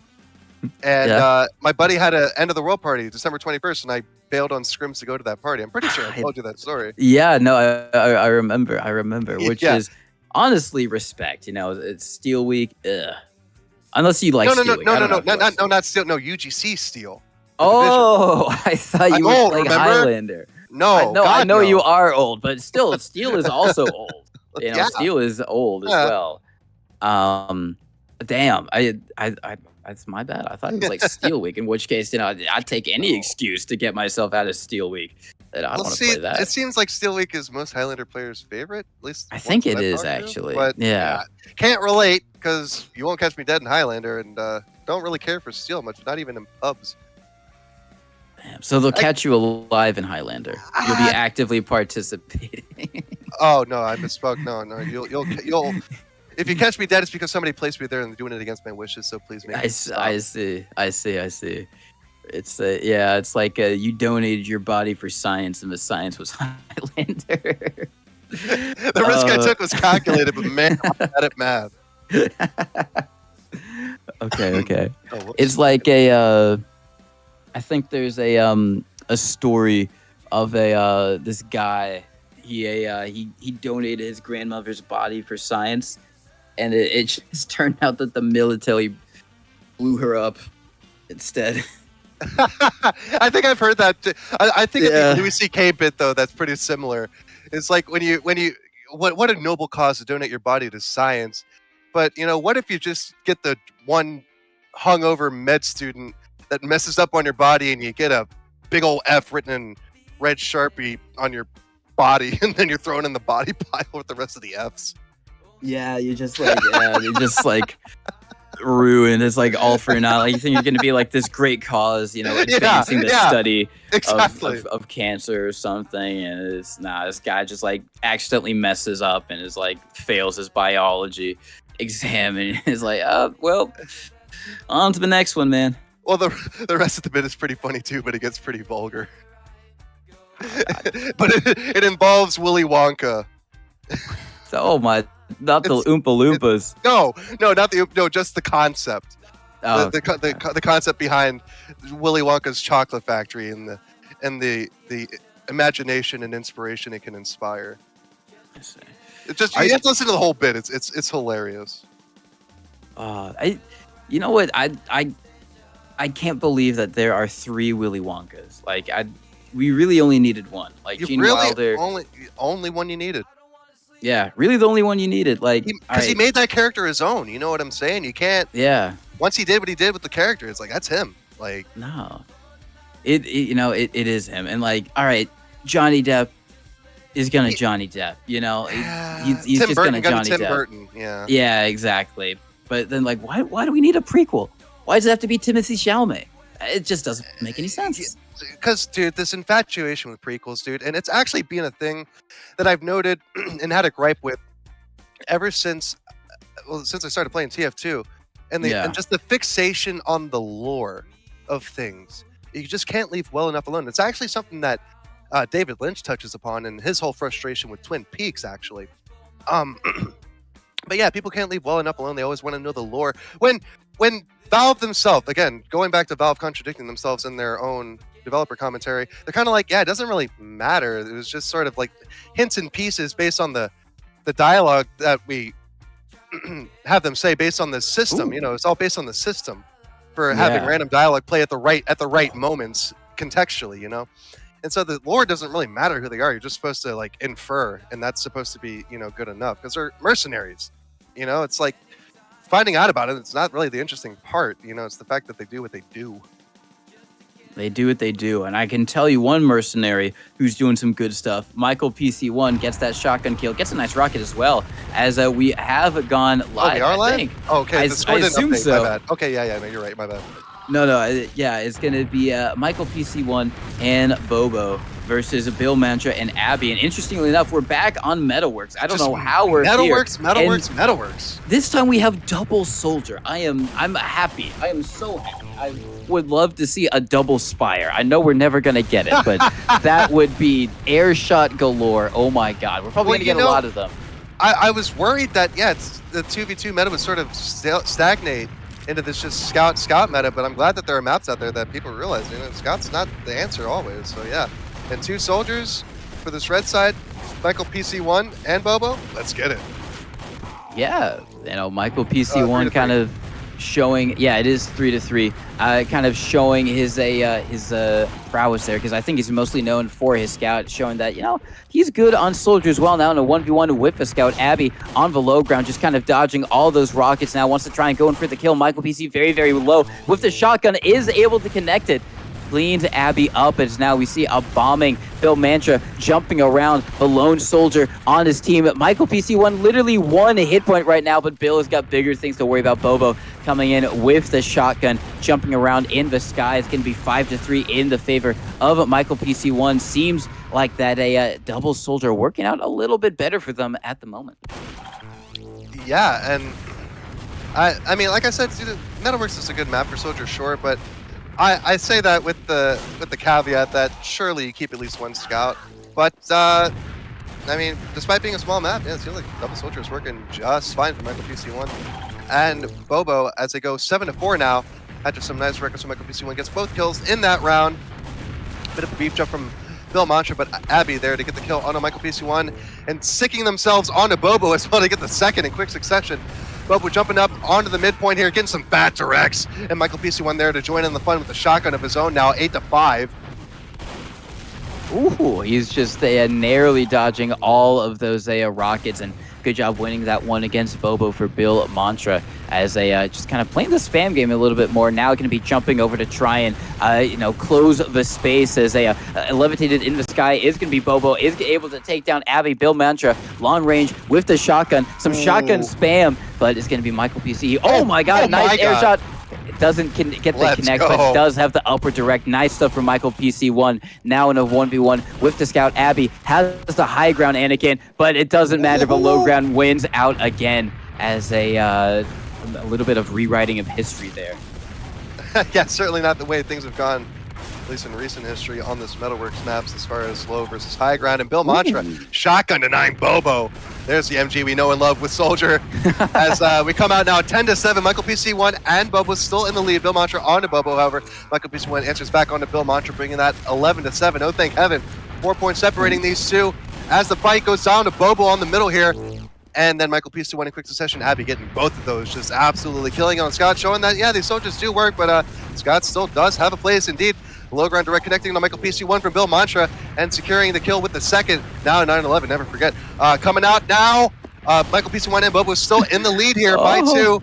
Abby on the low ground, taking rockets from Michael PC1, but with 3 HP, Bill Mantra drops down and finishes off with a close range rocket with no fear of going down his own. But Bobo with the rocket, gotta fear that one, baby. And Michael PC1 onto Abby. It's getting real ugly and real scary real quick here with these soldiers. It is, this is why I love Soldier MGE. You just got the air shot. It's just visceral. So exciting. It really is. I will always say that air shots are probably one of the best things about TF2. Absolutely. If not the best, in my very, very biased opinion as a Soldier main. But it is 12-12, tie game right now, so they have been able to close it up just a little bit, Bill Mantra and Abby, even though they do have the scout, but Michael PC1 can be able to shoot that down with the shotgun right there, up in the sky, gonna be dodging it. Bill Mantra lands super weak, but Abby closes in. Michael PC gets the rocket and the shotgun. Now it's gonna be a shotgun duel. Who's gonna be able to connect it a little bit better? It's gonna be Michael PC1 with that one. And now going to be watching Bobo as he's just going to be getting some nice rockets in onto Abby, launches them up into the sky. Michael PC1 wins up against Bill. Now going to be a long-range spam duel. Abby trying to close the distance. Very, very weak, however. Not going to be able to live for much longer. Gets taken down 15-12. Michael taking a little bit of a lead. Bill doing really good to dodge these rockets for as much as possible so they don't get air shot more than necessary, as Abby able to clean it up. And yeah, in that last round, focusing on the air shots too much allowed Abby to come in and clean up both those kills and make it 15-13. Now, from the low ground, Abby onto Michael PC secures the second kill with 15-14. 1 point separating. Could go back to being tied yet again. Bozo over the top, or Bobo. I keep seeing the C's and wanted to say Bozo. Bobo over the top, but Abby makes him crater. But Michael PC1 with the shotgun from the low ground secures that kill, 16-14. Just inching along ahead. Still not tying up, but Abby with 1 kill could get the second as Michael PC1 onto Bill Mantra. Low ground versus high ground yet again, but the soldier on the high ground this time, 62 HP on Abby, but 4 HP now with Michael PC1, just 1 pistol, and he gets it. Now, 15-16, just 1 point. They need to tie this one up to get back into good contention here. A little bit of breathing room, but Abby goes down early. Now just Bill Mantra left alive, misses the close range mid-air direct, but Michael PC1 therefore has the better hit scan and secures the kill, 15-17, getting down to the wire here. Yeah, just getting down to the wire. It's only going to be Abby alive. Gets one against the soldier. Is now in the fight. Gets the other one. Doing a lot of good damage. Dodging the rockets. Great stuff from Abby. And it's still not quite tie game, but the rockets coming in fast and furious right now. Once again, Abby, lone one left for their team. Super weak as well. Be a miracle if they win that. Michael PC1 can be able to just shotgun them down as Abby running in super deep. Gets one nice kill. Now the soldier shotgunning it off. Gonna be Bobo. 19-16, do or die if you are Bill and Abby. Can Bill Nye clutch it out? Dodges the mid-air direct. Now in the 1v1, Abby can be able to clean it up. 17-19. Very, very close so far. All eyes. Oh, but it gets denied midair. Nice rocket from Bobo right there. And now it's all going to be up to Bill. Can he make it his own? Not going to be able to do so, as it's going to be Michael PC and Bobo taking it 20-17. Very, very close. Really, really great game from both of them. Love to see all the projectiles. But it's going to be Michael PC and Bobo, the dual projectile squad, walking away with it. And yeah, Bill Mantra and Abby slapped down. It seems so promising, but they've met their match here. And Michael PC1 and Bobo. So yeah, moving on up to the east side to that deluxe apartment in the sky. Don't know if we've... By the way, that's a 1970s TV reference. But I don't know what else we've got lined up here for the moment, because we are breezing through these pretty quickly now that we've got some momentum underneath our wings here. Lower than upper grand final, it seems. We're getting there. Wow, I never thought we'd get there, but we're finally getting there. Yeah, so it is going to be Michael PC1 and JJ, or Bobo, as we've been calling them, versus Smile and Tony, I believe. That's going to be the lower bracket final, maybe? So Slime and Cormy. Yeah. Okay, yeah. So the winner of that is going to face off against a JFK and Johnny in the grand final. So we are nearing the conclusion of this open bracket. What? 3 more matches. Whew. Buckle in, guys. We're almost there. I don't really want to go anywhere, but that's all we got lined up for today. Unfortunately, I will say unfortunately, because man, this is really geared up. You know, it's a bit of a slow burn. but now we're in a full conflagration here on Fireside Cast. How do you like that one, Ayo? But yeah, if you're just joining us, if you've been knocked out or whatever, you tune into the stream to see how everybody else is doing. I'm number one Archer, joined in the booth this time by TC Mono. We had Zach on earlier. He's bounced, and yeah, it's all coming to a head here. We've got these matches lined up. Got 3 more for you tonight in this MGE 2v2 Cup, the Dolphin Rider Cup, with Neptune, with Adroit, Tommy, yes, Sod. They've been in the control room with Josh, CEO, on production, just coordinating, making it all happen. Just big ups to them. Seriously, this is a gargantuan task. I don't know why anybody would willingly sign up for this, but hey, they're doing it, and they've got the cash flow to go with it, baby. So I mean, hey, if you like what you see that's interests you, you couldn't get in this time, try the next one, bro, because they're not going anywhere. They're gonna have a whole league. We had Dolphin Rider in early to explain that, so check them out. They've got a public Discord. I'm sure you can get it if you ask around. I'm pretty sure we have a command somewhere, maybe. I don't know, but there's people affiliated. They'll point you in the right direction. Yeah, they got a nice MGE league, a 2v2 league, so you guys can play hopefully with a little bit more consistency, which is always nice if you're kind of into that thing, because that's kind of one of the big problems about MGE is that finding a good counterpart for your skill level, it can just be so difficult. You know what I mean? Either it's someone who's like you're not really getting much value from, either because they're a little bit worse fit, or a lot worse than you, or it's just a lot better than you, and it's just not helpful towards actually improving. And or sometimes you kind of MGE someone and like you only have like one MGE and then they're gone. You're like, all right, now I've just got to wait another 15 minutes before I get another valuable MGE. So really great what they're attempting to do there with the MGE League. And they're also doing their own MGE, a kind of community server, because it's supposed to fix things like that. Also, the unstable performance of public MGE servers. I think we've all been on via, what is it, the Black Wonder or the USA Wonder, something like that. Servers, and those are terrible. The USA something servers, they're absolutely terrible. The ping is awful. It's stuttery, but everyone plays there because no one can migrate to anywhere else, and it is just terrible. Also, they're trying to use Elo to make it more productive. Help it be a thing, just to say this has kind of been your experience with it so far, not something to hoard or to really try and a gremlin your way towards. Yeah, it's like it's actually meant to show your actual skill and not how well you can play the most optimized, unfun, boring strats ever that only seek to make your Elo number go. Like, there's no real point to them, right? You're not learning anything, and that's the one thing that Dolphin Rider said that really perked my ears, that really made me happy, is that he's sort of not fully, right? He doesn't have like the whole video tutorials, but he's bringing MGE back to my gaming edge, where it was a place to learn and figure out things and learn how to play the game, the mechanics, figure out what you're doing wrong, what you're doing right, and to hear from people that do know better, invite players and putting out videos and basic stuff, how to do rollouts and stuff like that. He's not doing that, but it's getting closer to that, and that makes me happy.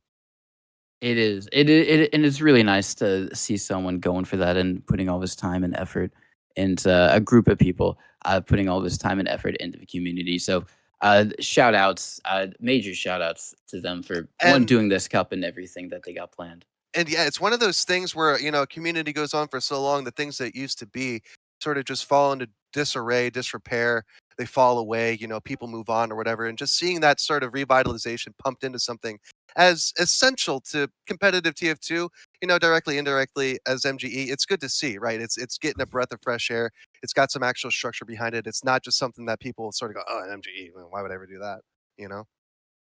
Yeah, because it can be such a valuable tool if used well. And it's got to be said, we've seen some great MGE, some innovative MGE, and actually like not being backhanded about it, like actually innovative and interesting to see.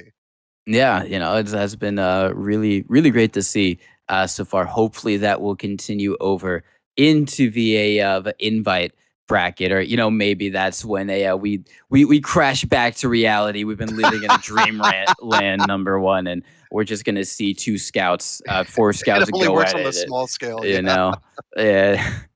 And it's just gonna be. But hey, they got Logan, so might as well just go for the throw in of a demo because that's what they did for a little bit against the Europeans. But then even then, I think on Logjam it was they swapped over Yeah, to the double scout. I think it was. So it at was least for a one demo still, but yeah, it was definitely, and that's also where we discovered that Europeans do not have a genetic memory of logjam. I remember saying that specifically because yeah, we were so shocked that Europeans got beat on like their map, right? So, yeah, that is the kind of the unique European map that they sometimes play that we don't. Because otherwise, I think they just kind of play everything we play, and not even that. Because I don't think they play sultry and clear cut. I could be wrong though. Any uh, Europeans in chat? Let us know. yeah, I don't know actually. Clear cut? I don't know. Yeah, I don't know. Well, because I feel like clear cut is like literally the replacement for logjam. It's got the same motif and everything, you know. Yeah, it does have like the same. I guess. Yeah. So who knows? Who knows what they do over there in TF2L land? We're only focused over here. But with that being said, actually, if you are European and you're kind of interested in this, there is going to be a European kind of little division of this upcoming 2v2 MGE extravaganza. Going to be focusing on North America first. Maybe get all of the bugs, all of the potential kinks ironed out. But then after that, they are going to be going across the pond.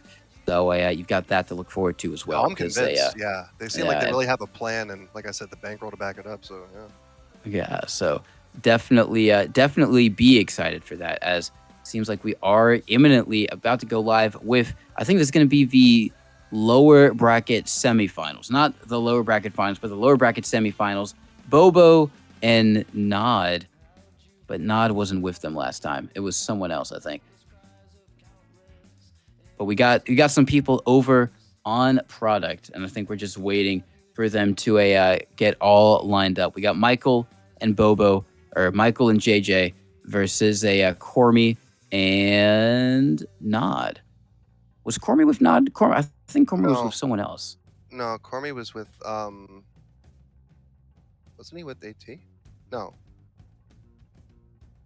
It was Slime. Yeah, whoever the hell that was. That's not.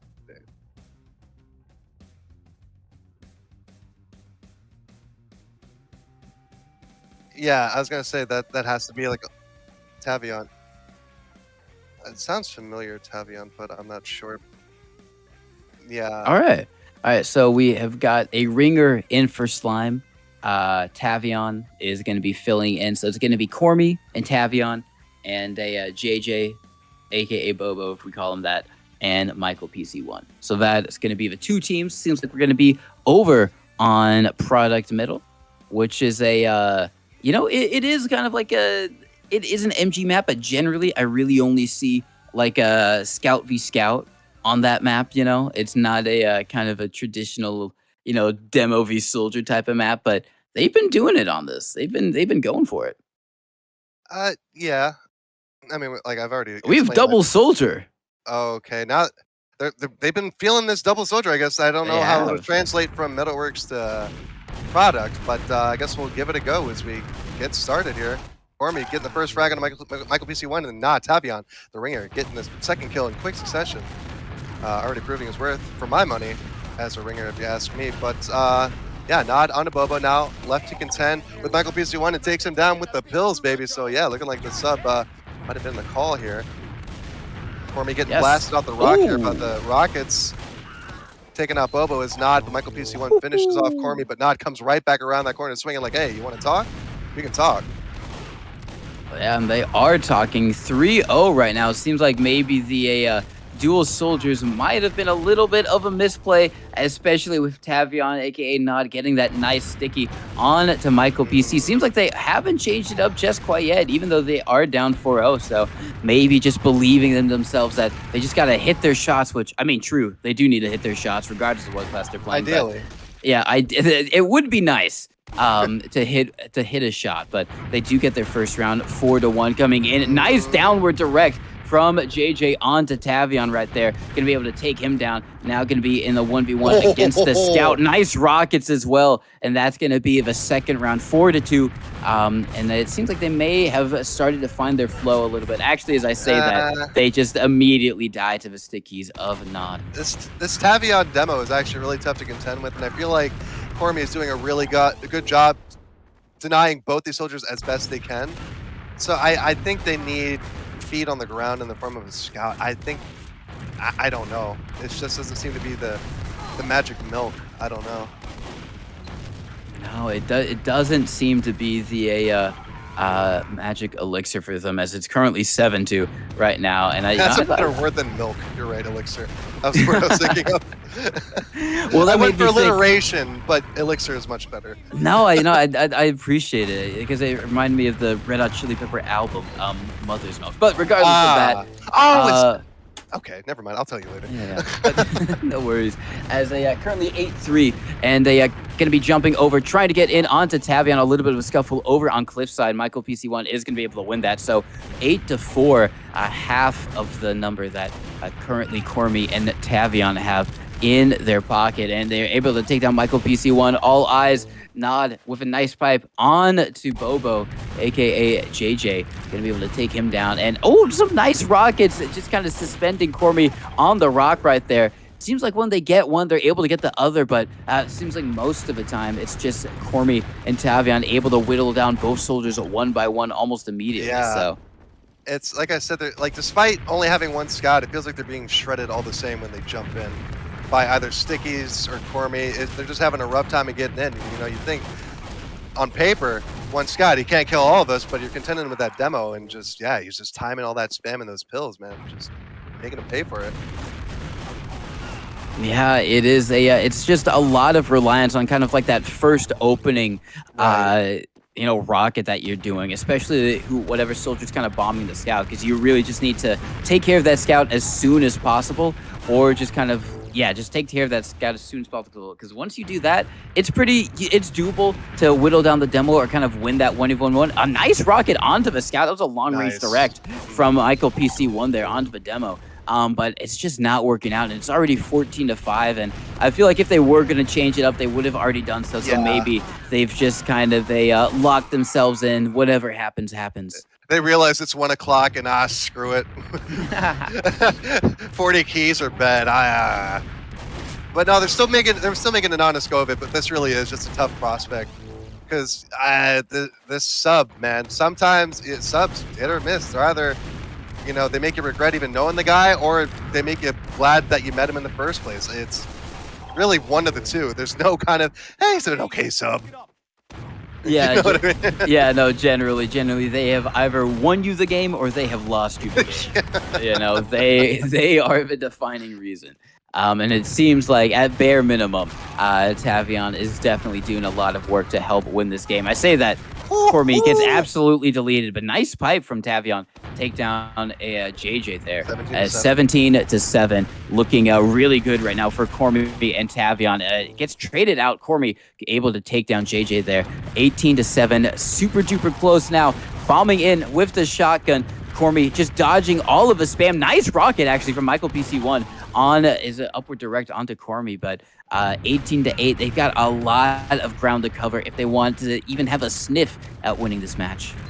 A sniff, a little bit of a whiff, but not the whiff that's the bad kind. Well, I mean, I don't know. These guys are getting pretty sweaty. It could be a bad whiff too in that way. But anyway, Nod getting some rockets from the back there from Bobo, trying to find Cormy. Jeez, don't know why I can remember the name. He's been popping off here. 16 HP to Bobo's name, however, and Cormy has a pistol jumping up on the rocket and finish off that kill. 19-8, match point right here. And Bobo getting right into the thick of things, just taking out all of his aggression. Almost where Michael PC1 gets to go into Cormy, but not. Tavion, the sub, coming in clutch for Cormy. Not that he needed lifting up, but it certainly didn't hurt him. And yeah, moving on out of that bracket and just keep on zooming, baby. Yeah, keep on zooming. I'm just reading the chat. I get the boring. Some choice words.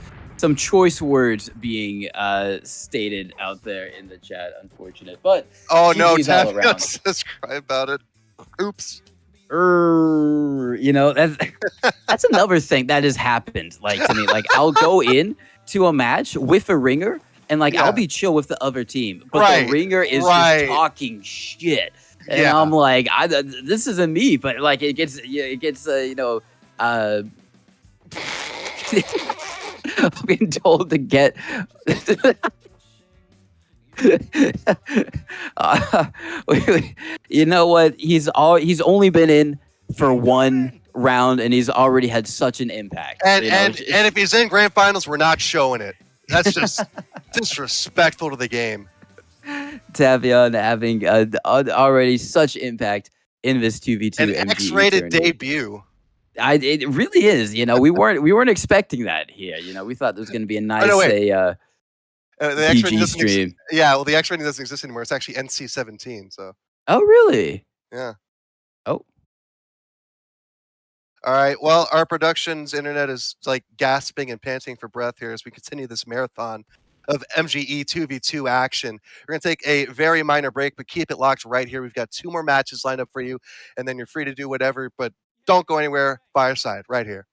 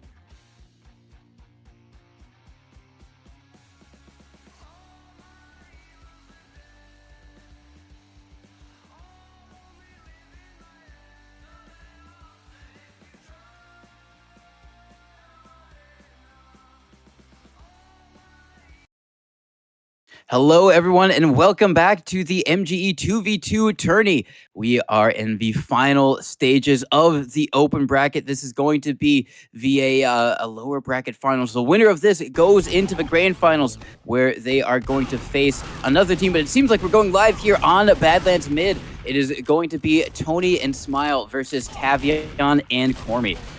Still joined by number one, and my name's TC Mano, and we have got a heck of a game, hopefully, on our hands, as Cormy can be the first one to go down. Tony getting that first early kill right there. Now all eyes and the Tavion going to be able to win that 2-0 at the moment for Smile and Tony. Yeah, early lead for Smile and Tony. And both these teams we've already seen in the stream, pretty big contenders, so this is going to be pretty dang close. 2-0 already. Smile and Tony just holding that lead, just sort of feeling each other out now, just trying to keep this last scout at bay. Tony, but he finds revenge on Cormy, and he's got Tavion in sights, 45 HP in a dream. Can he stay posted up? He's got one sticky above shithouse. But taking the long way around is Tony, 14 HP. Any damage, 24 now. Chip, 1 HP. Any damage whatsoever to Tavion, and he is dead. There we go. Tony finally coming out on top, 3-0, a long 3-0. After much deliberation and fear and anxiety and puckering, I'm sure. But Tavion gets snuck up on by the scout from the low ground, left down to 20 HP. Defending for his life. Tony was 17, coming through shithouse. He's gonna get the flank on. Oh, finds it, but no, Smile actually got it. Bit of a beef there from Tony, but now it's Smile versus Cormy, and Cormy comes out on top, baby, getting his first point for his team, 3-1. Really, really great stuff going on so far. And now Smile, very, very weak, over by the Hoodoo, has to play super safe here. Just kind of getting bullied by the stick. He's getting locked down a little bit. And now Tavion just being super duper safe, just playing super far back, trying to minimize as much damage that they're taking as possible. But now Cormy is very weak because of it. So going to have to come up, kind of trade the spam being taken their way, as just... It's going to be one scout on the low ground. It's Tony, only 30 hit points and a dream. Are they going to be able to realize that dream? No, they're not. It gets crushed right in front of their eyes as Tavion hits some nice stickies and is able to take them down. And 3-2, some good quick rounds in response from Tavion and Cormy to make sure that it's not a blowout, which is not what we'd like to see so close and so late in this open bracket group stages. Yeah, no, they're doing the good thing of staying pretty neck and neck. They're not allowing those 4-point leads, which just turn into 6, which turn into 10, you know, and it just multiplies and just stacks up, right? So yeah, keeping it 3-2. And these guys are keeping like their distance. They're not really engaging and going all in. I think might also have to do with where they are in the bracket now. Kind of have to slow it down, or it could just be they're trying to figure each other out in general. But either way, taking some pretty big aggression. Smile just taking the brunt of those stickies. They're trying to press forward. Tony's still sitting pretty with 125. No buff remaining on any players, however. Now going for the big old flank. Here he comes, Smile, 35 HP, does get Tavion. Now just trying to finish up Cormy, 7 HP, and finally finish off Smile. Gets both of those kills. Very nicely done, despite being very low health. 5-2 now, the score. Smile and Tony in the lead. He just kidnapped him in broad daylight. I mean, that was just he stole him. There's wanted posters out for Tavion. Away with them. Yeah, honestly, have you seen this man as Tony going to be able to take down Tavion again? Unfortunate there, as we have a swap up. Tavion now onto a scout saying enough is enough. He's done being the abductee. He's now the abductor. We'll see how that one goes down. But it doesn't matter, as Smile on a 5K for the moment. Just working wonders. 8-2 now in the favor of Smile and Tony. And it seems like they have got a real nice solid foundation under them. Just managing to get... And they win both of their 1v1s at the same time, both with the pistol. And it seems like they're so in sync, even when they're separated, they're able to take down the enemy in unison. Absolutely, and they turned a 3-2 lead into a 9-2, just 7 points unanswered for Smile and Tony. Looking good as Tony comes up behind Cormy and gets the flank shot. Now battling with Tavion. Very low HP, no real hope. Tony coming down on top of that one, taking it to underneath the point now. 10-2, 8 points separating these now as Tavion gets an early kill on a Smile. Some reprieve, maybe some respite. Now as Tavion gets his second kill onto Tony, showing his worth on Scott here, 3-10. Tavion once again onto Tony, getting the early frag. Smile trying to run away with 82 HP, chased around the Hoodoo by both scouts, being relentlessly pursued. Smile managed to turn him back around the pistol onto Tavion, but Cormy coming back on top to finish off that kill and make it 10-4. Yeah, maybe finding their footing just a little bit now that they've swapped onto the double scout. You know, fighting fire with fire. Tavion getting that nice early kill onto Tony. Just trying to look around for the other scout, playing down on the low ground, trying to hit the pistol shots. Not going to happen. Smile taken down there. Instantly deletes Tony. And this is a maybe a start of a little bit of a momentum shift immediately. 10-6. What was 9-2, 10-2 has swapped back, but they do lose one early. Tavion taken down, and Cormy is going to be taken down as well. So good, nice response round from Smile and Tony, not letting the momentum shift bother them too much here, but seems like this now dual scout combo for Tavion and Cormy has massively improved their chances at dealing with Smile and Tony, at least for the meantime. Yeah, well, they had 7 unanswered points. They brought it up. They got 5 back of their own, but now it's 5 points separating these two teams. 12-7. Tavion onto Tony, but Cormy answering immediately back onto Smile. 8-12 now, clawing the way back. Tony going to be fending off Cormy as Smile takes down Tavion with the pistols now. The Lunarhawks are going wild. 1 health and a dream. Tony coming out on top over 15 of his own. And as we restart, Tavion getting the early pick onto Smile. And now Tony is backed into the house as both scouts greet him and give him a little housewarming, a little bottle of wine in a basket. Now 13-9, 4 points between these two teams. 7 points for Smile and Tony to take it and move on as we round the beginning of the end for this final destination. Cormy? Scout v Scout, Cormy onto Smile at 28 HP, getting chipped down behind that hoodoo. 3 big shots from Tony, sees him winning the 14th round for his team. Now Tavion and Cormy still there, 5 points behind, but it's looking more and more dire the more they let Smile and Tony get points ahead. Yeah, you know, it's just the lead isn't as bad as it was, but the thing is, we're just inching closer and closer to that nice 20-0, or 2-0, sorry, not 20, that'd be 200, but it's not looking too good, especially now that it's 16-9 for Smile and Tony, and they're now in a good position to take another round, 17-9, and it seems like it's just slowly heading away from Tavion and Cormy for the moment. That was a nice, good couple of quick meat shots from them. That's what they need. Just some quick kills on the board. Knock Smile and Tony down just a little bit. They have to play super flawlessly here because they only 3 rounds separating Smile and Tony between here and getting into grand finals. So just kind of playing on the high ground right now, just trying to see if they're able to do it, and they are able to. They instantly shoot them as they come out from under the bridge, and now getting a little bit desperate. Tavion and Cormy just walking across the point. It's a reverse situation. They have the high ground, but they're losing it. Cormy wins their one. Oh, Tony just instantly walks across, takes him down 19-10. Are they going to be able to clutch it out? They should be able to this round, but it's just ever more dire. They really have to be flawless here. Tony? That balcony spawn is just so rough, and yeah, one of the Blue Scouts got it. And I think it might have been Tavion, because yeah, Smile getting both those kills, Tavion and Cormy, and just yeah, that balcony spawn, man. Demos, yeah, it doesn't matter what you are, it's not great. And if you get stuck with it, it can actually lose you a round, and I think that might have been the deciding factor right there. But 19-11, Smile and Tony motoring on. Cormy and Tavion, so long, I guess. So long indeed. I mean, very, very great stuff getting this far into the tournament. But Absolutely. I think with that, that means that we are going to have the grand finals for the open bracket, and it is going to be a rematch of JFK and Good. Johnny versus a Smile and Tony. So they got sent to the lower bracket, but they've been able to redeem themselves and have another opportunity at trying to get that first place prize in the open part of a tournament.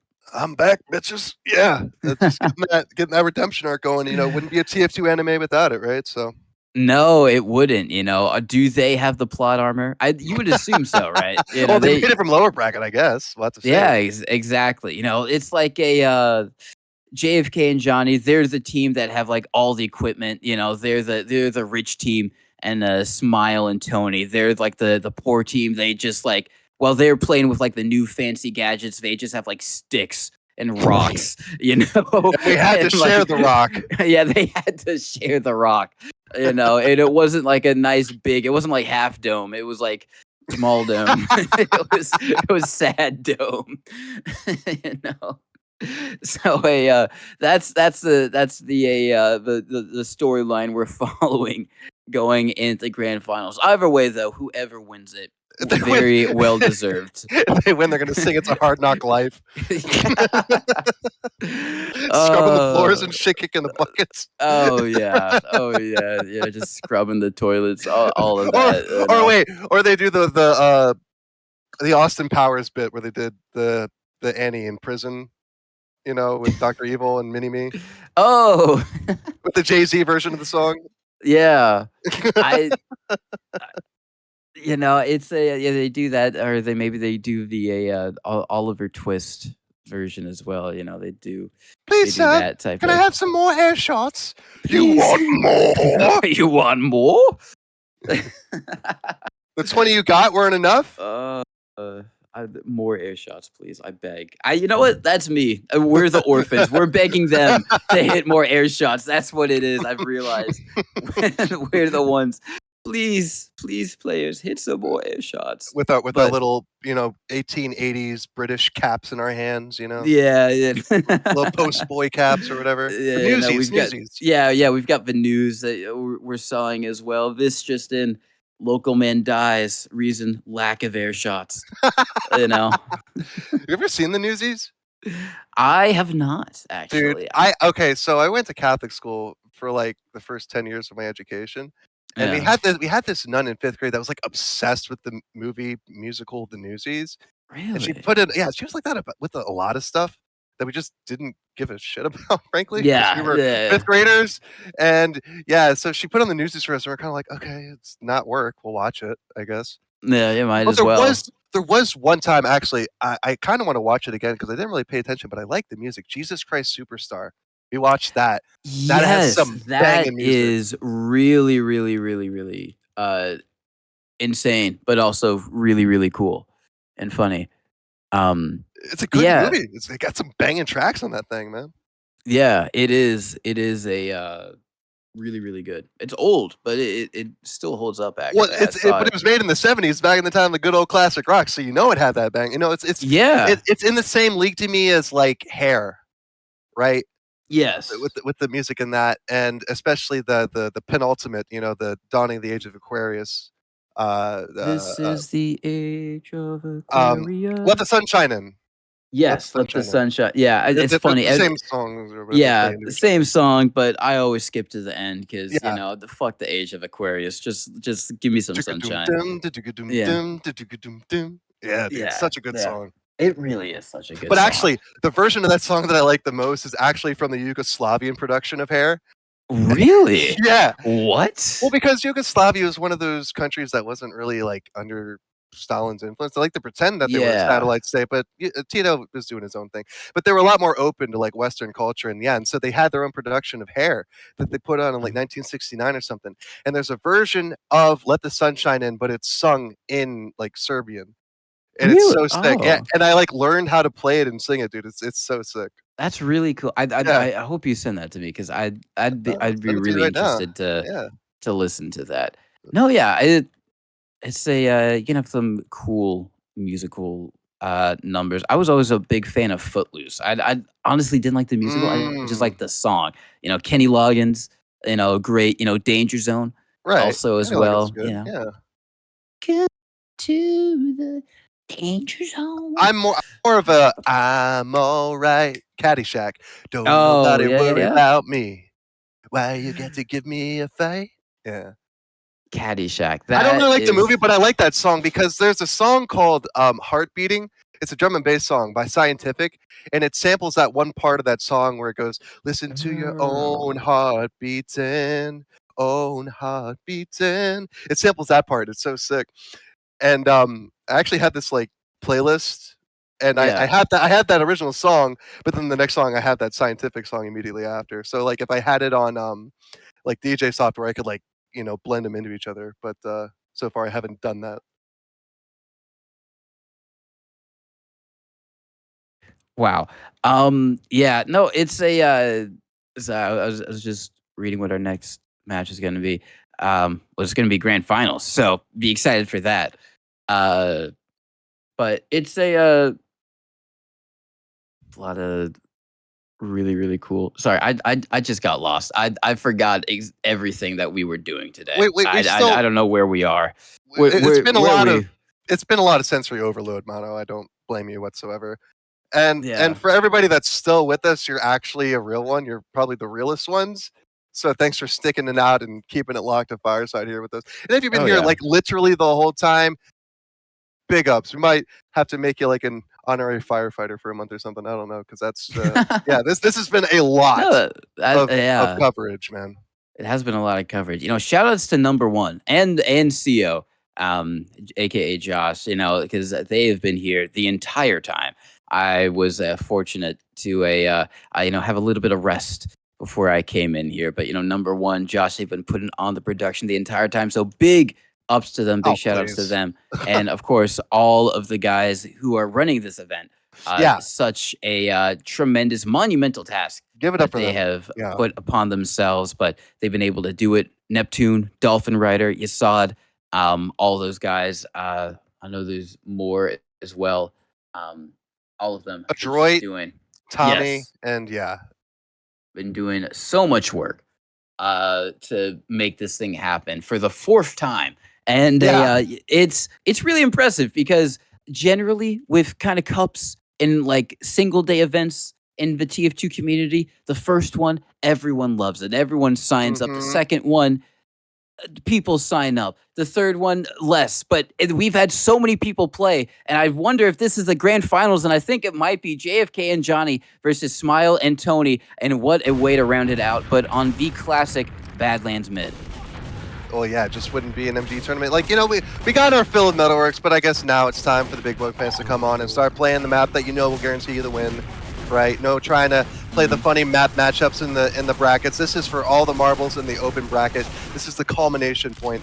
And here we have it. JFK and Johnny, Smile and Tony, two great teams. Again, like we've seen, the last 8 teams or so we've seen have all been fantastic, but these two have made it to here, to the here and now. And yeah, it's already a 3-point lead for Smile and Tony, so coming out swinging out of the gate. JFK and Johnny definitely on the back foot, but answering back, JFK onto Tony. Now Smile on the back foot himself in the house, certainly surrounded. It's going to be a Waco situation here after not too long. But no, breaking out of the house off the balcony, on the low ground, takes out JFK, but just as quickly Johnny answers back, 3-1. Yeah, they did have a soldier initially. I think Johnny was on that soldier, but they swapped over, so that's where that extra point came from. And now with them on the dual scout, seems like they have been able to get 2 rounds fairly consistently.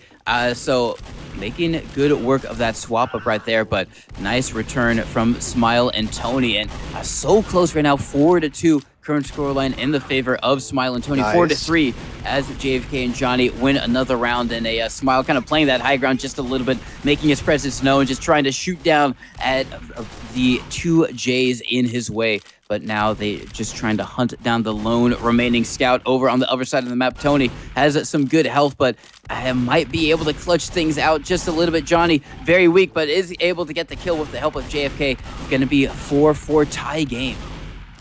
Indeed, all knotted up here, and they brought it back from an early deficit, JFK and Johnny, so good on them, but they're in the grand finals. Let's sort of expect them at this point. Johnny with a cheeky little scatter on a Smile, and Tony with a little peekaboo through the window on a JFK. Now it's just a 1v1. Tony with 38 HP, 6 HP, behind the hoodoo, ducking around, and Tony ends up on top of 6 HP. Takes the lead back, 5-4, very nicely done, but early on in the next round, 21 HP on Tony, just chipped down, and all that grandeur and bravado just taken away from him as it's tied back 5-5. JFK into the mix early on a Smile, getting the early frag. Now it's just Tony yet again, fending for his life underneath the point, 72 HP, and taking down to 16-9. And Johnny and JFK just piling on the herd, 6-5, taking that lead back for the first time. Now they've taken back the lead finally into it. Let's see how long they can keep hold of it, as it now a little bit of a 1v1. It's going to be JFK who wins 2 against Smile and Tony. Really great stuff. Johnny now trying to see if he can get onto the scout with the help of his buddy. No, JFK gets taken down. Now it's all eyes on Johnny. Has the pistol out. Is going to be able to connect a few shots, but not enough to get the kill. And it's going to be 7-6, still in the lead, JFK and Johnny. But now they lose 1. All eyes on JFK. Is he going to be able to do anything? Smile just trying to look for the scout as he sees him over in the other side of the map in the house. Just going to be spamming him with pistols, just trying to slowly weaken him down. 67 hit points. So might be doable if he goes in deep and gets some cheeky meat shots, but trying to play the angles here, get some good damage on the Smile, but not not going to be enough. Was just kind of tucked up in that corner there. Not a lot of room to maneuver. Smile taken down by JFK. Now Johnny on the chase, gets him down with the pistol. Really great stuff. 8-7, still so close to him. Oh, indeed. And yeah, again, considering the fact that this started 3-0 early on, yeah, it's neck and neck, 8-7. JFK just still holding up that lead now, 9-7, so up by 2, so a little bit of a cushion underneath, but some early damage, huge damage. Going to see JFK and Johnny taken down to size, still 9-8, but they still got that 1-point lead, so getting that second point up on the board for the JFK-Johnny duo certainly was to their benefit. Now we have a 1v1 JFK on the low ground. Ooh. Comes out on top over Smile. So very nicely done to keep himself in the lead and still keep that 2-point cushion. And again, making that 3 points now, 11-8. Starting to run away with it. Could be catastrophe for Smile and Tony if they don't lock it in right now. They have to try and lock it in. 12-8. Seems like JFK and Johnny, after that maybe first mishap on the Soldier, have found their stride with the dual scout. Smile in a 1v1 is going to win that one against JFK. Now going to rotate over, has to try and take down Tony. Is going to be able to do so. Nice stuff there from Smile onto Johnny. My bad. We got a Johnny and a Tony. A lot of similar names here going on, but at that time it was Johnny and JFK winning that, just running in forward, taking down Smile. Really great stuff there. JFK and Johnny, the two J's, on a roll right now, 14-9, 15-9. They seems like they can't be stopped, but if you're Smile and Tony, you got to dig deep. You got to find something within you to try and contend with these guys, because at the moment they're looking really dominant. Indeed, 16-9, 4 points between JFK and Johnny, taking it all and coming out on top in this open bracket after all the blood, sweat, and tears. It's coming down to this 17-9 with one little tap from the pistol. Johnny takes down Tony, and yeah, 3 points is all they need. Taking this 1v1 after Tony falls early, and then Smile. Johnny and JFK just piling up on Tony. Oh my lord. Smile answers back on a JFK, but Johnny not let him get too comfortable with that. Johnny now with 7 HP, 19-9. Match point here. JFK gets on to Smile as Tony and Johnny tussle it out. Now it's just Tony and JFK. 3 HP, and the scatter through the window means that the final score will be 20-9. JFK and Johnny, your open bracket winners, baby. Yeah, they are going to be the winners of the open bracket. Congratulations to them. Wait. Oh, we got to verify. Smile and Tony. Smile and Tony came from the lowers. Okay. All right. So yeah, we do have confirmation. JFK and Johnny are going to be your winners of the open bracket part of this 2v2 MGE tournament. So congratulations to them. They have gotten their first place prize pool, but 40 keys. 40 keys. It's not over for them, number one, because No. they get invited to tomorrow's invite bracket. That's right. You thought, oh, this is great. Some TF2 on the weekend, just had LAN. I got my TF2 fix. No, you didn't get your TF2 fix. Not even half. Well, actually, half. We didn't say you did. Yeah, you got another half coming tomorrow. It's going to be the invite bracket, the invite portion, and that's where you're going to see some other names like Logan, like Kobe, like Yum Yum, just to name a few. So just to name drop some, like dolphinrider, the guy who's putting in a lot of work to make this whole thing happen.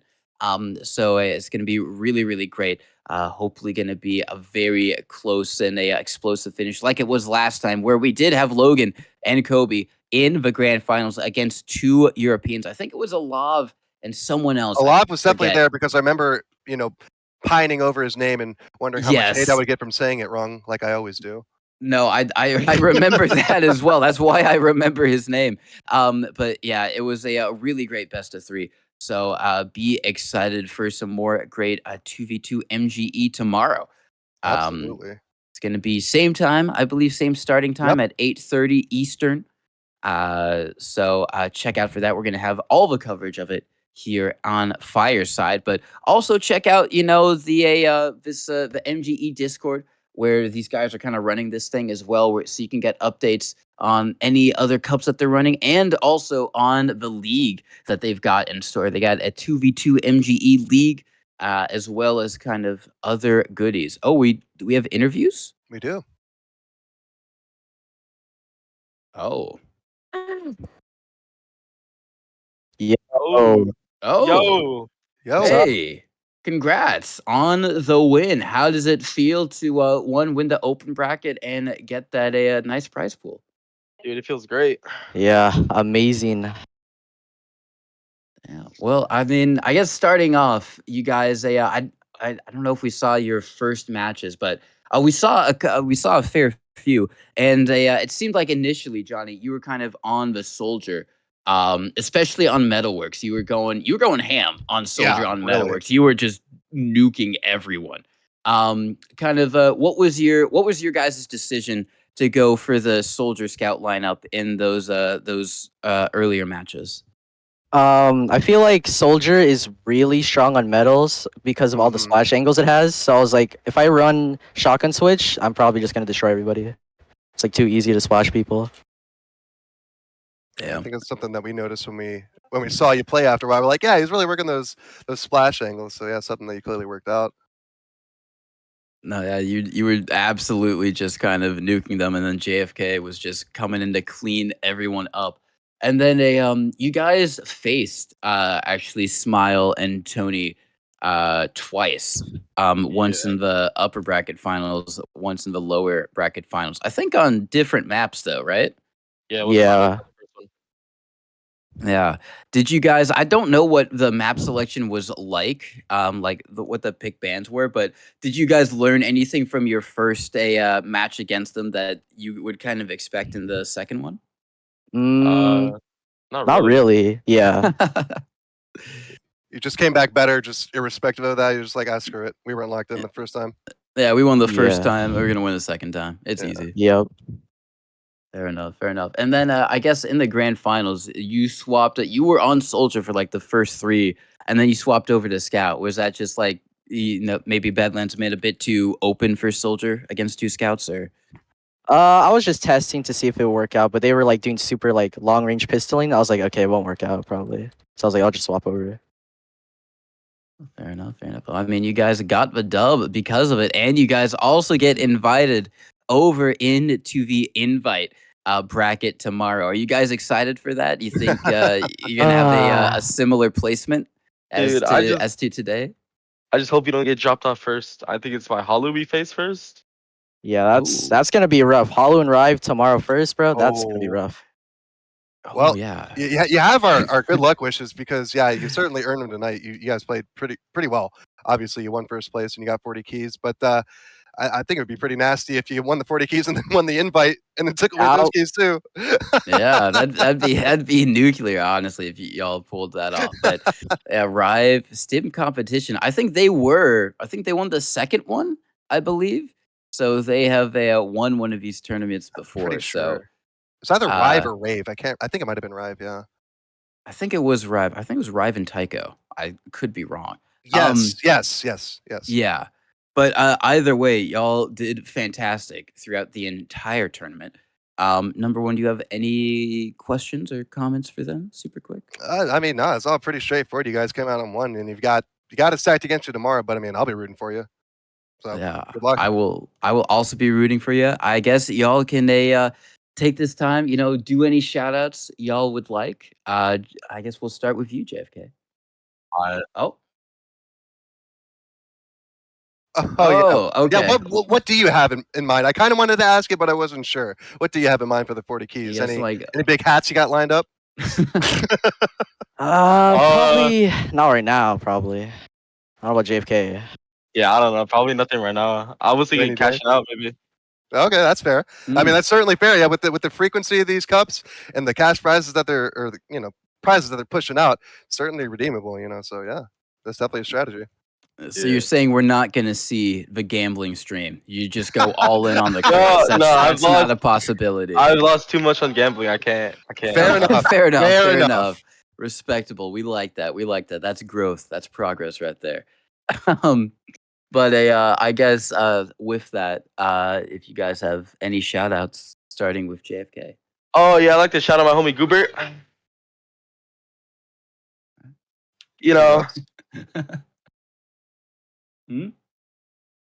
Don't be shy.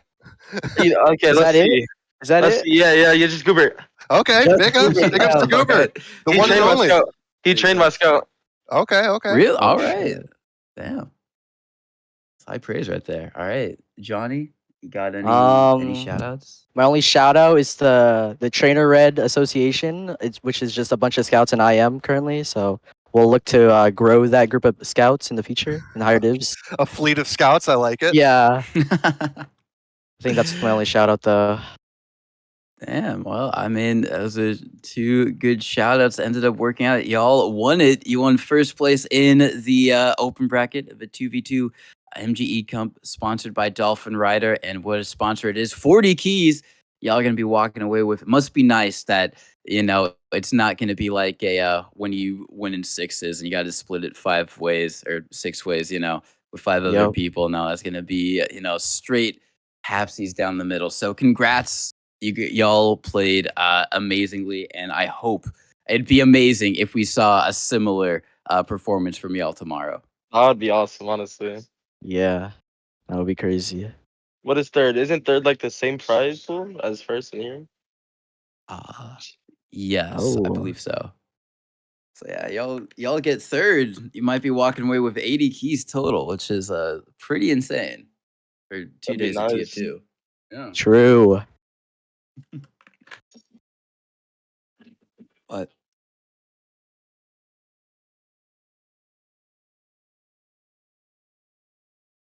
all right, shout outs to Goobert from Dr. Anonymous. Apparently borrowed his Lambo. And I mean, if that's not a sign of a great individual, I don't know what is, I'm just borrowing a Lamborghini. Hopefully it was a real one and not just like a toy car. But regardless, I mean, you never know. Those Hot Wheels can be expensive. Regardless, congratulations to Johnny and JFK. They are going to be your winners of the open bracket. They're going to be going on tomorrow for the invite bracket. You just heard them and what they're going to do with the money and their shout outs as well. But until tomorrow, it's going to be 8:30 Eastern Standard Time. That's going to be it for us here at Fireside. Has been our coverage of the open bracket for y'all just watched. Number one, any quick shout outs from you? Just to the usual suspects, to you, to Zach, to Josh, production, and to everybody watching, everybody that's been watching. Wouldn't be here without you guys, and to the Dolphin Rider crew, Neptune, Yasad, Adroit, again, Tommy, all you guys, you're fantastic. Just putting this on, like seriously, I'm amazed by the exponential growth of this. Like it is like exponential, really, at this point, because like you said it perfectly. You get the first 2 cups and you're like, okay, cool, and then just sort of fades away because there's usually nothing keeping them there, no excitement, and usually no money. But we got all that with this, and there's a bigger plan on top of it. So yeah, just big ups to everybody involved. Yeah, really, really big ups. I mirror all of your shout outs 100%. All y'all for watching, all the players for playing and signing up and, committing their time and effort to Right. doing this thing because without that, there'd be no matches to cast, there'd be no tournament to run. So, thank all of y'all for playing first and foremost. Jay for doing all of just the coordination work and Yeah. getting us the matches and liaison. shepherding us in herding us into the correct STV server. Shout outs to you. Shout outs to you, number one, for keeping things locked down this whole entire time. Come on. Legitimately, Come on. it's amazing. Shout outs to Zach as well, the GOAT. Let's go. And I think that's going to be all my shout outs. Thank you all for watching. We're going to be back tomorrow at 8:30 Eastern Yeah. Standards. So stay tuned. But until then, have a great night.